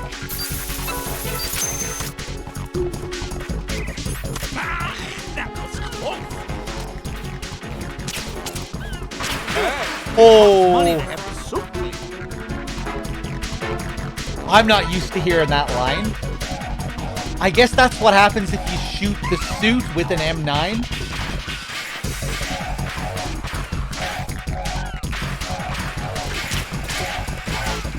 Try aiming for a check. Yeah. I usually don't get these lines.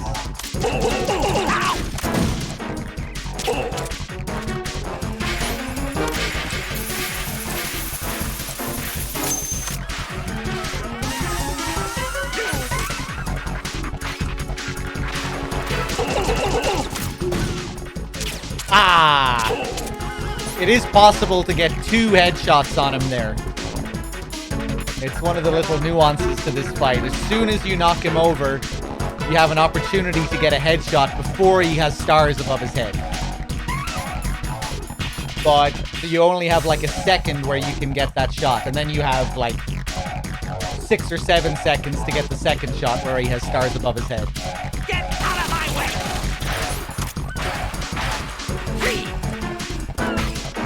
What the fuck is going on here? Oh. Oh, it's over. Wait, what? Ah! Where'd you go? Ah!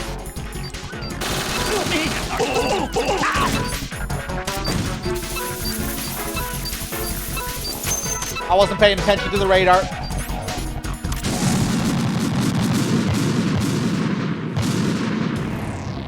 Right, come in. Right. Nice. Right. Nice.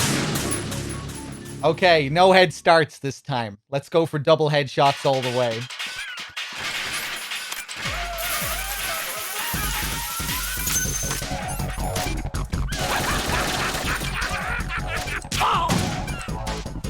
There's the first one. He has iframes as soon as he lands on the ground, so if you shoot him in the head straight away, it won't register. You have to wait. But if you wait too long, you miss your opportunity and you can only get the second one.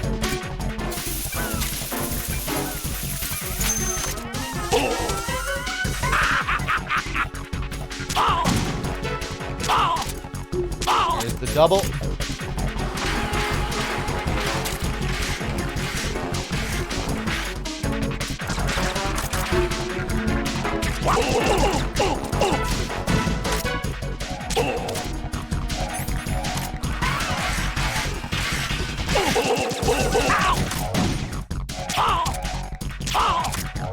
Get out of my way!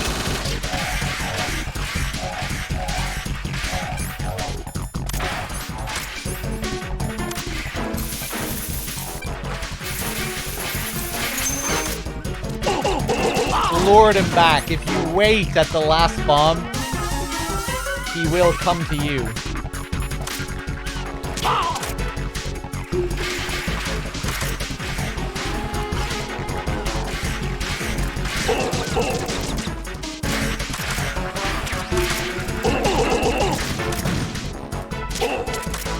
Get out of my way!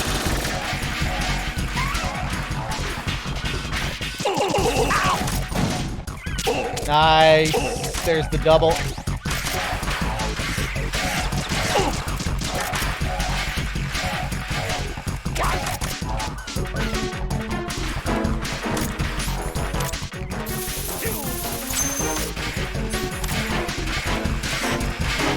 Nope.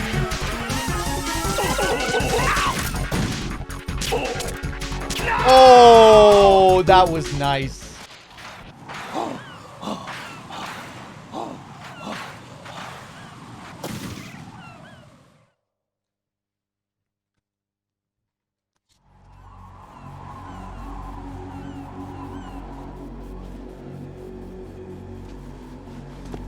My suit. Oh no. I've nothing to wear to the party. The party's over for you. That's what you think. What do you mean?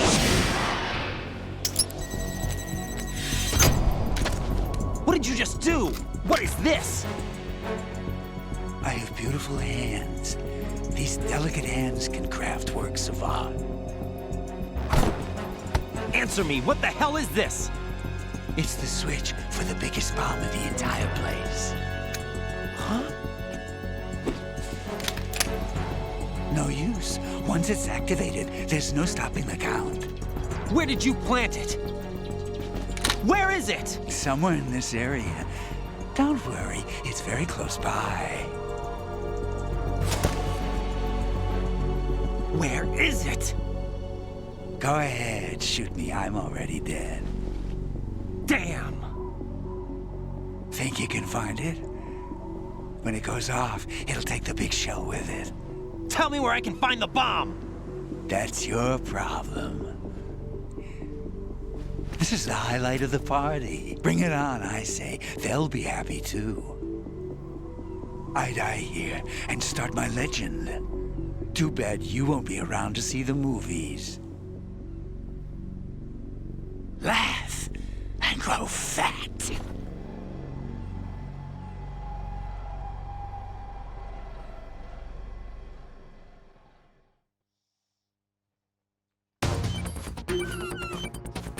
Okay, so where could this bomb be? We're picking up a sound here. It looks to be here on the radar. What's going on? Colonel, can you help me? Colonel, where's that bomb? We have no information on that. Sweep the area. Hurry, Jack. The bomb has to be somewhere on the heliport. Use whatever means necessary to locate it. Remember how Snake was telling us about Fat Man's manicured fingers? That apparently he manicures his fingers? Look at that. He was telling the truth. Look at those nails.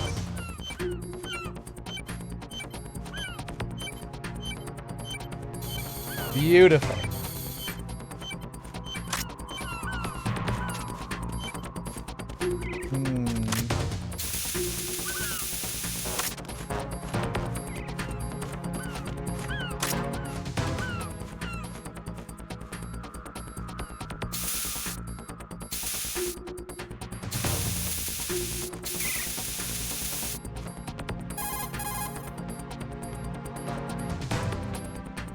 Raiden, have you located the bomb yet? No, not yet. Hurry, Jack. We don't have a lot of time left.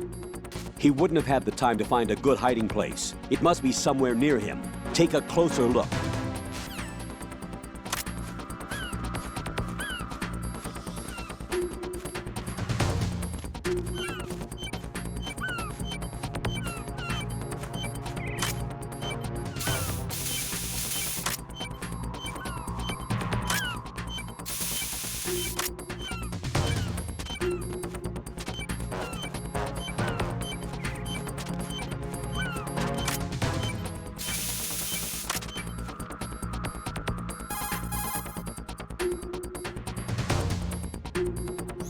Raiden, the bomb? Nothing yet. Where is that damn thing?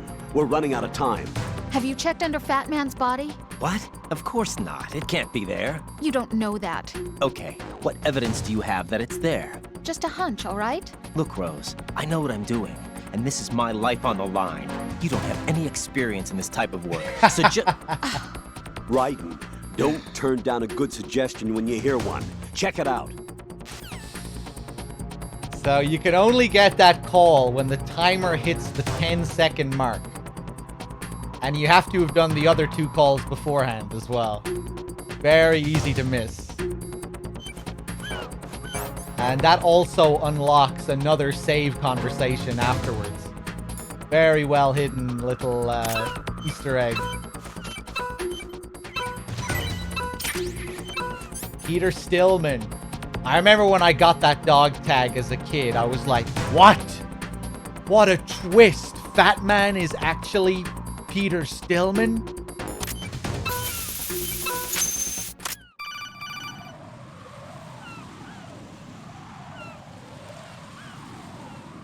Good work, Raiden. Looks like all the bombs are neutralized. One of their main leverages is now gone. That leaves... Colonel, Fat Man didn't seem to know about the ransom demands. Intentionally kept in the dark, I'd say. He seemed to be coming from a very different place from the other terrorists. Raiden, a lot of hostages, our president included, are still in danger. Keep your mind focused on protecting them. What are my orders? Rescue the president. We have no idea where he is. You haven't been in the Central Core yet. I suggest you start there. Wait, I have another call. Want me to take it? No, I'll go offline. Best to keep our presence unknown.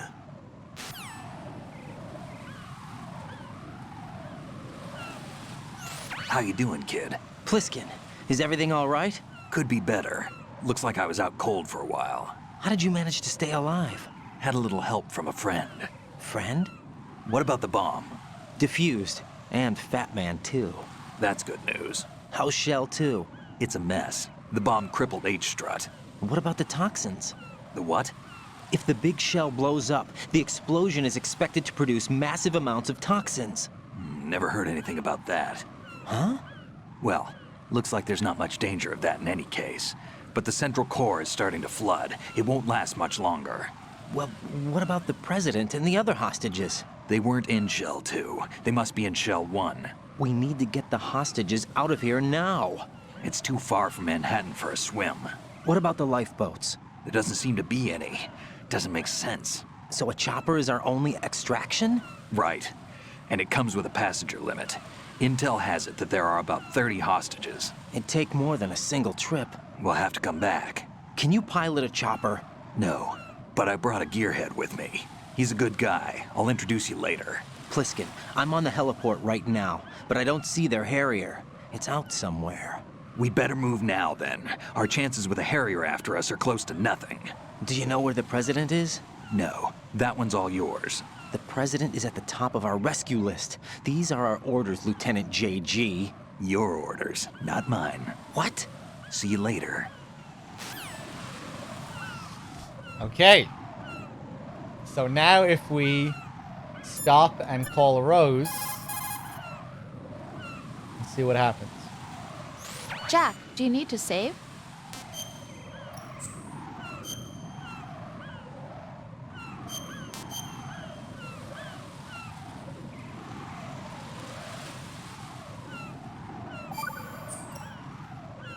Jack. What? You know what I'm talking about. All right, all right. The bomb was where you guessed it would be. You were right, and you saved my butt. As long as you realize that. I was pretty surprised, though. I never expected to find it where I did. You must think I'm pretty clueless, huh? Of course not. And I have a pretty healthy respect for the woman's intuition thing now. That is such a sexist thing to say, you know that? Come on, don't be mad. I apologized already. Don't sweat it. I'm just messing with you. I want you to recognize that I can help you through this thing, and that I care about you. Rose? Hang in there, okay? Thank you, Rose. Really weird as well here. When we trank kill Fat Man, he's still tranked. Here, even though he clearly canonically dies story-wise, right? Then we come back to gameplay and he's still breathing. Stars above his head. They could have left him dead here and still have us trank him in the stats.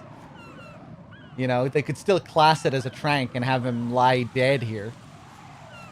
Really weird. We can't drag him off the edge or anything like that, unfortunately. But yeah, that Stillman thing really confused me as a kid. Picking up the Stillman dog tag. Like, wait a second. Because in the previous scene as well, he refers to Stillman as having died. You know, that croc died a dishonorable death 6 months ago. I was like, wait, what the fuck is going on here? Who was the Peter Stillman who was the Peter Stillman I was talking to then? I thought there was all kinds of weird shit going on. That whole bit of dialogue is mistranslated as well about him dying dishonorable death and all that. It's supposed to go something along the lines of Raiden accusing him of not living up to Stillman. And Fat Man responds by saying his aspirations to live up to Stillman died 6 months ago with the liquidation of Dead Cell and all of that. And that's what caused him to go so off the rails. And we find out later that all of that was arranged by the Patriots. You know, Colonel Jackson being accused of misappropriating government funds and all of that stuff that was inspired by Marcinko in real life. But yeah, that's what's supposed to go. That's what they're supposed to say in that scene. His aspirations of living up to the legacy of Stillman died 6 months ago. What does Fat Man refer to when he talks about the party? I never really thought much about that. I mean, just the events of the game, I think. You know, and he refers to his death as the highlight of the party. It's just how he kind of sees it. He arrives with his fucking champagne glass full of wine. He's ready to party. I never really thought too much about it. Obviously, he knows about the Patriots. When he uses the word they, you know, they'll be happy too. You know, he knows, like, he probably doesn't know everything about the situation, but he's been, you know, he knows about the Patriots to a certain degree and that this whole thing is a bit of a sham.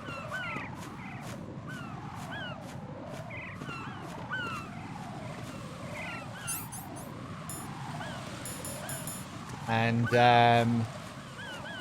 yeah, let's keep going, shall we? You passed with flying colors, Raiden. Straight A's. Time to move on to the real test.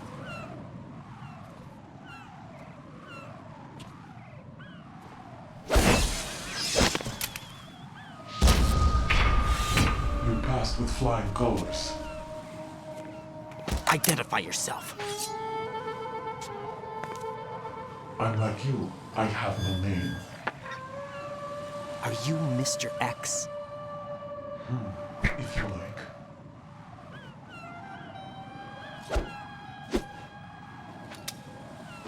But come, let's get out of the open. Follow me.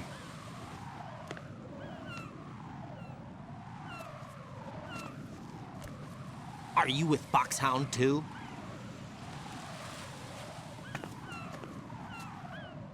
Neither enemy nor friend. Just a messenger from the Lali Lulelo.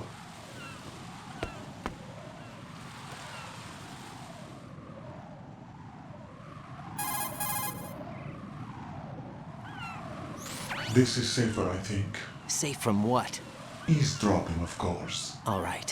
Why did you contact me? I've been ordered to give you backup, including the relaying of necessary intel. Ordered by whom? Why won't you identify yourself? There is no need for you to know. I'll decide whether I need to know. You are not yet trusted to make such decisions. I'll tell you something you do need to know instead. The current location of the president. What? Or rather, the person who knows the current location of the president. Who is it? A Secret Service agent named Ames, currently being held with other hostages. Secret Service, huh? The head of the president's security detail, Ames has been fitted with the same type of VIP nanomachine system as the president. If you're within range, you should be able to communicate. Why are you telling me this? Do I need to repeat myself? There's no reason for me to believe any of this. You understand that? Of course, but you also have no choice but to believe. Do you have any other leads? Where are those hostages?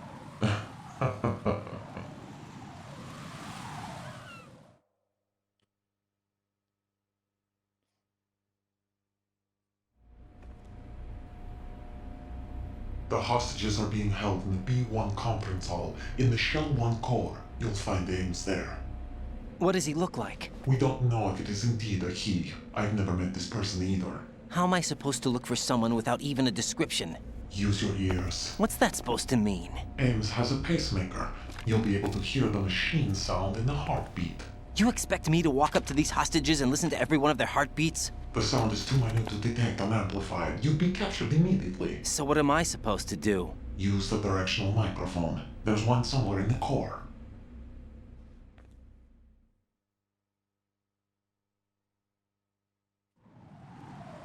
Take this.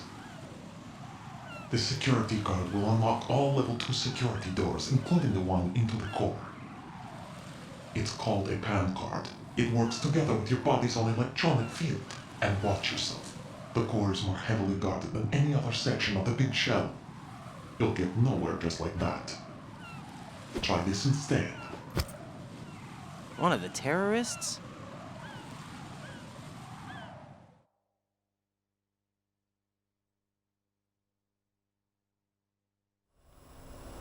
The surveillance camera won't let you on the elevator without the right uniform.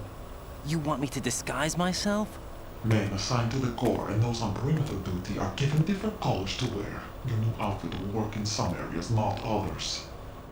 The uniform alone won't fool them either. You're talking about weapons. Right, you need an AK. But I saw them carrying an AN-94.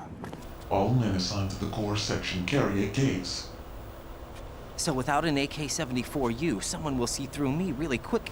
You could take care of the weapon issue yourself. One other thing. There's more?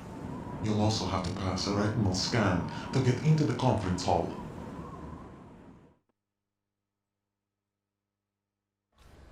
Biometrics. Crap. Nothing but the real thing will suffice. Deception is not an option here.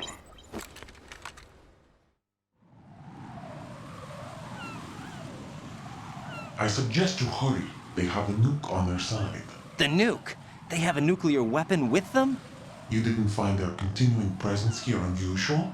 Even with the president as hostage, this is an island, and they have no visible means of escape. Even if they do have a nuke, the warhead is no good without an access code. The security lockout can't be bypassed. They don't need to. They have the code. You saw it too, I believe. The Navy man with half a handcuff. The other half of it is on the football, or the black case if you like. The nuclear button. And now they have it.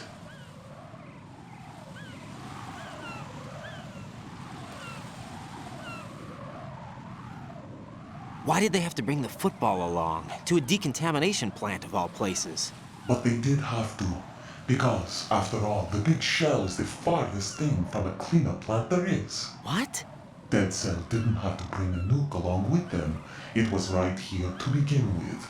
Nothing in this affair is what it seems. A cover-up? But why? For what?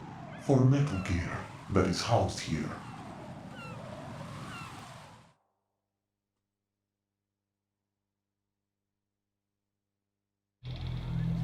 Metal Gear? The very same.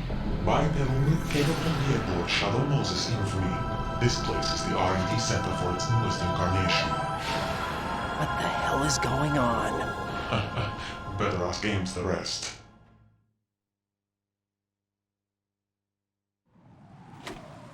What's this for? You might be glad you have it. Keep the controller's vibration function on. What do I need a cell phone for?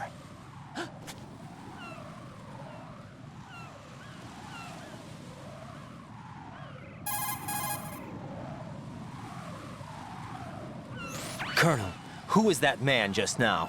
He's not one of ours. No, we have no one like that in our unit. He said that the big shell was housing a new model of Metal Gear. First I've heard of it.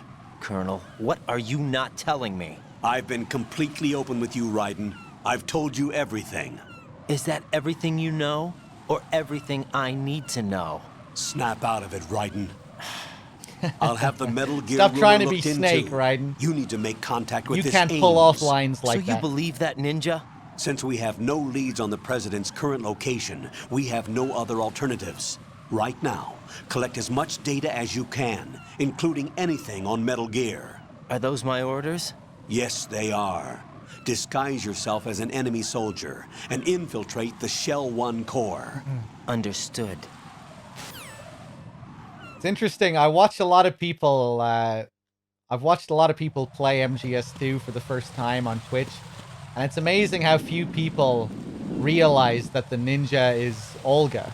I never did as a kid, but I was a dumbass 10-year-old that probably wasn't even paying attention to the scenes half the time. But yeah, a lot of people don't catch on to it. They even show you that flash of her face when she appears there at the start of that scene. Like, you even get a glimpse of her face. And, you know, the accent, you would think, would give it away for a lot of people. But no. Most people, I'm not sure if I've ever seen anyone catch on to it, actually. And I wonder if a lot of it just has to do with how you've been conditioned from MGS1. You know, you see this character that looks just like Gray Fox, and you're thinking, wait, you know, it has to be Fox. But then after that, when you realize it's probably not Fox, you'll still probably think it's a man just because Gray Fox was a man. And even there, after that scene when the ninja jumps away and he calls the colonel, he says, "Who was that man just now?" Little details like that might just, you know, it might affect you without you realizing. It might affect the way you think about it. But it's just interesting, you know, you'd think the accent would really give it away for a lot of people.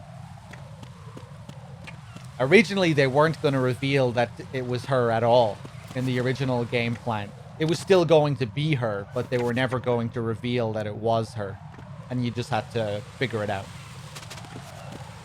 One of the clues being the theme that plays, which we'll hear later on, when the ninja jumps down and rescues us from Ocelot. After the Ames cutscene, they play the same theme that plays when you hold her up during the tanker incident. Same music plays.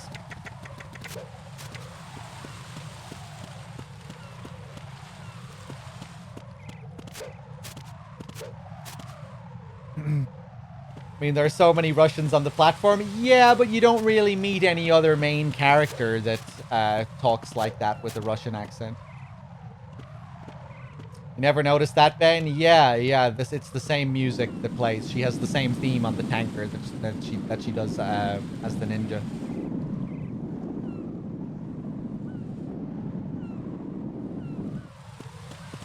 People were talking there as well. I think Storm was talking to someone about Rose's role in the game, and someone responded saying, you know, how she doesn't really calm Raiden down.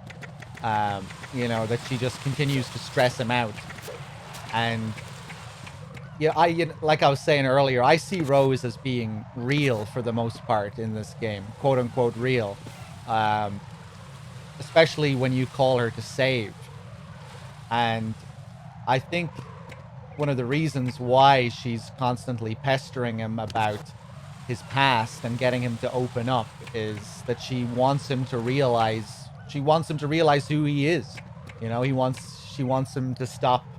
She wants him to snap out. She realizes that this mission is some kind of setup, and she wants to snap Raiden out of it, basically, by getting him to recognize his past, to break him out of this fake mission, getting him to focus on real problems, to try and make him acknowledge the past, to break him out of this cycle of denial that he's in, and that he's been in since he was a child, I guess. That's what the Patriots imply at the end of the game. You know, do you know why we chose you over all the rest, over all the other child soldiers? Because you were the only one who failed to acknowledge the past. All of the others remember who they were and pay for it daily. But you choose to ignore everything you don't like. You see only the things you like, and for yourself alone. So Rose, I think, is really trying to break him out of that.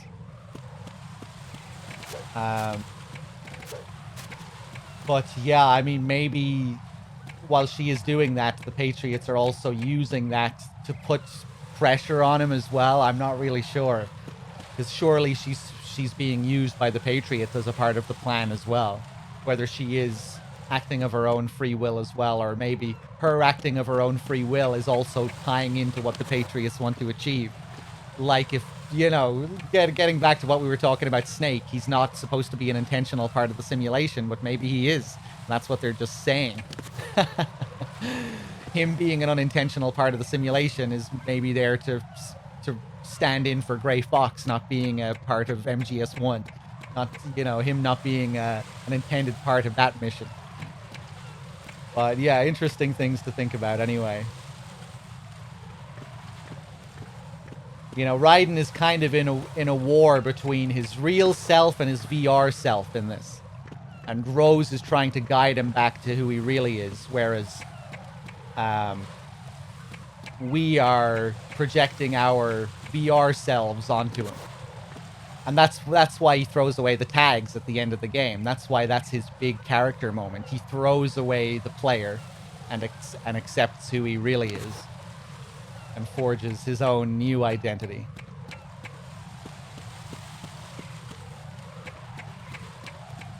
We project the Solid Snake meme onto him. But he rejects it in the end.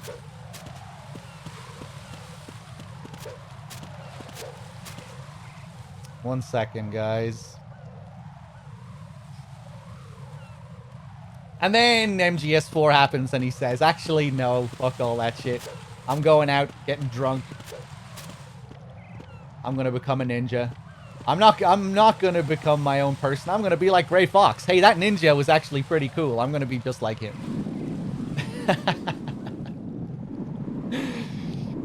I don't. Maybe I give Raiden and 4 too much of a hard time.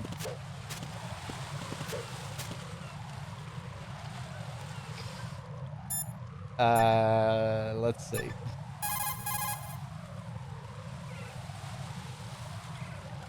Raiden, make contact with Ames and find out where the president is. Our information Yeah.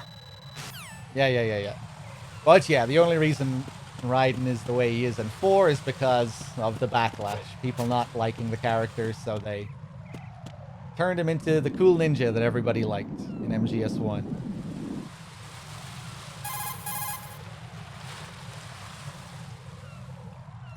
Find yourself an... But they also made him suffer for it. You can be this badass character that everyone wants, but you're gonna suffer. You have to pay the price to be loved by the fan base, Raiden.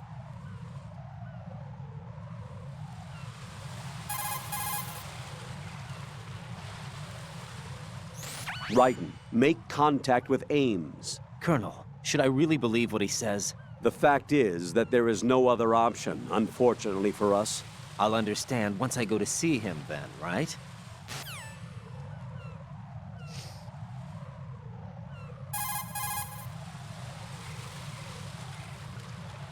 Shell 1's core has extremely tight security. Impersonate an enemy personnel to infiltrate the section. For a proper disguise, select the enemy field uniform you receive from the ninja. This will allow you to blend in. But you still need one more thing. It will look suspicious if you're not carrying the standard equipment. All personnel in the Corps are equipped with AK-74Us. Select your own AK when you're in disguise. Find yourself an AK. You have a level 2 card in your possession. Go and search the warehouse in Strut F.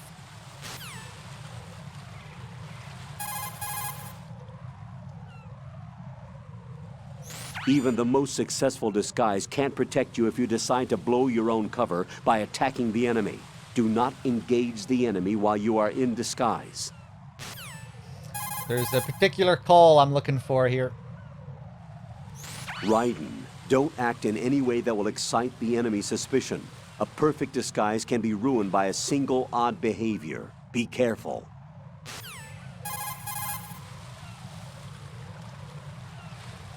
If you make physical contact with the enemy while in disguise, the disguise will be deselected. Keep that in mind. I'm never sure which call it actually is, because it starts out as a tutorial where they're just talking about the disguise, but then it turns into something else. This is something I really need to memorize for future playthroughs so I can just skip all these other ones. I have almost everything memorized, apart from this. Colonel, Pliskin wasn't killed. You look happy, Jack. Yeah. Raiden, don't trust him. What? Don't you think it's suspicious that he alone came out unscathed? Things don't add up. Raiden, don't put any faith in that guy. You will carry out your mission alone. Do you understand?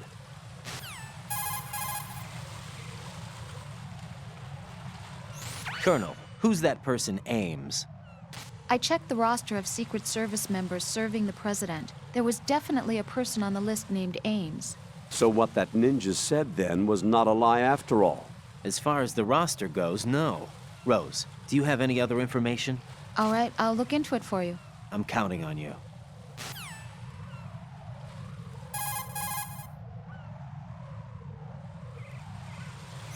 Colonel, the stories about a metal gear within the big shell? That is still being looked into.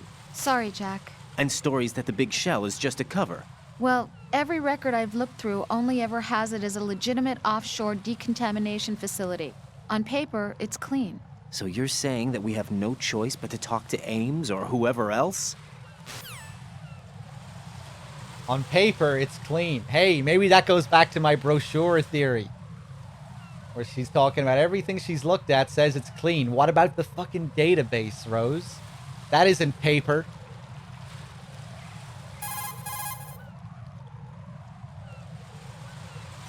Handguns are aimed by... Fuck! Did I actually skip it by mistake?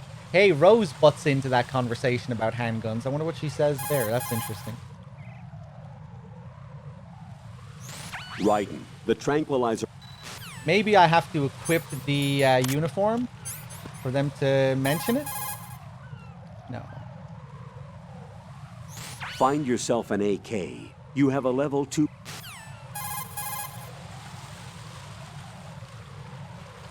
handguns and auto... Probably, yeah. Maybe I skipped it. Or maybe I played it and I was looking at chat and I didn't realize that I played it. The Colonel will say that the uniform looks like it would be a better fit for Rosemary. And Raiden is like, Colonel? That was inappropriate, Colonel. But I don't think we got it this time. If you shoot out the radio behind the enemy's right hip... Yep. I didn't skip it, though. Did I not? Push the... I did skip, like, the first call that I got, or the first couple of calls. I think I might have skipped it. No, maybe I didn't. Lean the left... Yeah. Okay. Well, we'll try and get it later, maybe, when we go inside the shell. Maybe I do have to oh, I think I do have to have the AK. Yeah, I think you're right. Or no, I don't think I do need the AK, because it's all about losing the... No, it's just about the BDU. I don't think the AK comes into it at all. Anyway, we'll try it later when I get the AK, and we'll see if it makes a difference. I'm pretty sure I always do this call here, like right after we get the BDU.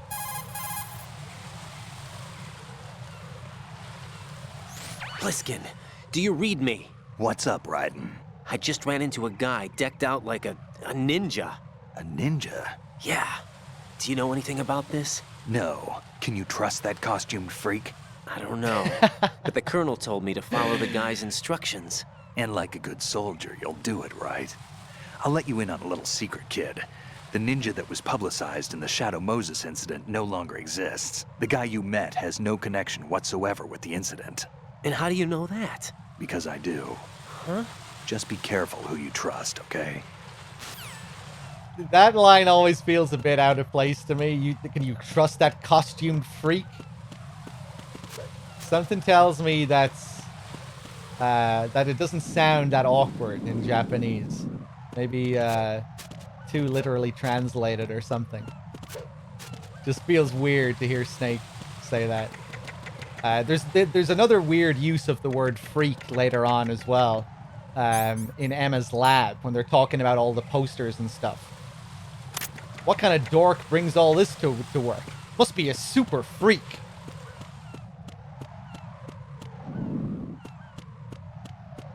There was something else I was going to say there.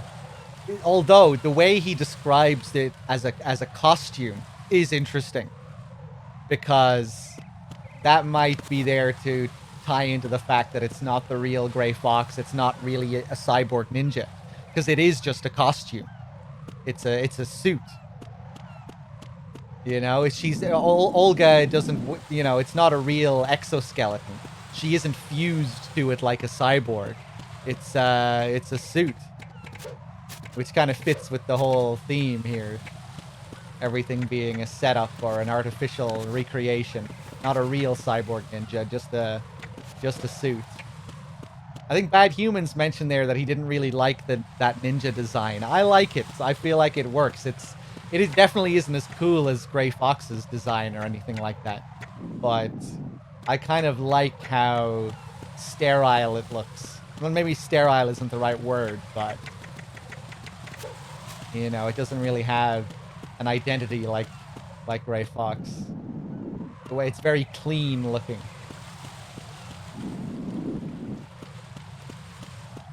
Too bulky? Yeah, I mean, it definitely isn't as cool as the other ninja designs, but I like it. I think it fits for what the character is. I like the mask. I like the face, the very blank look that the face has.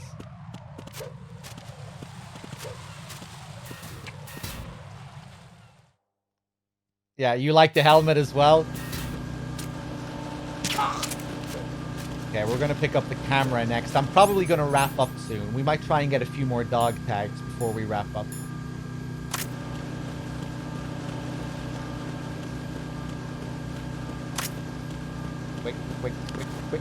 Quick. Get on with the Zone of the Enders box.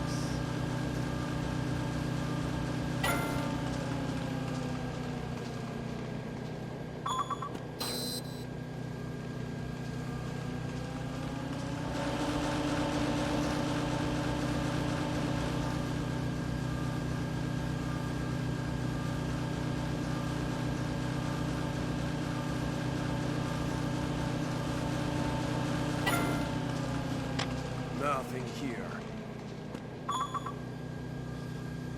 MGS2 is my favorite. Lashoko, yeah. So here we get the camera, which will allow us to do some very perverted Easter eggs later on.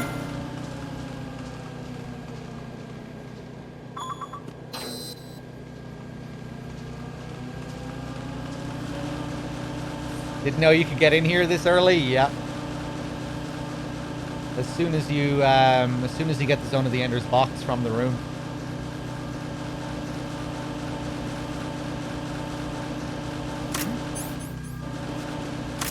There's somebody there. Close call.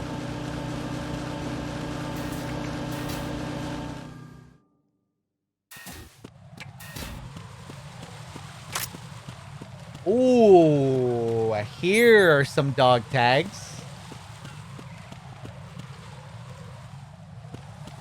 Check this out.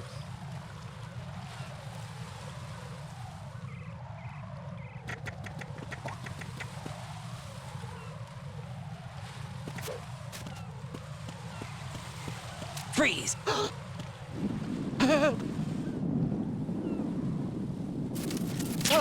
Oh, no! Maybe I didn't let him shake for long enough? Or maybe he counted as the same guy that was here before.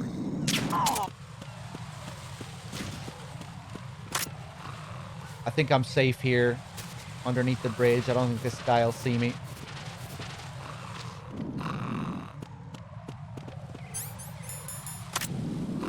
This guy has tags. Wake up.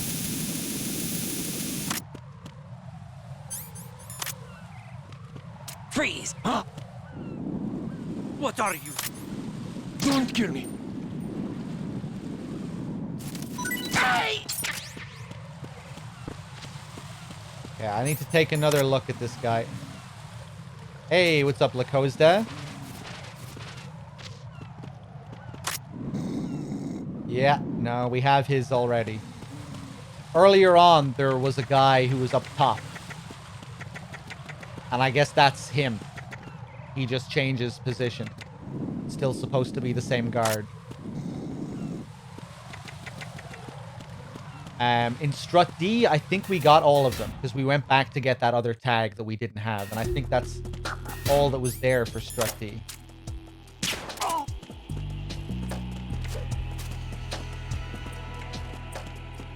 What do dog tags do? They unlock secret items.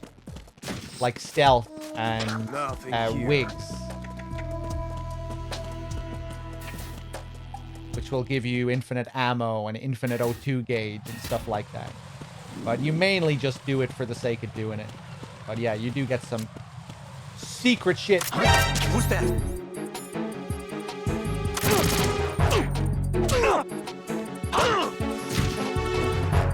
Nope.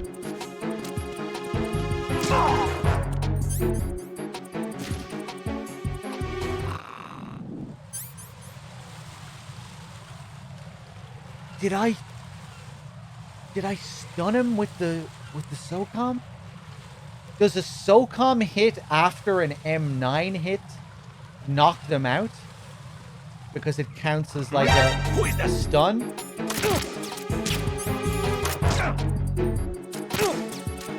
No, it doesn't. But maybe after a few seconds it kind of does. I don't know. Maybe that was just a coincidence. I don't know what happened there. Yeah, I think it was just a coincidence that the trank kicked in. It's just that a regular hit, or a roll, rather. I don't think a punch will, but if you roll into someone or flip into someone after a trank to the body, that will knock them out instantly.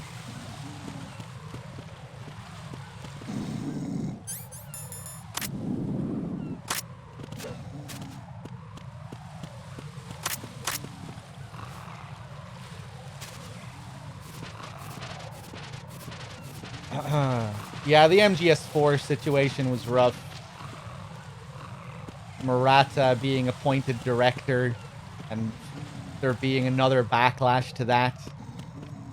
No, we want Kojima to make the game. It's Kojima's story. Really really tragic after, you know, he wanted to pass the series down to his team. It was one of the big goals with this game, but it could never happen.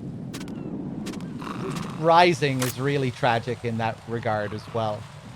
You know, the title of Rising was supposed to be symbolic of this new team rising after 4. That's why it's to tie in with MGS4's final cutscene, with Sonny saying, talking about the sun. It's rising again. It's the last line you hear in MGS4. And it's supposed to symbolize this new life, this new beginning after 4, after Kojima left. The new team taking over. But even Rising had to be passed over to another team, which is just really sad. I think Yuji Korakado said he will always be... the failure of Rising will haunt him until the day he dies. I think that's what he said about Rising. Freeze! Don't kill me.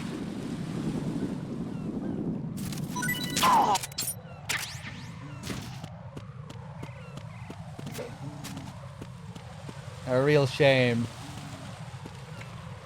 I hope Korakado can somehow get the freedom to do what he wants with Metal Gear at some point. Assuming he's still there and still in charge of the series now that Kojima is gone.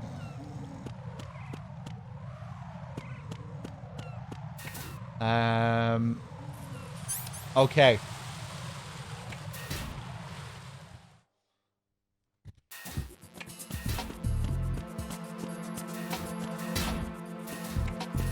But yeah, it's a rough situation, you know, with dealing with Konami and what their goals are.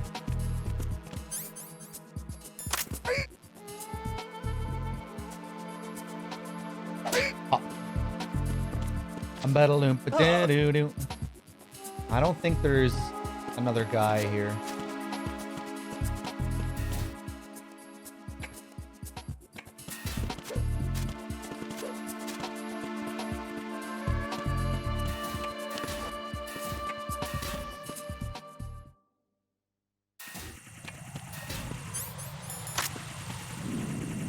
Oh, hello.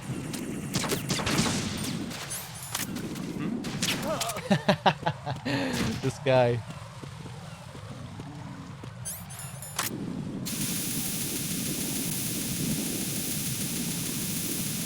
Oh, the leaves were still on the ground there, were they? Freeze!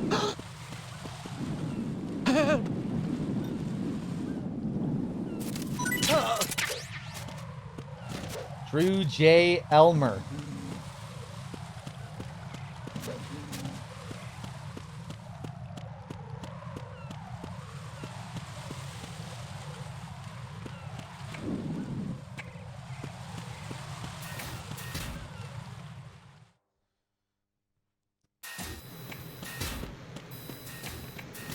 Hey, at least Etsu Tamari still got to work on Rising.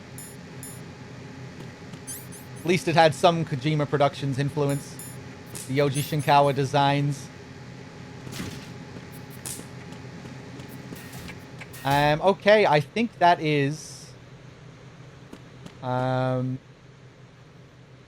think those are all the guards. Actually, no, I want to check in Strut A as well.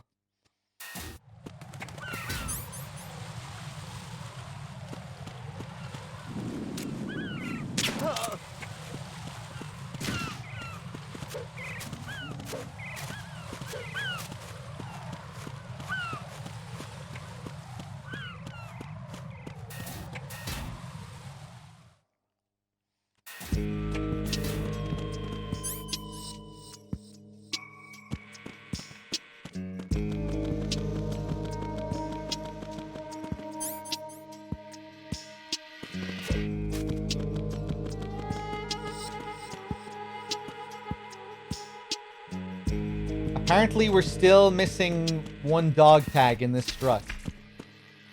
I think.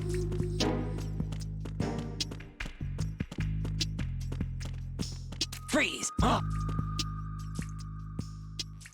Don't kill But me. it's still just the two guys here. It must be one. It must be a new guy on the roof. Hey!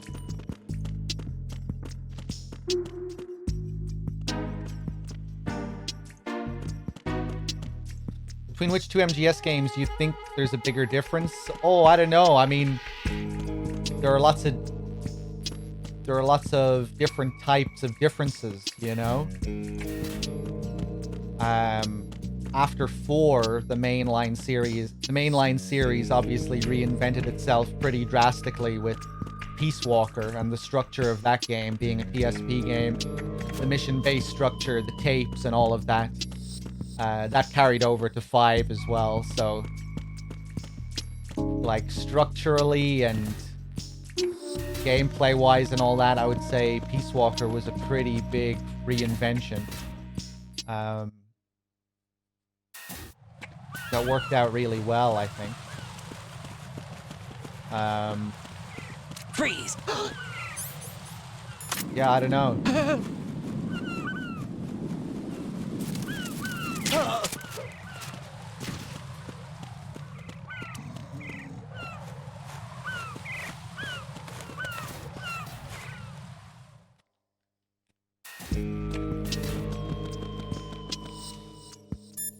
Four to 5. Well, Peace Walker was the game that released after 4.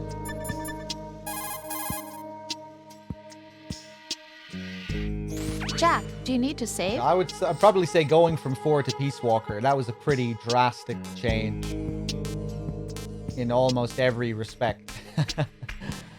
Almost every aspect.